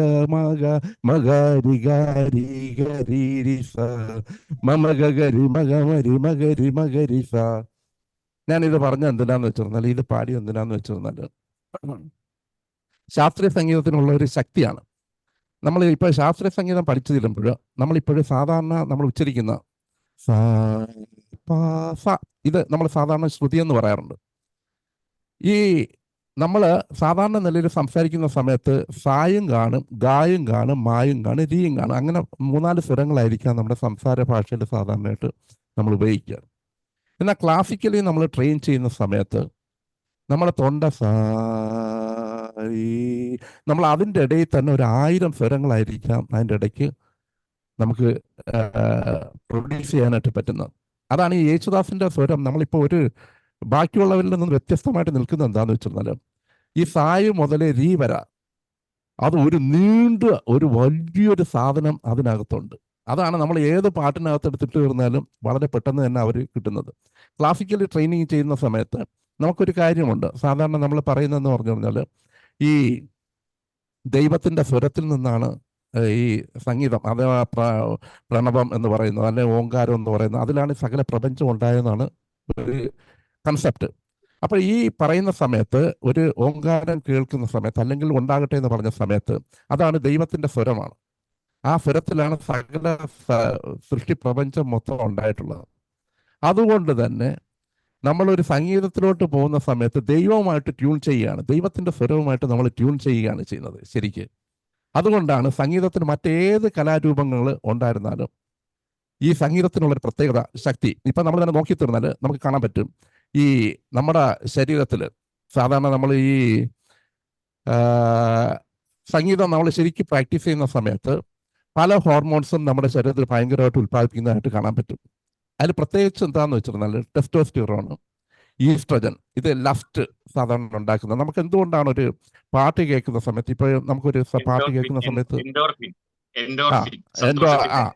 ഇതെല്ലാം ഉണ്ടാകുകയാണ്. ഈ ലസ്റ്റ് അട്രാക്ഷൻ ഉണ്ടാക്കുന്നത് ഡോപ്പമൈന്, നോറെപ്പിനെഫ്രിൻ, പിന്നെ സെറട്ടോണിൻ ഉണ്ടാകുന്നുണ്ട്, നമ്മുടെ ശരീരത്തിൽ ഉൽപ്പാദിപ്പിക്കുന്നുണ്ട്. നമ്മളിപ്പോൾ സാധാരണ ഒരു ഗീതം, ഇപ്പം നമ്മളൊരു പാട്ട് പാടുന്ന സമയത്ത് ഒരു സൊസൈറ്റിയെ നമ്മൾ നോക്കിയിട്ട് ഇതറിയാവുന്ന വ്യക്തികൾ സംഗീതം ചെയ്യുമ്പോഴാണ് അതിൻ്റേതായിട്ടുള്ള പ്രത്യേകത ഉണ്ടാകുന്നത്. ഇപ്പോൾ എ ആർ റഹ്മാൻ സംഗീതം ചെയ്യുമ്പോൾ അദ്ദേഹത്തിന് മാസിൻ്റെ സൈക്കോളജി അറിയാം, മാസ് ഇതാണ് ഇഷ്ടപ്പെടുന്നതെന്ന് അറിയാം.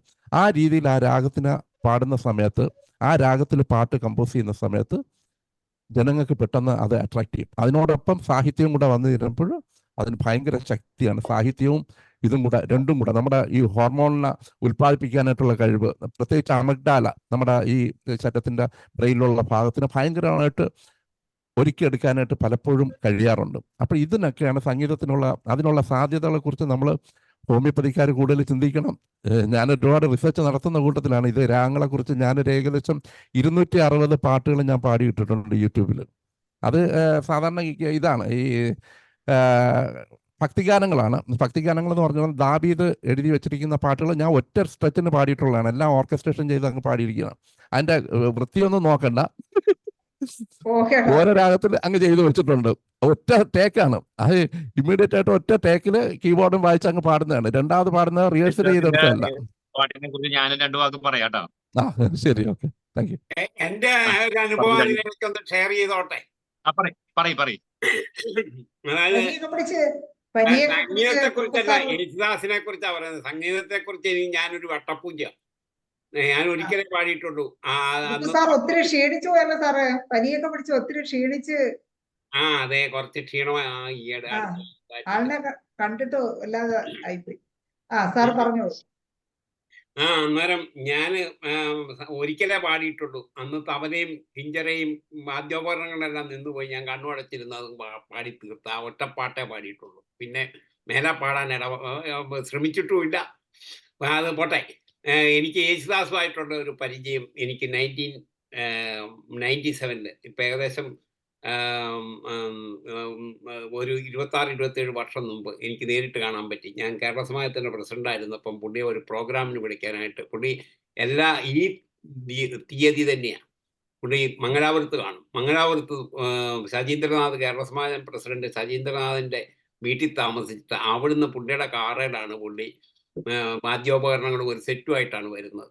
അവരുമായിട്ട് പോയിട്ട് മൂകാംബിയെ പോയി പുള്ളി പാടിയിട്ടേ പോകുള്ളൂ. എല്ലാം പറഞ്ഞാൽ ഈ പ്രാവശ്യം പുള്ളി അവിടെ പോയില്ല എന്നാണ് അറിയുന്നത്. അപ്പം അന്നേരം ഞാനത് ബുക്ക് ചെയ്യാനായിട്ട് പോയതാണ്. പുള്ളിയുടെ പിറന്നാൾ ദിവസമാണ്. പുള്ളി ഉടനെ തന്നെ കുറച്ച് പായസവും കുറച്ച് ഐസ്ക്രീമും ഒക്കെ കൊണ്ടുവച്ചു. വെച്ച് കഴിഞ്ഞപ്പോൾ ഞാൻ എൻ്റെ മുമ്പിൽ ഇരുന്ന്, പുള്ളി കഴിക്കുന്നില്ല, ഞാൻ അങ്ങോട്ട് നീക്കി വെച്ച ഐസ്ക്രീം പുള്ളി കഴിച്ചില്ല. അന്നേരം എന്നോട് ശചീന്ദ്രനാഥ് പറഞ്ഞു, പുള്ളി ഒരിക്കലും ഐസ്ക്രീം തണുത്ത വെള്ളമൊന്നും കുടിക്കാറില്ല, ചൂടുവെള്ളം മാത്രമേ കുടിക്കുള്ളൂ. കാരണം പുള്ളി അതുപോലെ ശ്രദ്ധിക്കുന്നതാണ് ജീവിതത്തിൽ. എന്നിട്ട് പുള്ളി അവിടെ ഇരുന്ന് ഒരു 3-4 സ്വരങ്ങളൊക്കെ പാടി കേൾപ്പിച്ചു. അപ്പം നമ്മളെ റേറ്റ് അന്ന് കേരളത്തിൽ പുള്ളി 1 ലക്ഷം രൂപയ്ക്ക് പാടിയത് എനിക്കറിയാം. അന്ന് 1-1.5 പാടുമായിരുന്നു. നമ്മളോട് ചോദിച്ചാൽ 5 ലക്ഷം രൂപയാണ്. നമുക്കത് പിരിച്ചെടുക്കാനുള്ള സൗകര്യം ഇല്ലാഞ്ഞുകൊണ്ട് നമ്മൾ ക്യാൻസൽ ചെയ്തു. എന്നാലും പുള്ളിയും പുള്ളിയുടെ ഭാര്യയൊക്കെ വളരെ സൗമ്യമായിട്ടാണ് പെരുമാറിയ. പുള്ളി പറഞ്ഞ എൻ്റെ സെക്രട്ടറി ആയിട്ട് സംസാരിക്കുക, അവർ സമ്മതിച്ചാൽ ഞാനും സമ്മതിക്കാമെന്ന് പറഞ്ഞു. ഏതായാലും അവർ സമ്മതിച്ചില്ല. നമ്മൾ പരിപാടി നിർത്തി. അങ്ങനെ എനിക്ക് പുള്ളിയായിട്ട് ഒന്ന് കണ്ടുമുട്ടാനും കുറച്ചു നേരം ഇരുന്ന് സംസാരിക്കാനുമുള്ള ഇതുകൊണ്ട് അന്നേരം പുള്ളി പറഞ്ഞ ഒരേ ഒരു കാര്യം, എനിക്ക് ഒറ്റ ലക്ഷ്യമുള്ളൂ, ഇതിൻ്റെ അകത്ത് എന്തുമാത്രം ശ്രമിക്കാവോ അത്രയും ശ്രമിക്കുക, അത്രയും ഇതിൻ്റെ അകത്ത് പുതിയത് എന്തെങ്കിലും ഉണ്ടോ, പക്ഷേ ഞാനത് ഒരു പുതിയ ശിശുവായിട്ടാണ് ഇതിൻ്റെ അകത്ത് ഇപ്പോഴും ഇരിക്കുന്നത്. ഇനി ഒരുപാട് കാര്യമുണ്ട്, ഈ സംഗീതത്തിൽ ഒരുപാട് പഠിക്കാനുണ്ട്, അഗാധമായിട്ട് അതിൻ്റെ അകത്ത് മുന്നിലോട്ട് ഇറങ്ങാനുണ്ട്, പക്ഷേ ഒരിടത്തും എത്തുകയല്ലെന്നാണ് പുള്ളി അന്ന് പറയുന്നത്. ശരിയാണോ തെറ്റാണോ നിങ്ങൾക്കൊക്കെ അറിയാം, അവിടെ ഞാൻ സംഗീതം പഠിച്ചിട്ടില്ല, അപ്പം അതുകൊണ്ട് കേൾക്കാറേ ഉള്ളൂ. അത് ഞാനൊന്ന് ഷെയർ ചെയ്യാമെന്ന് വിചാരിച്ചു വിളിച്ചാ. Thank you very much for okay സാറേ, സന്തോഷം. ഒരു ചാൻസ് തന്നത് വളരെ സന്തോഷം. ഓക്കെ, ഞാന് ദാസേട്ടന്റെ ഒരു കാര്യം പറയാൻ ഉദ്ദേശിച്ചതേ, ദാസേട്ടൻ പാടുമ്പോ കേൾക്കുന്നുണ്ടല്ലോ അല്ലെ? മ്യൂട്ടാണോ? കേൾക്കാല. ദാസേട്ടൻ പാടുമ്പോ ഓരോ പദവും എന്താണോ അത് കൊണ്ടുവരും, അതിനെ ഭാവം എന്ന് പറയും നമ്മള്. അപ്പം അതുപോലെ തന്നെ അദ്ദേഹം പാടുന്നതിനൊക്കെ ഓരോരോ പ്രത്യേകതകളുണ്ട്. അത് ഞാൻ ഒരു ഉദാഹരണത്തോട് പറഞ്ഞുതരാം. ഞാനിപ്പോ ഇന്ന് വിദ്യാധരൻ മാസ്റ്ററിന്റെ പാട്ട്, ഇന്ന് രാവിലെ വിദ്യാധരൻ മാസ്റ്ററിന്റെ കൂടെ എന്ന് പറഞ്ഞില്ലേ, അപ്പൊ അദ്ദേഹത്തിന്റെ ഒരു പാട്ടാണ് പിന്നിന്റെ വിരിമാറിൽ മഴവില്ലിൻ മണിമാല കണ്ണന്റെ മാറിങ്കൽ ഞാൻ ചാർത്തിയ വനമാല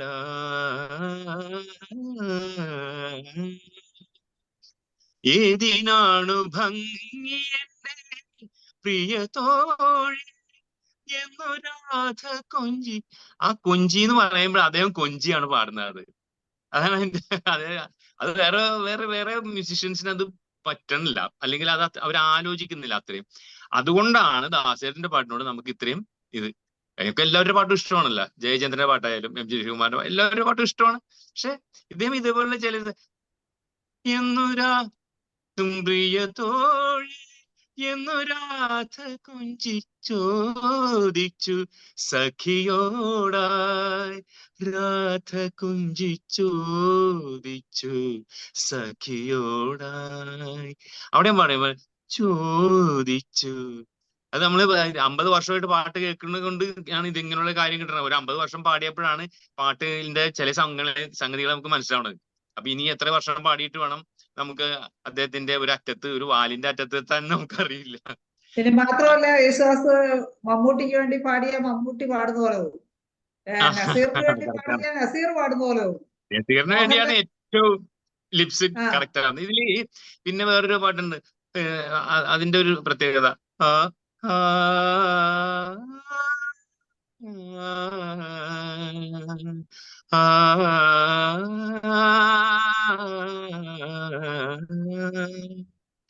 നീ മധുപകരു മലർ ചൊരിയു അനുരാഗ പൗർണമിയേ, നീ മധുപകരു മലർ ചൊരിയു അനുരാഗ പൗർണമിയേ, നീ മായല്ലേ മറയല്ലേ നീല നിലാവൊളിയേ. അപ്പൊ ഞാനിതിൽ ഇത് പാടാൻ കാരണം, നീ മധുപകരു ഇങ്ങനെ പാടുമ്പോ പുള്ളി അദ്ദേഹം പാടുന്നത് നീ മധുപകരു. അപ്പൊ രു എന്നതിനൊരു സ്ട്രെസ്സിങ് കൊടുക്കും. മലർ ചൊരിയു, അത് നിങ്ങൾ ഇപ്പൊ ആ പാട്ടെടുത്ത് കേട്ടാല് ശരിയാണല്ലോ ഞാൻ ഈ പറഞ്ഞതെന്ന് മനസ്സിലാവും, ഇല്ലെങ്കിൽ മനസ്സിലാവില്ല. നമ്മൾ പാട്ടിങ്ങനെ കേട്ടു പോണേണ്. പഠിക്കാൻ വേണ്ടി നമ്മൾ നോക്കുമ്പോഴാണ് ഇങ്ങനെയൊക്കെ. അത് എത്ര കൊല്ലം കഴിഞ്ഞിട്ടാണ്, 50 വർഷം പാടിയിട്ടാണ് എനിക്ക് മനസ്സിലാവണത്. അപ്പൊ അതുപോലെ തന്നെ എളുപ്പം പാടാം, അറിഞ്ഞു പാടണമെങ്കിൽ വലിയ പാടാണ്. അദ്ദേഹം സാറേ ഗഫൂർ സാറേ, സാറ് പറഞ്ഞ ഈ പാട്ടില്ലേ പെണ്ണിന്റെ പെരുമാറിൽ, ആ പാട്ടിന് പ്രത്യേകതയുണ്ട്. അത് ഈ യേശുദാസ് ഏത് പാട്ട് പാടുമ്പോഴും അദ്ദേഹത്തിൻ്റെതായ ഒരു സാധനമൊക്കെ അതിനകത്ത് ഇടുമല്ലോ. അപ്പൊ ഇത് ഈ വിദ്യാധരൻ മാസ്റ്റർ അദ്ദേഹത്തിന് പറഞ്ഞ് ദയവ് ചെയ്ത് ഒന്നുമില്ലാതെ അല്ലേ, അതായത് വിദ്യാധരൻ മാസ്റ്റർ പറയുന്നത് പോലെ മാത്രമായിട്ട് ഈ പാട്ട് പാടാവൂ എന്ന് റിക്വസ്റ്റ് ചെയ്തിട്ട് അദ്ദേഹം പറഞ്ഞു കൊടുത്ത അതേ രീതിയിൽ പാടിയ ഏക പാട്ടിയുടെ പക്ഷെ ഇതായിരിക്കും.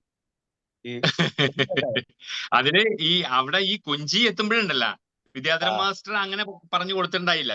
വിദ്യാധരൻ മാസ്റ്റർ പാടി കൊടുക്കുന്നത് എന്റെ കയ്യിലുണ്ട്. അതെനിക്ക് യൂട്യൂബിൽ കിട്ടും. പക്ഷെ ഞാൻ അങ്ങനെ റിക്വസ്റ്റ് ചെയ്തെന്ന് കേട്ടിട്ടുണ്ട് ഞാൻ, അതെനിക്കറിയോ. എന്നാലും ഈ ഭാവം വരണമെന്നുണ്ടെങ്കിൽ ആ പദം എന്താണോ അതിനോട് യോജിക്കണമല്ലോ ഭാവം.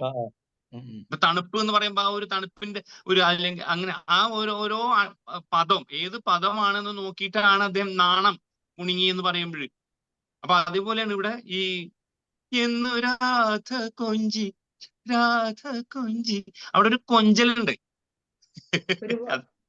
അതാണ് ഒരുപാട് പാട്ടുകൾക്ക് അങ്ങനെ അർത്ഥം അല്ലെങ്കിൽ ആ ഒരു എന്താണ് അതിന്റെ ഉൾക്കൊള്ളേണ്ട ആ ഒരു വികാരം അതിനനുസരിച്ചാണ് പാടുന്നത്. ഭയങ്കര അതിശയം തോന്നും. അതുപോലെ തന്നെ അനുരാഗ പൗർണമിയെ അവിടെ ഉണ്ട് പ്രശ്നം. അനുരാഗ പൗർണമിയെ ഞങ്ങളൊക്കെ ആണെങ്കിൽ സാധാരണക്കാർ പാടുമ്പോഴേ അനുരാഗ പൗർണമിയെ എന്ന് പാടുമ്പോഴോ അദ്ദേഹം പാടിയത് അനുരാഗ പൗർണമിയെ അനുരാഗ പൗർണമിയെ മീയെ. കണ്ട വ്യത്യാസം കണ്ട? പക്ഷെ ഇതേപോലെ എവിടെയൊക്കെ എന്തൊക്കെ ചെയ്തു വെച്ചേക്കണെന്ന് നമുക്ക് ഒരു രക്ഷയും കിട്ടൂല. അതുകൊണ്ടാണ് അദ്ദേഹത്തിന്റെ ഒരറ്റത്തെത്താത്ത പറ്റാത്തത് ബാക്കിയുള്ള ഗായകർക്ക്. ഇനി അടുത്ത സുനിൽ ഡോക്ടർ പാട്ട് പാടാൻ റെഡിയായിരിക്കണം. ഒരു എന്നിട്ട് ലാസ്റ്റ് പിന്നെ ഗഫൂർ സാറിന്റെ പാട്ടുകൂടെ കൊണ്ട് നിർത്താം. അബ്ദുൽ ഗഫൂർ സാറിന്റെ പാട്ടോടുകൂടി നിർത്താം. നമ്മളെ സമയം ഒത്തിരി ഇതായിരിക്കുകയാണ്. ആണോ ദേവൻ ഡോക്ടർ? എനിക്ക് ഗാലറി എന്തോ എന്റെ കൈ തട്ടി അത് പോയി, പിന്നെ ഗാലറിയിലാക്കാനും പറ്റുന്നില്ല, അതുകൊണ്ട് കാണത്തില്ല കേട്ടോ. ഒന്ന് പറയണേ ഹ്യൂബർട്ട് ഡോക്ടറെ, ആരെങ്കിലും ഹാൻഡ് റൈസ് ചെയ്തിട്ടുണ്ട്? ഞാന് നമ്മുടെ മഹേന്ദ്രൻ മാഷ് പാടിയൊരു പാട്ട്, നമ്മുടെ അയൽവാസിയാണ്. വളരെ കുറച്ച് പാട്ടുകൾ മാത്രമേ പാടിയിട്ടുള്ളൂ. പാടിയതെല്ലാം ഹിറ്റാണ്. അദ്ദേഹം മരിച്ചുപോയി. നമ്മുടെ എന്റെ അയൽവാസി കൂടെയാണ് ബ്രഹ്മാനന്ദൻ മാഷ്. ബ്രഹ്മാനന്ദൻ അദ്ദേഹത്തിന്റെ ഒരു പാട്ട് പാടാൻ ശ്രമിക്കാം. പ്രിയമുള്ളവളേ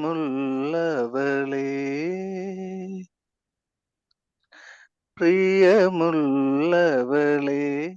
നിനക്കു വേണ്ടി പിന്നെയും നവസ്വപ്നോപഹാരം ഒരുക്കി ഞാൻ നിനക്കു വേണ്ടി മാത്രം. പ്രിയമുള്ളവളേ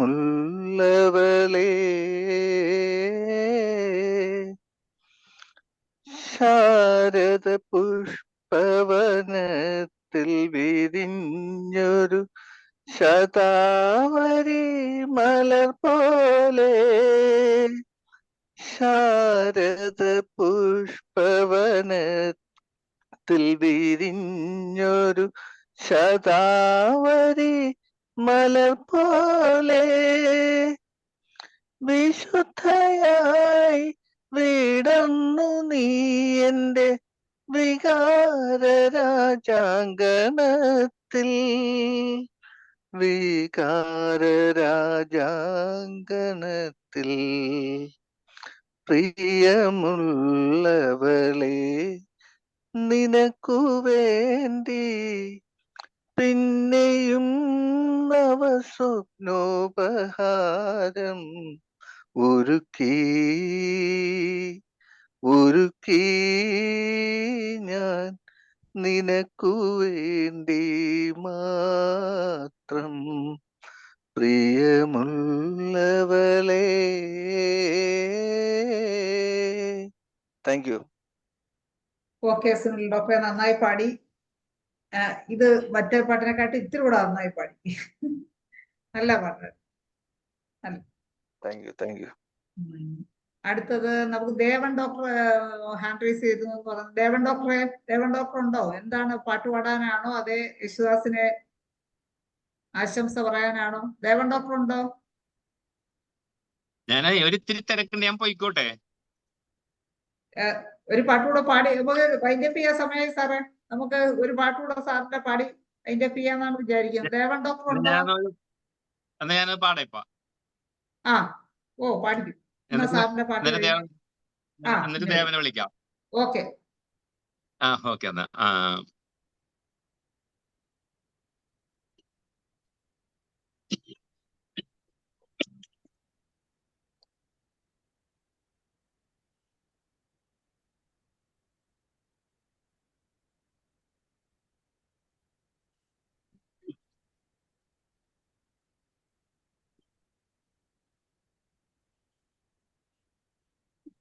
ആയിരം പാദസരങ്ങളൊന്ന് പാടുവോ സാറേ?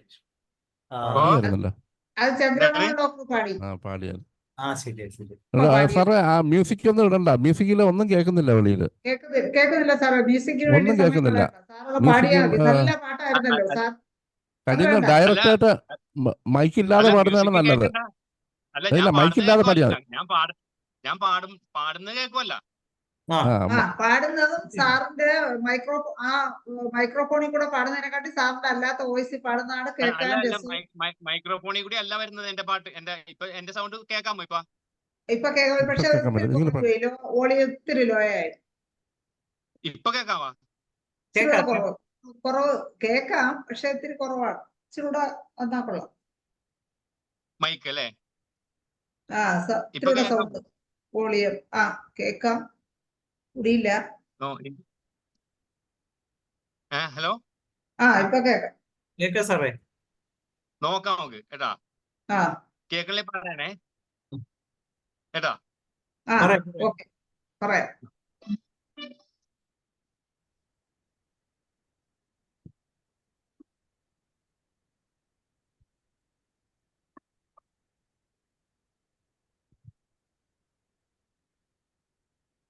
സോപാന ഗായികയേ സുനന്ദേ സ്വർഗനന്ദിനിയേ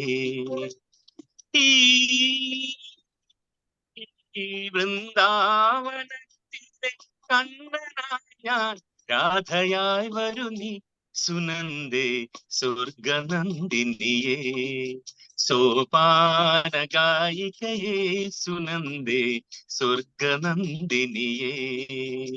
കേൾക്കാമോ?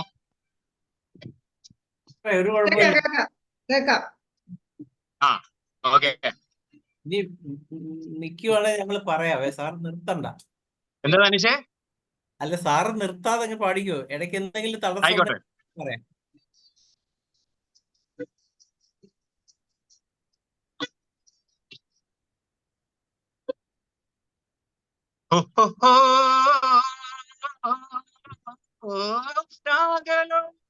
വേണുഗാനം ഗോകുലം പുൽകി ഈ അസുലഭ നിമിഷം കളയാനെന്തേ കാരണം രാധേ സുനന്ദേ എന്റെ കൺമണിയേ സോപാന ഗായികയേ സുനന്ദേ സ്വർഗനന്ദിനിയേ.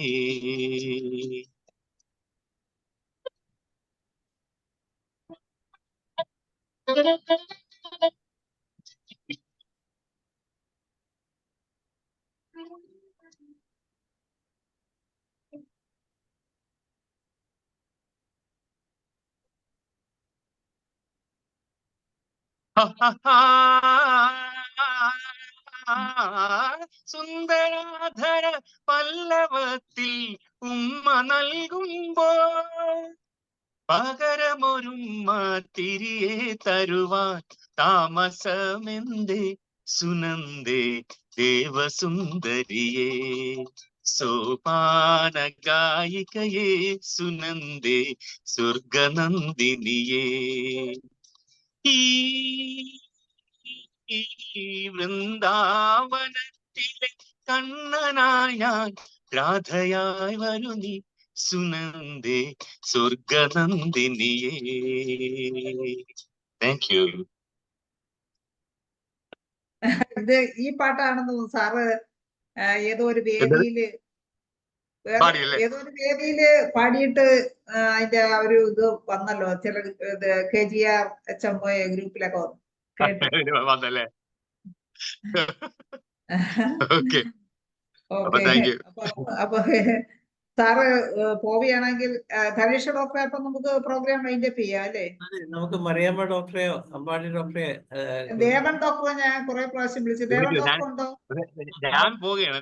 നിങ്ങള് വൈൻഡപ്പ് ചെയ്തോളൂ കേട്ടോ. Thank you. സാറ് യേശുദാസിന്റെ ജന്മദിനം 84ാം ജന്മദിനം ആഘോഷിക്കുന്ന ഈ വേളയിൽ സാർ എന്തായാലും ഞങ്ങളെ സൂം പ്ലാറ്റ്ഫോമിൽ എത്തുകയും നമുക്ക് വേണ്ടി 3-4 പാട്ട് പാടുകയും ചെയ്തു.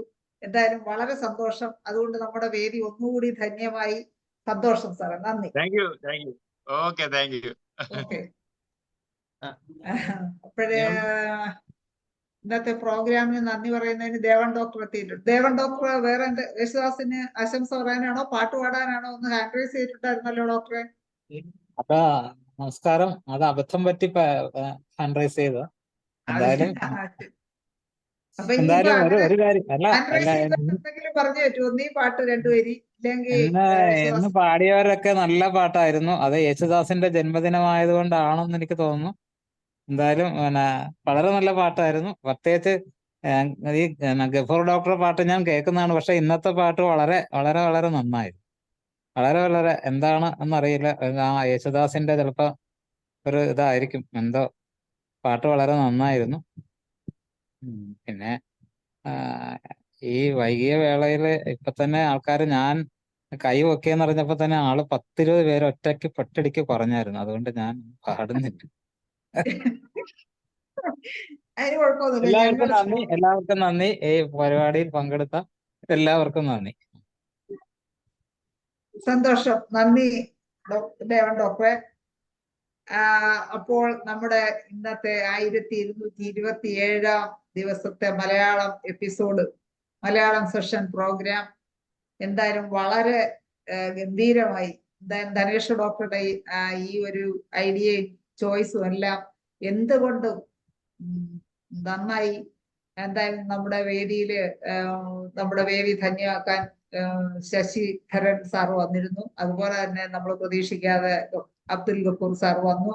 സുനിൽ കുമാർ ഡോക്ടർ പാട്ടുപാടി, ചന്ദ്രമോഹൻ ഡോക്ടർ പാട്ടുപാടി, കുറുപ്പ് സാറ് അനുഭവം പറഞ്ഞു. അങ്ങനെ എല്ലാവരും ദേവൻ ഡോക്ടർ നന്ദി പ്രകാശിപ്പിക്കാൻ വന്നു. എന്തായാലും ഇന്ന് നമ്മുടെ വേദി ധന്യമാക്കി എല്ലാവർക്കും ഒരിക്കൽ കൂടി നന്ദി പറഞ്ഞുകൊണ്ടും എല്ലാവർക്കും ശുഭരാത്രി നേർന്നുകൊണ്ടും ഇന്നത്തെ പ്രോഗ്രാം ഇവിടെ അവസാനിപ്പിക്കുകയാണ്. നന്ദി, നമസ്കാരം.